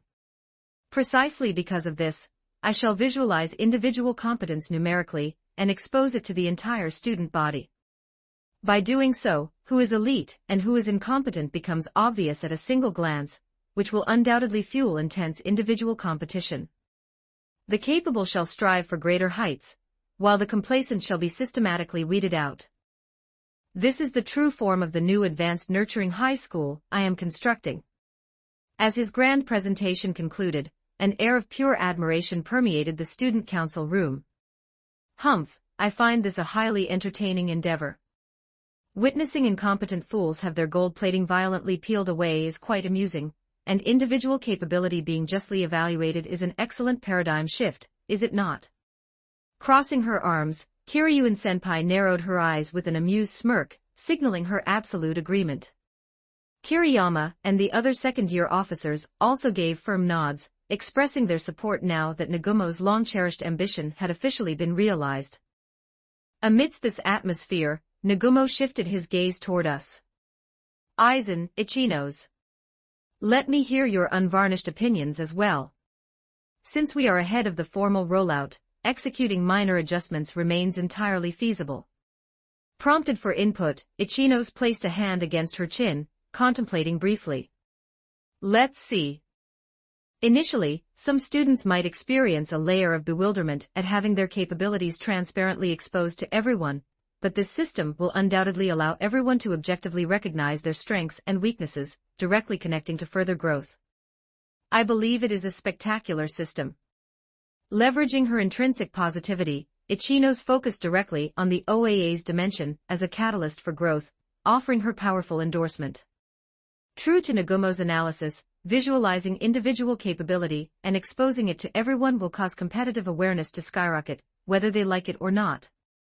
However, internally, I conjured the memory of the horrific, in-class voting examination executed days prior. If an examination designed to force a classmate into expulsion occurs again, these OAA metrics could instantly morph into a target marker for individuals to zero in on. Actually, it's the exact inverse. Precisely because such an examination existed, exposing visualized capabilities structures a paradigm where everyone harbors a crisis consciousness that I might be targeted next, driving them to continuously put in effort and aim higher. Following a brief sliver of silence, I narrowed my eyes stylishly, curling the corner of my mouth into a smirk. Not bad. If anything, it shall serve as a supreme, highly potent toxin to violently awaken those indulging in mediocre slumber. Locking my eyes onto Nagumo, I spoke with absolute composure. In a world where evaluation has been fully visualized, ignorance and laziness morph directly into chains that strangle one's own throat. Witnessing them recognize their coordinates and thrash about in desperation should prove highly entertaining. I offer my full endorsement. Faced with my arrogant affirmation, Nagumo let out a satisfied laugh. Heh, I knew you'd say something along those lines. If this OAA system is going to be factored into future special examinations, it's highly possible we won't just see standard all-out class wars, but entirely new examination formats built on individual numerical metrics. That, in and of itself, will undoubtedly catalyze everyone's growth. Excellent. Since we have secured unanimous consent, the implementation of the OAA shall proceed exactly as structured. Nagumo-senpai delivered a powerful declaration, and the atmosphere inside the student council room filled with a fresh layer of anticipation toward the upcoming academic year. Same day, afternoon, while the implementation of the new system for the upcoming school year was being finalized inside the student council room, a highly classified conference was unfolding inside a specific room of the karaoke establishment within Kiyaki Mall, completely isolated from the chaotic noise of vacationing students. The karaoke machine's power remained severed, and a heavy, suffocating silence dominated the dimly lit, soundproof room. Two pairs of male and female students sat directly opposite one another. Occupying one sofa was the leader of Class C, Ryuan Kakeru, wearing a fearless smirk, alongside his strategist, Kaneda Satoru. Seated on the opposing sofa was the leader of Class D, Horikita Suzun, her arms crossed with a severe expression, flanked by a completely expressionless Ayanokuji Kiyotaka, who was idly messing with the straw of his drink. What business could you possibly have that required calling us out to a location like this during spring break? Slicing through the tense atmosphere, Horikita directed a sharp, piercing gaze toward Ryuan. Leaning deeply into the backrest of the sofa, Ryuan laughed from the depths of his throat. Kokoku. You don't need to ask to know the answer, do you? This is regarding an alliance with your class, correct? Bullseye. Suzun, you understand the reality of the situation perfectly well, don't you? If we maintain the current status quo, we will never stand a snowball's chance in hell against Class A or Class B for the rest of our lives. Ryuan's words were the unvarnished, brutal reality. Confronted with that truth, Horikita knit her brows with an expression of pure frustration, biting her lower lip slightly. It's infuriating, but you are entirely correct. Casting her gaze downward, Horikita offered a heavy, solemn affirmation. On top of the individual capability mean being exceptionally high for every student, both Class A and Class B possess a flawless, unshakable solidarity. Furthermore, neither of those two classes has suffered a single expulsion. In terms of pure class numbers alone, we are completely outmatched. The lower two classes, which had suffered expulsions during the in-class voting and found their private points thoroughly depleted, contrasted sharply against the upper two classes, which were battling for the absolute top spot in a state of absolute perfection. The chasm between them had officially expanded beyond a dimension that could be bridged by the isolated efforts of a single class. However, the script changes entirely if our classes form an alliance. Leaning forward, Ryuan locked his gleaming eyes onto Horikita. Naturally, it depends on the parameters of future special examinations, but in large-scale operations like the deserted island or the cruise ship exam, the strategic advantage of two classes operating in complete synchronization is monumental. Doubling our numbers and our available cards structures the necessary opening to shatter their fortress.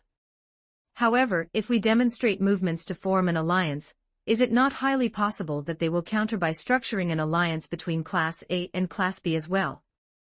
Faced with Horikita's logical deduction, Ryuan scoffed, dismissing the notion entirely. There's not a chance in hell of that happening. The probability of that scenario manifesting can be evaluated as extremely low. Interceding on Ryuan's behalf, Kaneda adjusted the position of his glasses, launching into a highly rational, methodical breakdown. Unlike us lower classes, the class point differential between Class A and Class B currently sits at a mere 200 points or so. Depending on the design of a special examination, it is a point margin where the crown can completely invert based on a single victory or defeat. Those two classes exist in a paradigm where they are constantly aiming for each other's throats. Considering the high-stakes risks involved, it is fundamentally impossible for those two classes to shake hands and form a solid alliance. Certainly, that is true. Listening to Kaneda's breakdown, Horikita exhaled a soft breath. I recognize that an alliance is a strategic necessity. However, ahead of that, we must explicitly clarify the absolute greatest risk confronting us. Which is none other than your betrayal. Looking at your track record up until now, do you honestly expect me to trust you unconditionally? Citing his past underhanded tactics, Horikita directly challenged Ryuan's complete lack of credibility. Yet, Ryuan merely let out a mocking laugh, entirely unbothered. Talk about a piercing remark. But you have no choice but to bet on it, do you? Either way, you guys in Class D have zero structural avenues to rise to the surface outside of holding hands with us. Furthermore, the risk of betrayal goes both ways. Do you honestly believe Class D commands a stellar reputation of trust from the outside? What? Kokoku, did I hit a nerve? During that in-class voting, the folks in Class A demonstrated immense mercy by going out of their way to offer a loan of private points for a salvation play. Yet, the worthless rabble of your class hated the idea of spending their own cash so much that they initiated an internal civil war, returning a favor with outright hostility. At Ryuan's words, Horikita's expression contorted with pure psychological agony. Demanding that others foot the bill entirely for the sake of their comrades, or refusing to cough up points because they have a specific video game they want to purchase. In a class populated by a collection of idiots whose brains are entirely occupied with petty self-preservation, where is the guarantee that classified alliance data won't instantly leak to the outside? From where I stand, the sheer frivolity of the bottom feeders of your class is a far more terrifying risk to watch my back against. Your class was entirely identical during that period.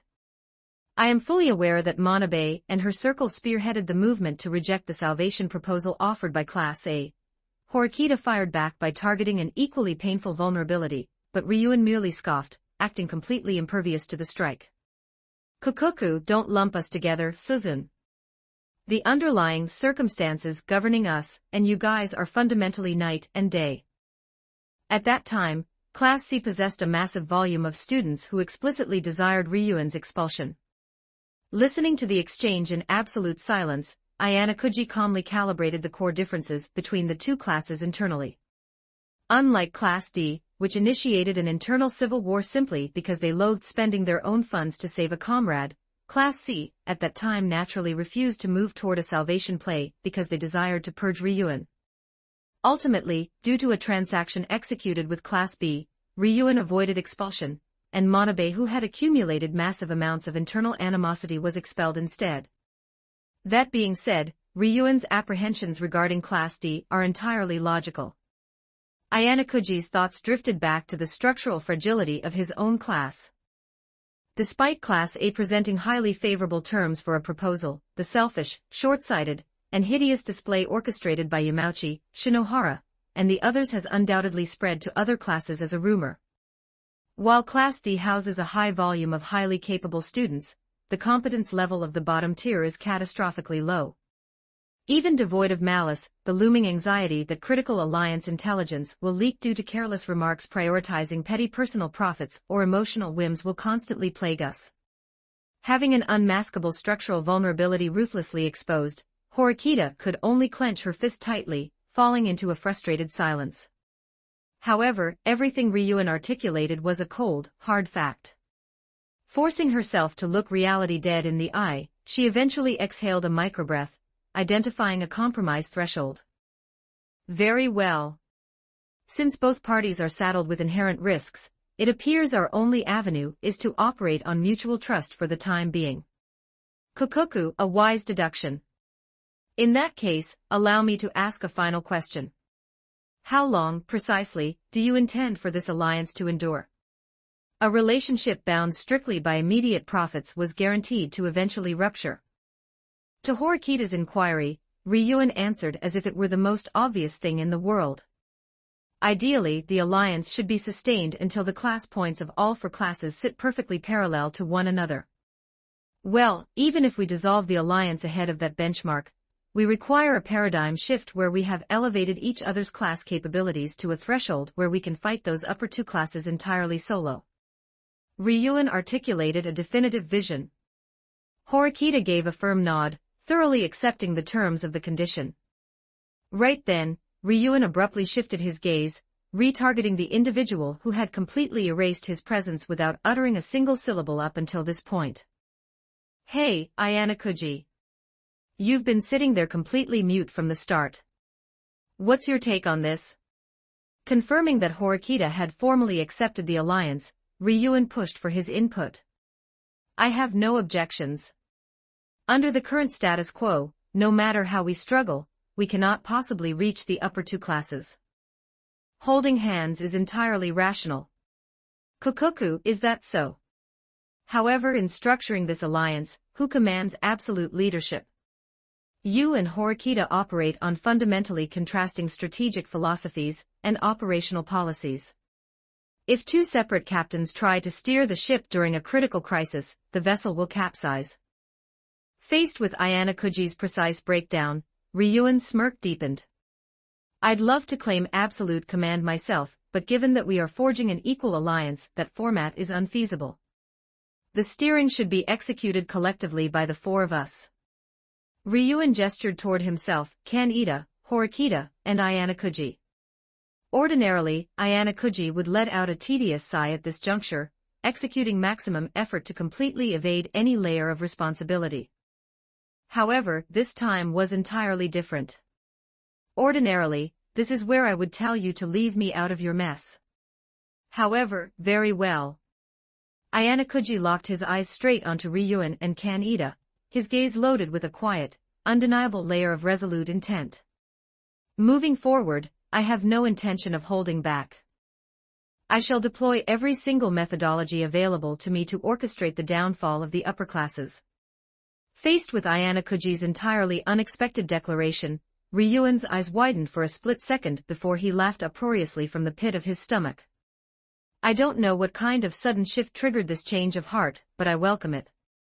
If the objective is to violently drag that monster down from his throne, your raw power is an absolute necessity. Make absolutely certain you never recant those words, Ayanakuji-kun. Standing beside him, Horikita was visibly incapable of masking her shock, but she rapidly locked her sharp eyes onto him to cut off any potential escape route, wearing a fearless smile. Thus, inside a singular room of a karaoke establishment, the alliance forming the Class C and D joint front, with the explicit objective of dismantling the upper classes, was formally ratified. Dozens of minutes later, bidding farewell to Ryuan and Kaneda, Horikita and Ayanakuji walked toward the exit of Kiyaki Mall. Gazing at the exterior of the mall illuminated by the setting sun, Horikita opened her mouth heavily. Phase 1 is officially cleared. However, breaking down this alliance to the rest of the class and securing their consent is going to be an incredibly grueling ordeal. They were talking about forming a strategic partnership with Ryuan, the very individual who had repeatedly targeted them with hostile, underhanded traps. Backlash from the students was an absolute mathematical certainty. It won't just be a localized aversion to Ryuan. The absolute most troublesome aspect will be persuading the faction that has already completely abandoned the concept of aiming for class entirely. Yes, you're right. At Ayanakuji's assessment, Horikita's expression grew exceptionally severe. Replaying inside her mind was the hideous spectacle of the verbal civil war during the in-class voting. The half-baked resignation and intensely selfish remarks unleashed by Shinohara, Yamauchi, and the others when confronted with a class-wide crisis. To individuals who have turned complacent with the status quo, and lost the willpower to aim higher, collaborating with another class to challenge formidable opponents translates purely into a tedious burden packed with nothing but risks. If we handle this poorly, they might use the alliance with Ryuan-kun as fuel to ignite another ugly internal conflict. However, we cannot permit them to remain stagnant and rot. This alliance should also serve as a highly potent toxin to aggressively force the collective consciousness of the class back toward the upper ranks. We must make them comprehend, no matter what it takes.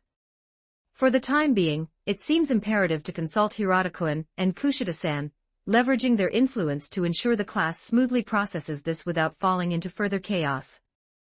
By utilizing the social leverage of the class's two primary anchors, the backlash from the resigned faction could be suppressed to an absolute minimum. Horikita was already formulating calculations for the path ahead. If there is a necessity for background groundwork, I'll provide assistance. As Ayana-kuji explicitly volunteered his cooperation once more, Horikita stared intently at his profile. Those remarks back inside the karaoke room, you truly meant them. For you to independently demonstrate this level of motivation. I wonder if a storm of spears is scheduled to rain down tomorrow. Faced with Horikita's half-exasperated, half-astonished banter, Ayana-kuji replied with a flat tone completely devoid of human emotion. If the class intends to aim for the top, I am merely executing the actions necessary to realize that benchmark. I'll make sure you work exceptionally hard before you have a chance to change your mind. Horikita curled the corners of her mouth upward, her stride carrying a far more definitive, powerful weight than before. With this, an official alliance between the lower two classes has been forged. Walking parallel to Horikita, Ayana-kuji quietly submerged himself into an ocean of deep thought. Class C and Class D, a grand total of roughly 80 individuals. The raw physical advantage of having their available numbers instantly double was a phenomenally powerful weapon regardless of the parameters of the board. If a synchronized wave of tactical maneuvers on this scale aggressively assails us all at once, even someone of Sōsuke's caliber will be structurally incapable of flawlessly parrying every single strike. It will undoubtedly serve as a massive, devastating counteroffensive against the upper classes. However, knowing Sōsuke and Sakayanagi, a development where the lower classes forge an alliance simply to survive is a trajectory they have undoubtedly calculated as a matter of course. A brand new year as second-year students was about to commence. 2 more years, huh? Ayana-kuji quietly digested the definitive time limit imposed upon his existence. It had already been explicitly codified that he would be forced to return to the White Room upon high school graduation. If that was the absolute reality, the opportunity to clash head-on with an individual structurally superior to myself, like Aizen Sōsuke using every single ounce of his power, would never manifest again once he departed from this institution. Though, I'd heavily prefer to avoid being unilaterally slaughtered in a fighting game ever again. If the theater of war is the interclass struggle of this school, a completely different battle can be executed. Quietly shaking away the traumatic psychological memory of being relentlessly trapped in the corner of a screen while an absurd, unreasonable combo sequence was violently hammered into his character, Ayana-kuji reclaimed his absolute, icy focus. Furthermore, given that Tsukishiro is actively dispatching assassins to orchestrate my expulsion, I no longer possess the luxury to remain a passive bystander if I wish to secure my own survival.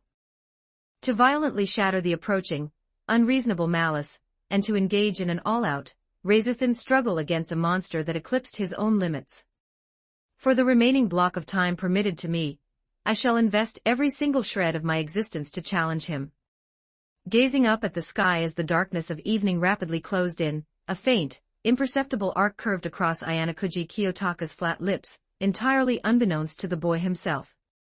Chapter 74, 2,892 words, March 31st.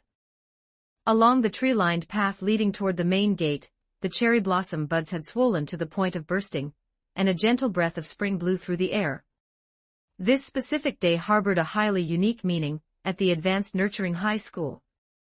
It was the designated date when the graduates bid farewell to their 3 years of grueling academics inside the breeding ground, embarking on a journey into the vast outer world. Exactly as promised, Hiyori and I directed our footsteps toward the main gate. So today is the designated threshold where you bid farewell to this miniature garden. Prior to your departure, I shall grace the milestone of your new beginning with my presence. Manabu Tachibana.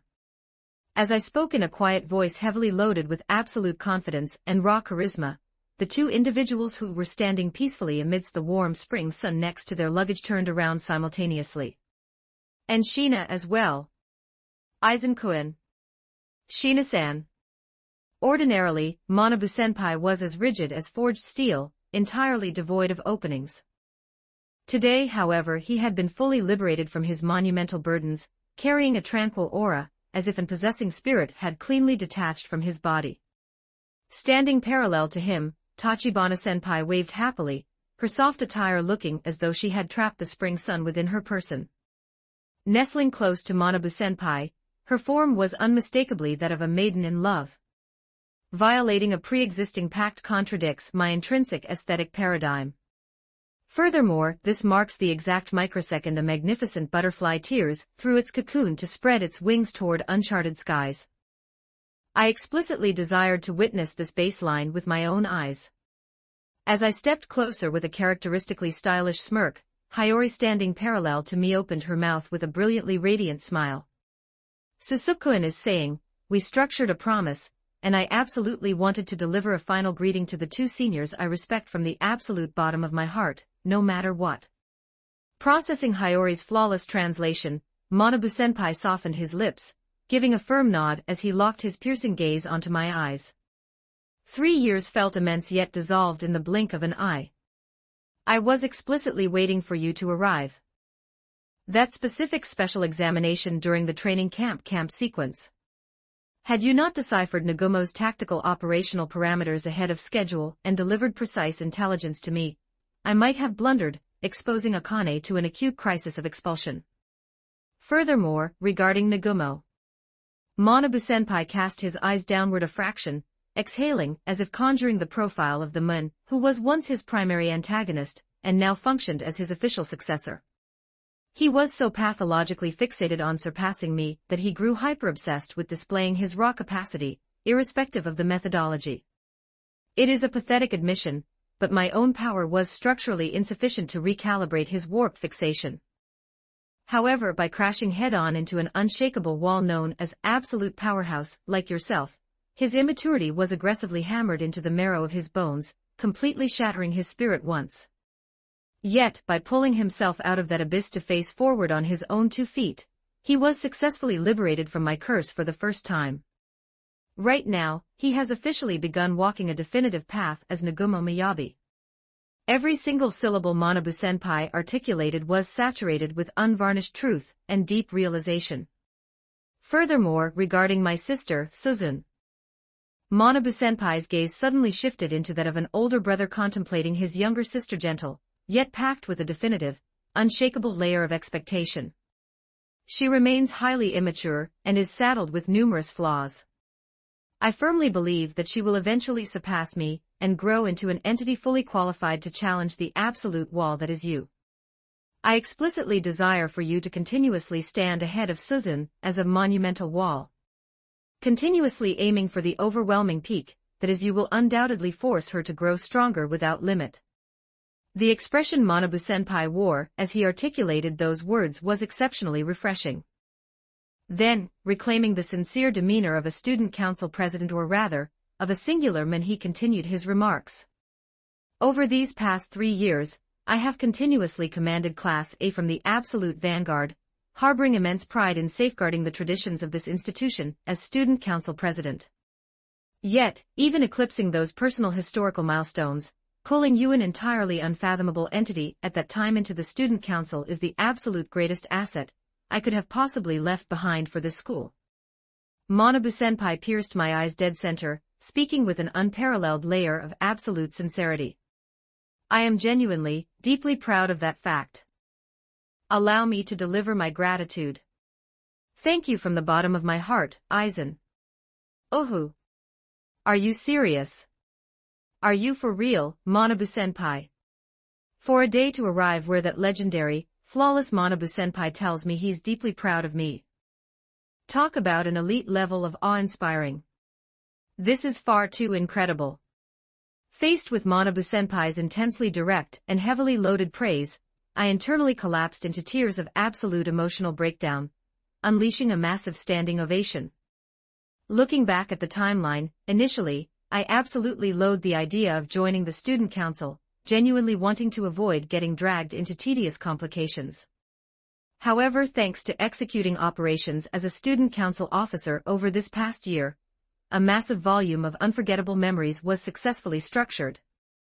Above all else, working under the exceptional leadership of Manabu-senpai and Tachibana-senpai, two magnificent pioneers, I respect from the absolute bottom of my soul has mutated into an irreplaceable asset for my entire life. An intense, scorching surge of raw emotion welled up from the absolute depths of my chest. Desperately fighting back the tears that threatened to blur my vision, I took a slow, deep breath to ensure the external shell of the absolute powerhouse known as Aizen Sōsuke remained entirely uncompromised. For the king to deliver such an exquisitely stylish tribute prior to vacating his throne is quite magnificent. Sustaining my standard, composed smirk, I spun an arrogant yet maximum respect stylish poem. Given that my intervention was deployed, salvation was merely an inevitable logical consequence. I merely decorated the board you structured with the overwhelming force that is myself. However, very well. Precisely because an exceptional pioneer like you existed, I was capable of wielding my power without falling into absolute boredom. Narrowing my eyes slightly, I appended words as a parting gift to the departing powerhouse. Whether your younger sister possesses the capability to ever reach my coordinates is something I shall leisurely observe from the heavens. You may well harbor immense pride in the fact that the eyes that identified my existence were entirely free of error. As I delivered that arrogant declaration, Manabu-senpai's eyes widened a fraction before he let out an open, vocal laugh, looking genuinely amused from the bottom of his heart. As always, you are a man whose depths remain entirely unfathomable. Meanwhile, while the two of us men were executing a slightly heated dialogue, Hiyori and Tachibana-senpai had completely constructed their own insular dimension a short distance away, chatting happily in a localized block of girls' talk. Congratulations from the bottom of my heart, Tachibana-senpai. For the two of you to be officially joined together. I am as thrilled as if it happened to myself. Bringing her hands together in front of her chest, Hiyori extended words of blessing accompanied by a heart-filled smile that looked like a blooming flower. Thank you, Shina-san. Honestly, it continuously feels like an absolute dream. But it's entirely because Shina-san, Aizen-kun, and everyone aggressively pushed me forward. I am genuinely grateful. Tachibana-senpai laughed bashfully, a faint shade of crimson staining her cheeks. However, Horikita-senpai shares an identical trait with Sōsuke regarding his extreme dense nature when it comes to those parameters. Tachibana-senpai, didn't you find yourself exceptionally anxious up until now? Yes, exactly, that's it. Manabu-kun is absolutely flawless as a student council president, yet he remained entirely oblivious to my feelings the entire time. Shina-san, don't you also suffer immense complications dealing with that natural, dense side of Aizen-kun? Foo-foo, yes. While he is exceptionally reliable, he can be catastrophically clumsy at times. Though including even those parameters, I love him dearly. Yes, I completely comprehend. I match your frequency perfectly, Shina-san. The sight of the two hit it off, laughing together like synchronized schoolgirls, was as endearing as biological sisters. Faced with this ultra-pure sweetness, my internal camera shutter was firing at an elite velocity of 1,000 snapshots per second. Eventually, the four of us structured a circle, exchanging historical milestones and memories regarding the events of the past academic year. The trivial, everyday routines inside the student council room, the multiple dinner gatherings executed as a 5-person unit including Ichinos, and the baseline where I instantly processed a monumental mountain of paperwork that typically triggered panic in Tachibana-senpai, leaving them entirely astounded. A volume of memories too immense to fully articulate dissolved gently beneath the warm rays of the spring sun. And then, as the hour of departure closed in microsecond by microsecond, Manabu-senpai straightened his posture slightly, locking his eyes onto us. Aizen, Shina. The two of you still possess 2 full years of student life ahead of you. This institution is brutal, but I firmly believe that if it's you two, you can shatter any complication that confronts you. Thank you very much. As Hiyori nodded firmly, Manabu-senpai tore a small slip of paper from his notebook, rapidly jotting down a set of characters. This is our final request. We shall be waiting from the absolute bottom of our hearts for you to safely graduate from this school 2 years from now. And promote to the exact same university as us. Articulating that vision, Manabu-senpai slid the slip of paper containing contact details directly toward me. These are mine and Tachibana's contact vectors. While operating within the school perimeter, communicating with the outside is strictly illegal under the rules, but 2 years from now, on the exact date of your graduation, ensure you contact us without fail. When that time comes, let us secure exquisite cuisine together once more. Manabu-senpai. Feeling an intense surge of warmth flood my chest at the underlying kindness of his words, I accepted the paper slip firmly using both hands. 2 years from now, huh? I am absolutely going to graduate and reunite with them. Aligning my sights on promoting to the exact same university as Manabu-senpai, and the others feels like I've secured the absolute greatest objective possible. Swearing an unshakable oath internally, I wore a fearless smirk to mask the raw sentiment. Very well. Since you explicitly desire it, 2 years from now, I shall once again etch my footprints upon that absolute summit. This paper slip shall be preserved alongside my absolute memory architecture until that designated date arrives.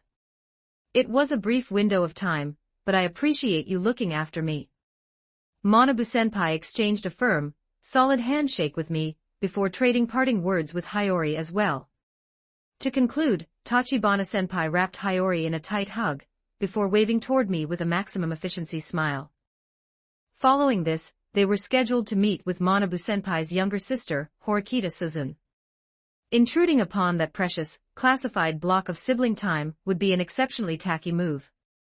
We shall take our leave now. May a brilliant, blinding light forever illuminate the path you travel. Delivering a stylish bow, Hiyori and I vacated the perimeter together. As we walked along the tree-lined path, a slightly poignant yet profoundly warm silence dominated the space between Hiyori and me. It's going to turn quite lonely, isn't it? Hiyori murmured softly, a layer of loneliness seeped into her tone. However, departure does not signify a definitive conclusion. It is merely a brilliant milestone toward a brand new world.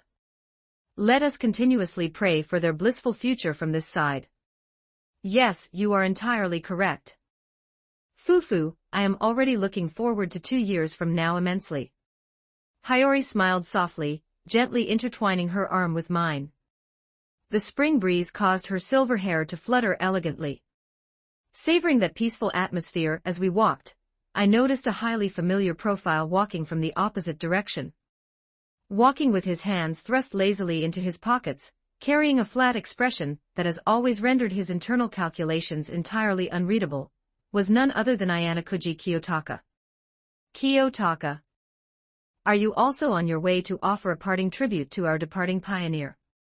As I initiated dialogue, Ayanakuji paused his stride briefly, delivering a succinct reply. More or less. Manabu called for me. Oh, so Kiyotaka was explicitly summoned as well, I see. Manabu-senpai rated Kiyotaka's baseline exceptionally high, so he undoubtedly desired to convey a final message to him before clearing the perimeter.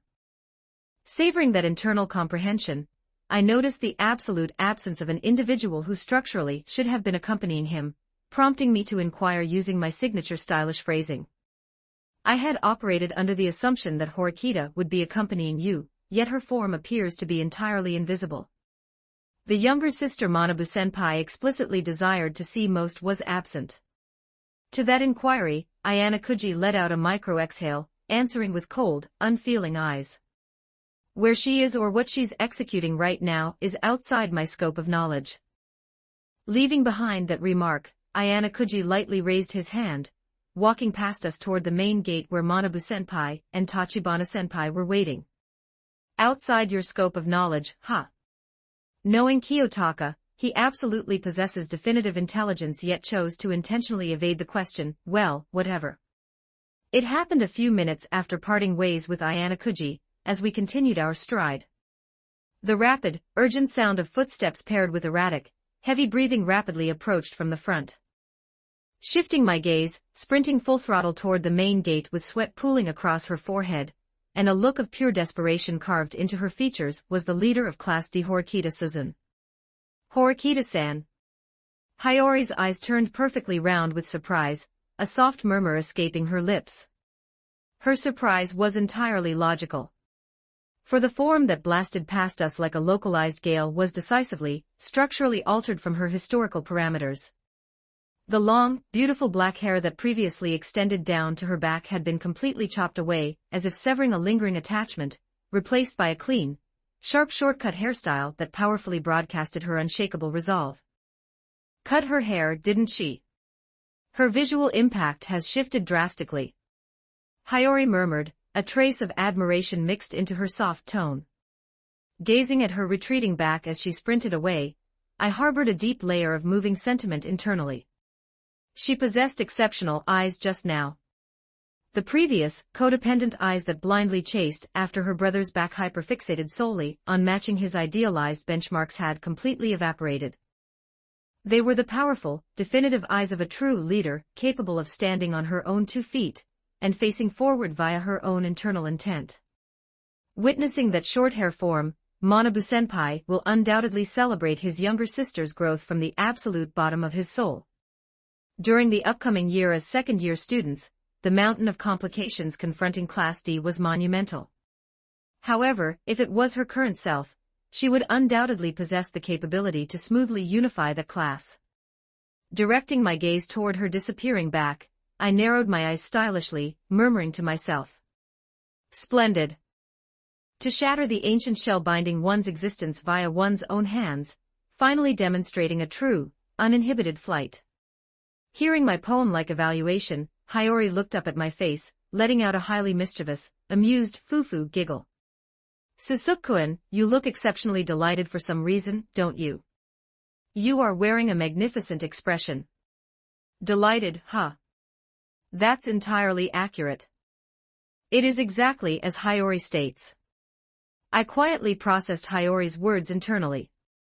This institution known as the Advanced Nurturing High School deploys unreasonable rules left and right, and it is populated by a massive volume of selfish students and structural complications. Honestly, structural aspects of it are completely insane. However, precisely because it is such a brutal breeding ground, it is an absolute reality that a high volume of students successfully shatter their internal shells, achieving dramatic evolution by overcoming trauma and complications.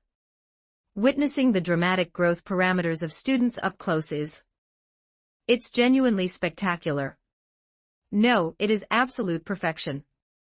The legacy and intent left behind by Manabu-senpai and his generation had been successfully inherited by Nagumo, and it had firmly taken root inside his younger sister, Horikita-san, as well. Starting next school year, the OAA system would be officially implemented, triggering the rollout of interclass alliances, an entirely unpredictable theater of wars against the incoming first-year generation. The board was guaranteed to turn significantly more chaotic and heated. Yet, I harbored zero fear. For standing directly parallel to me was an exceptionally adorable, thoroughly reliable girlfriend. Naturally.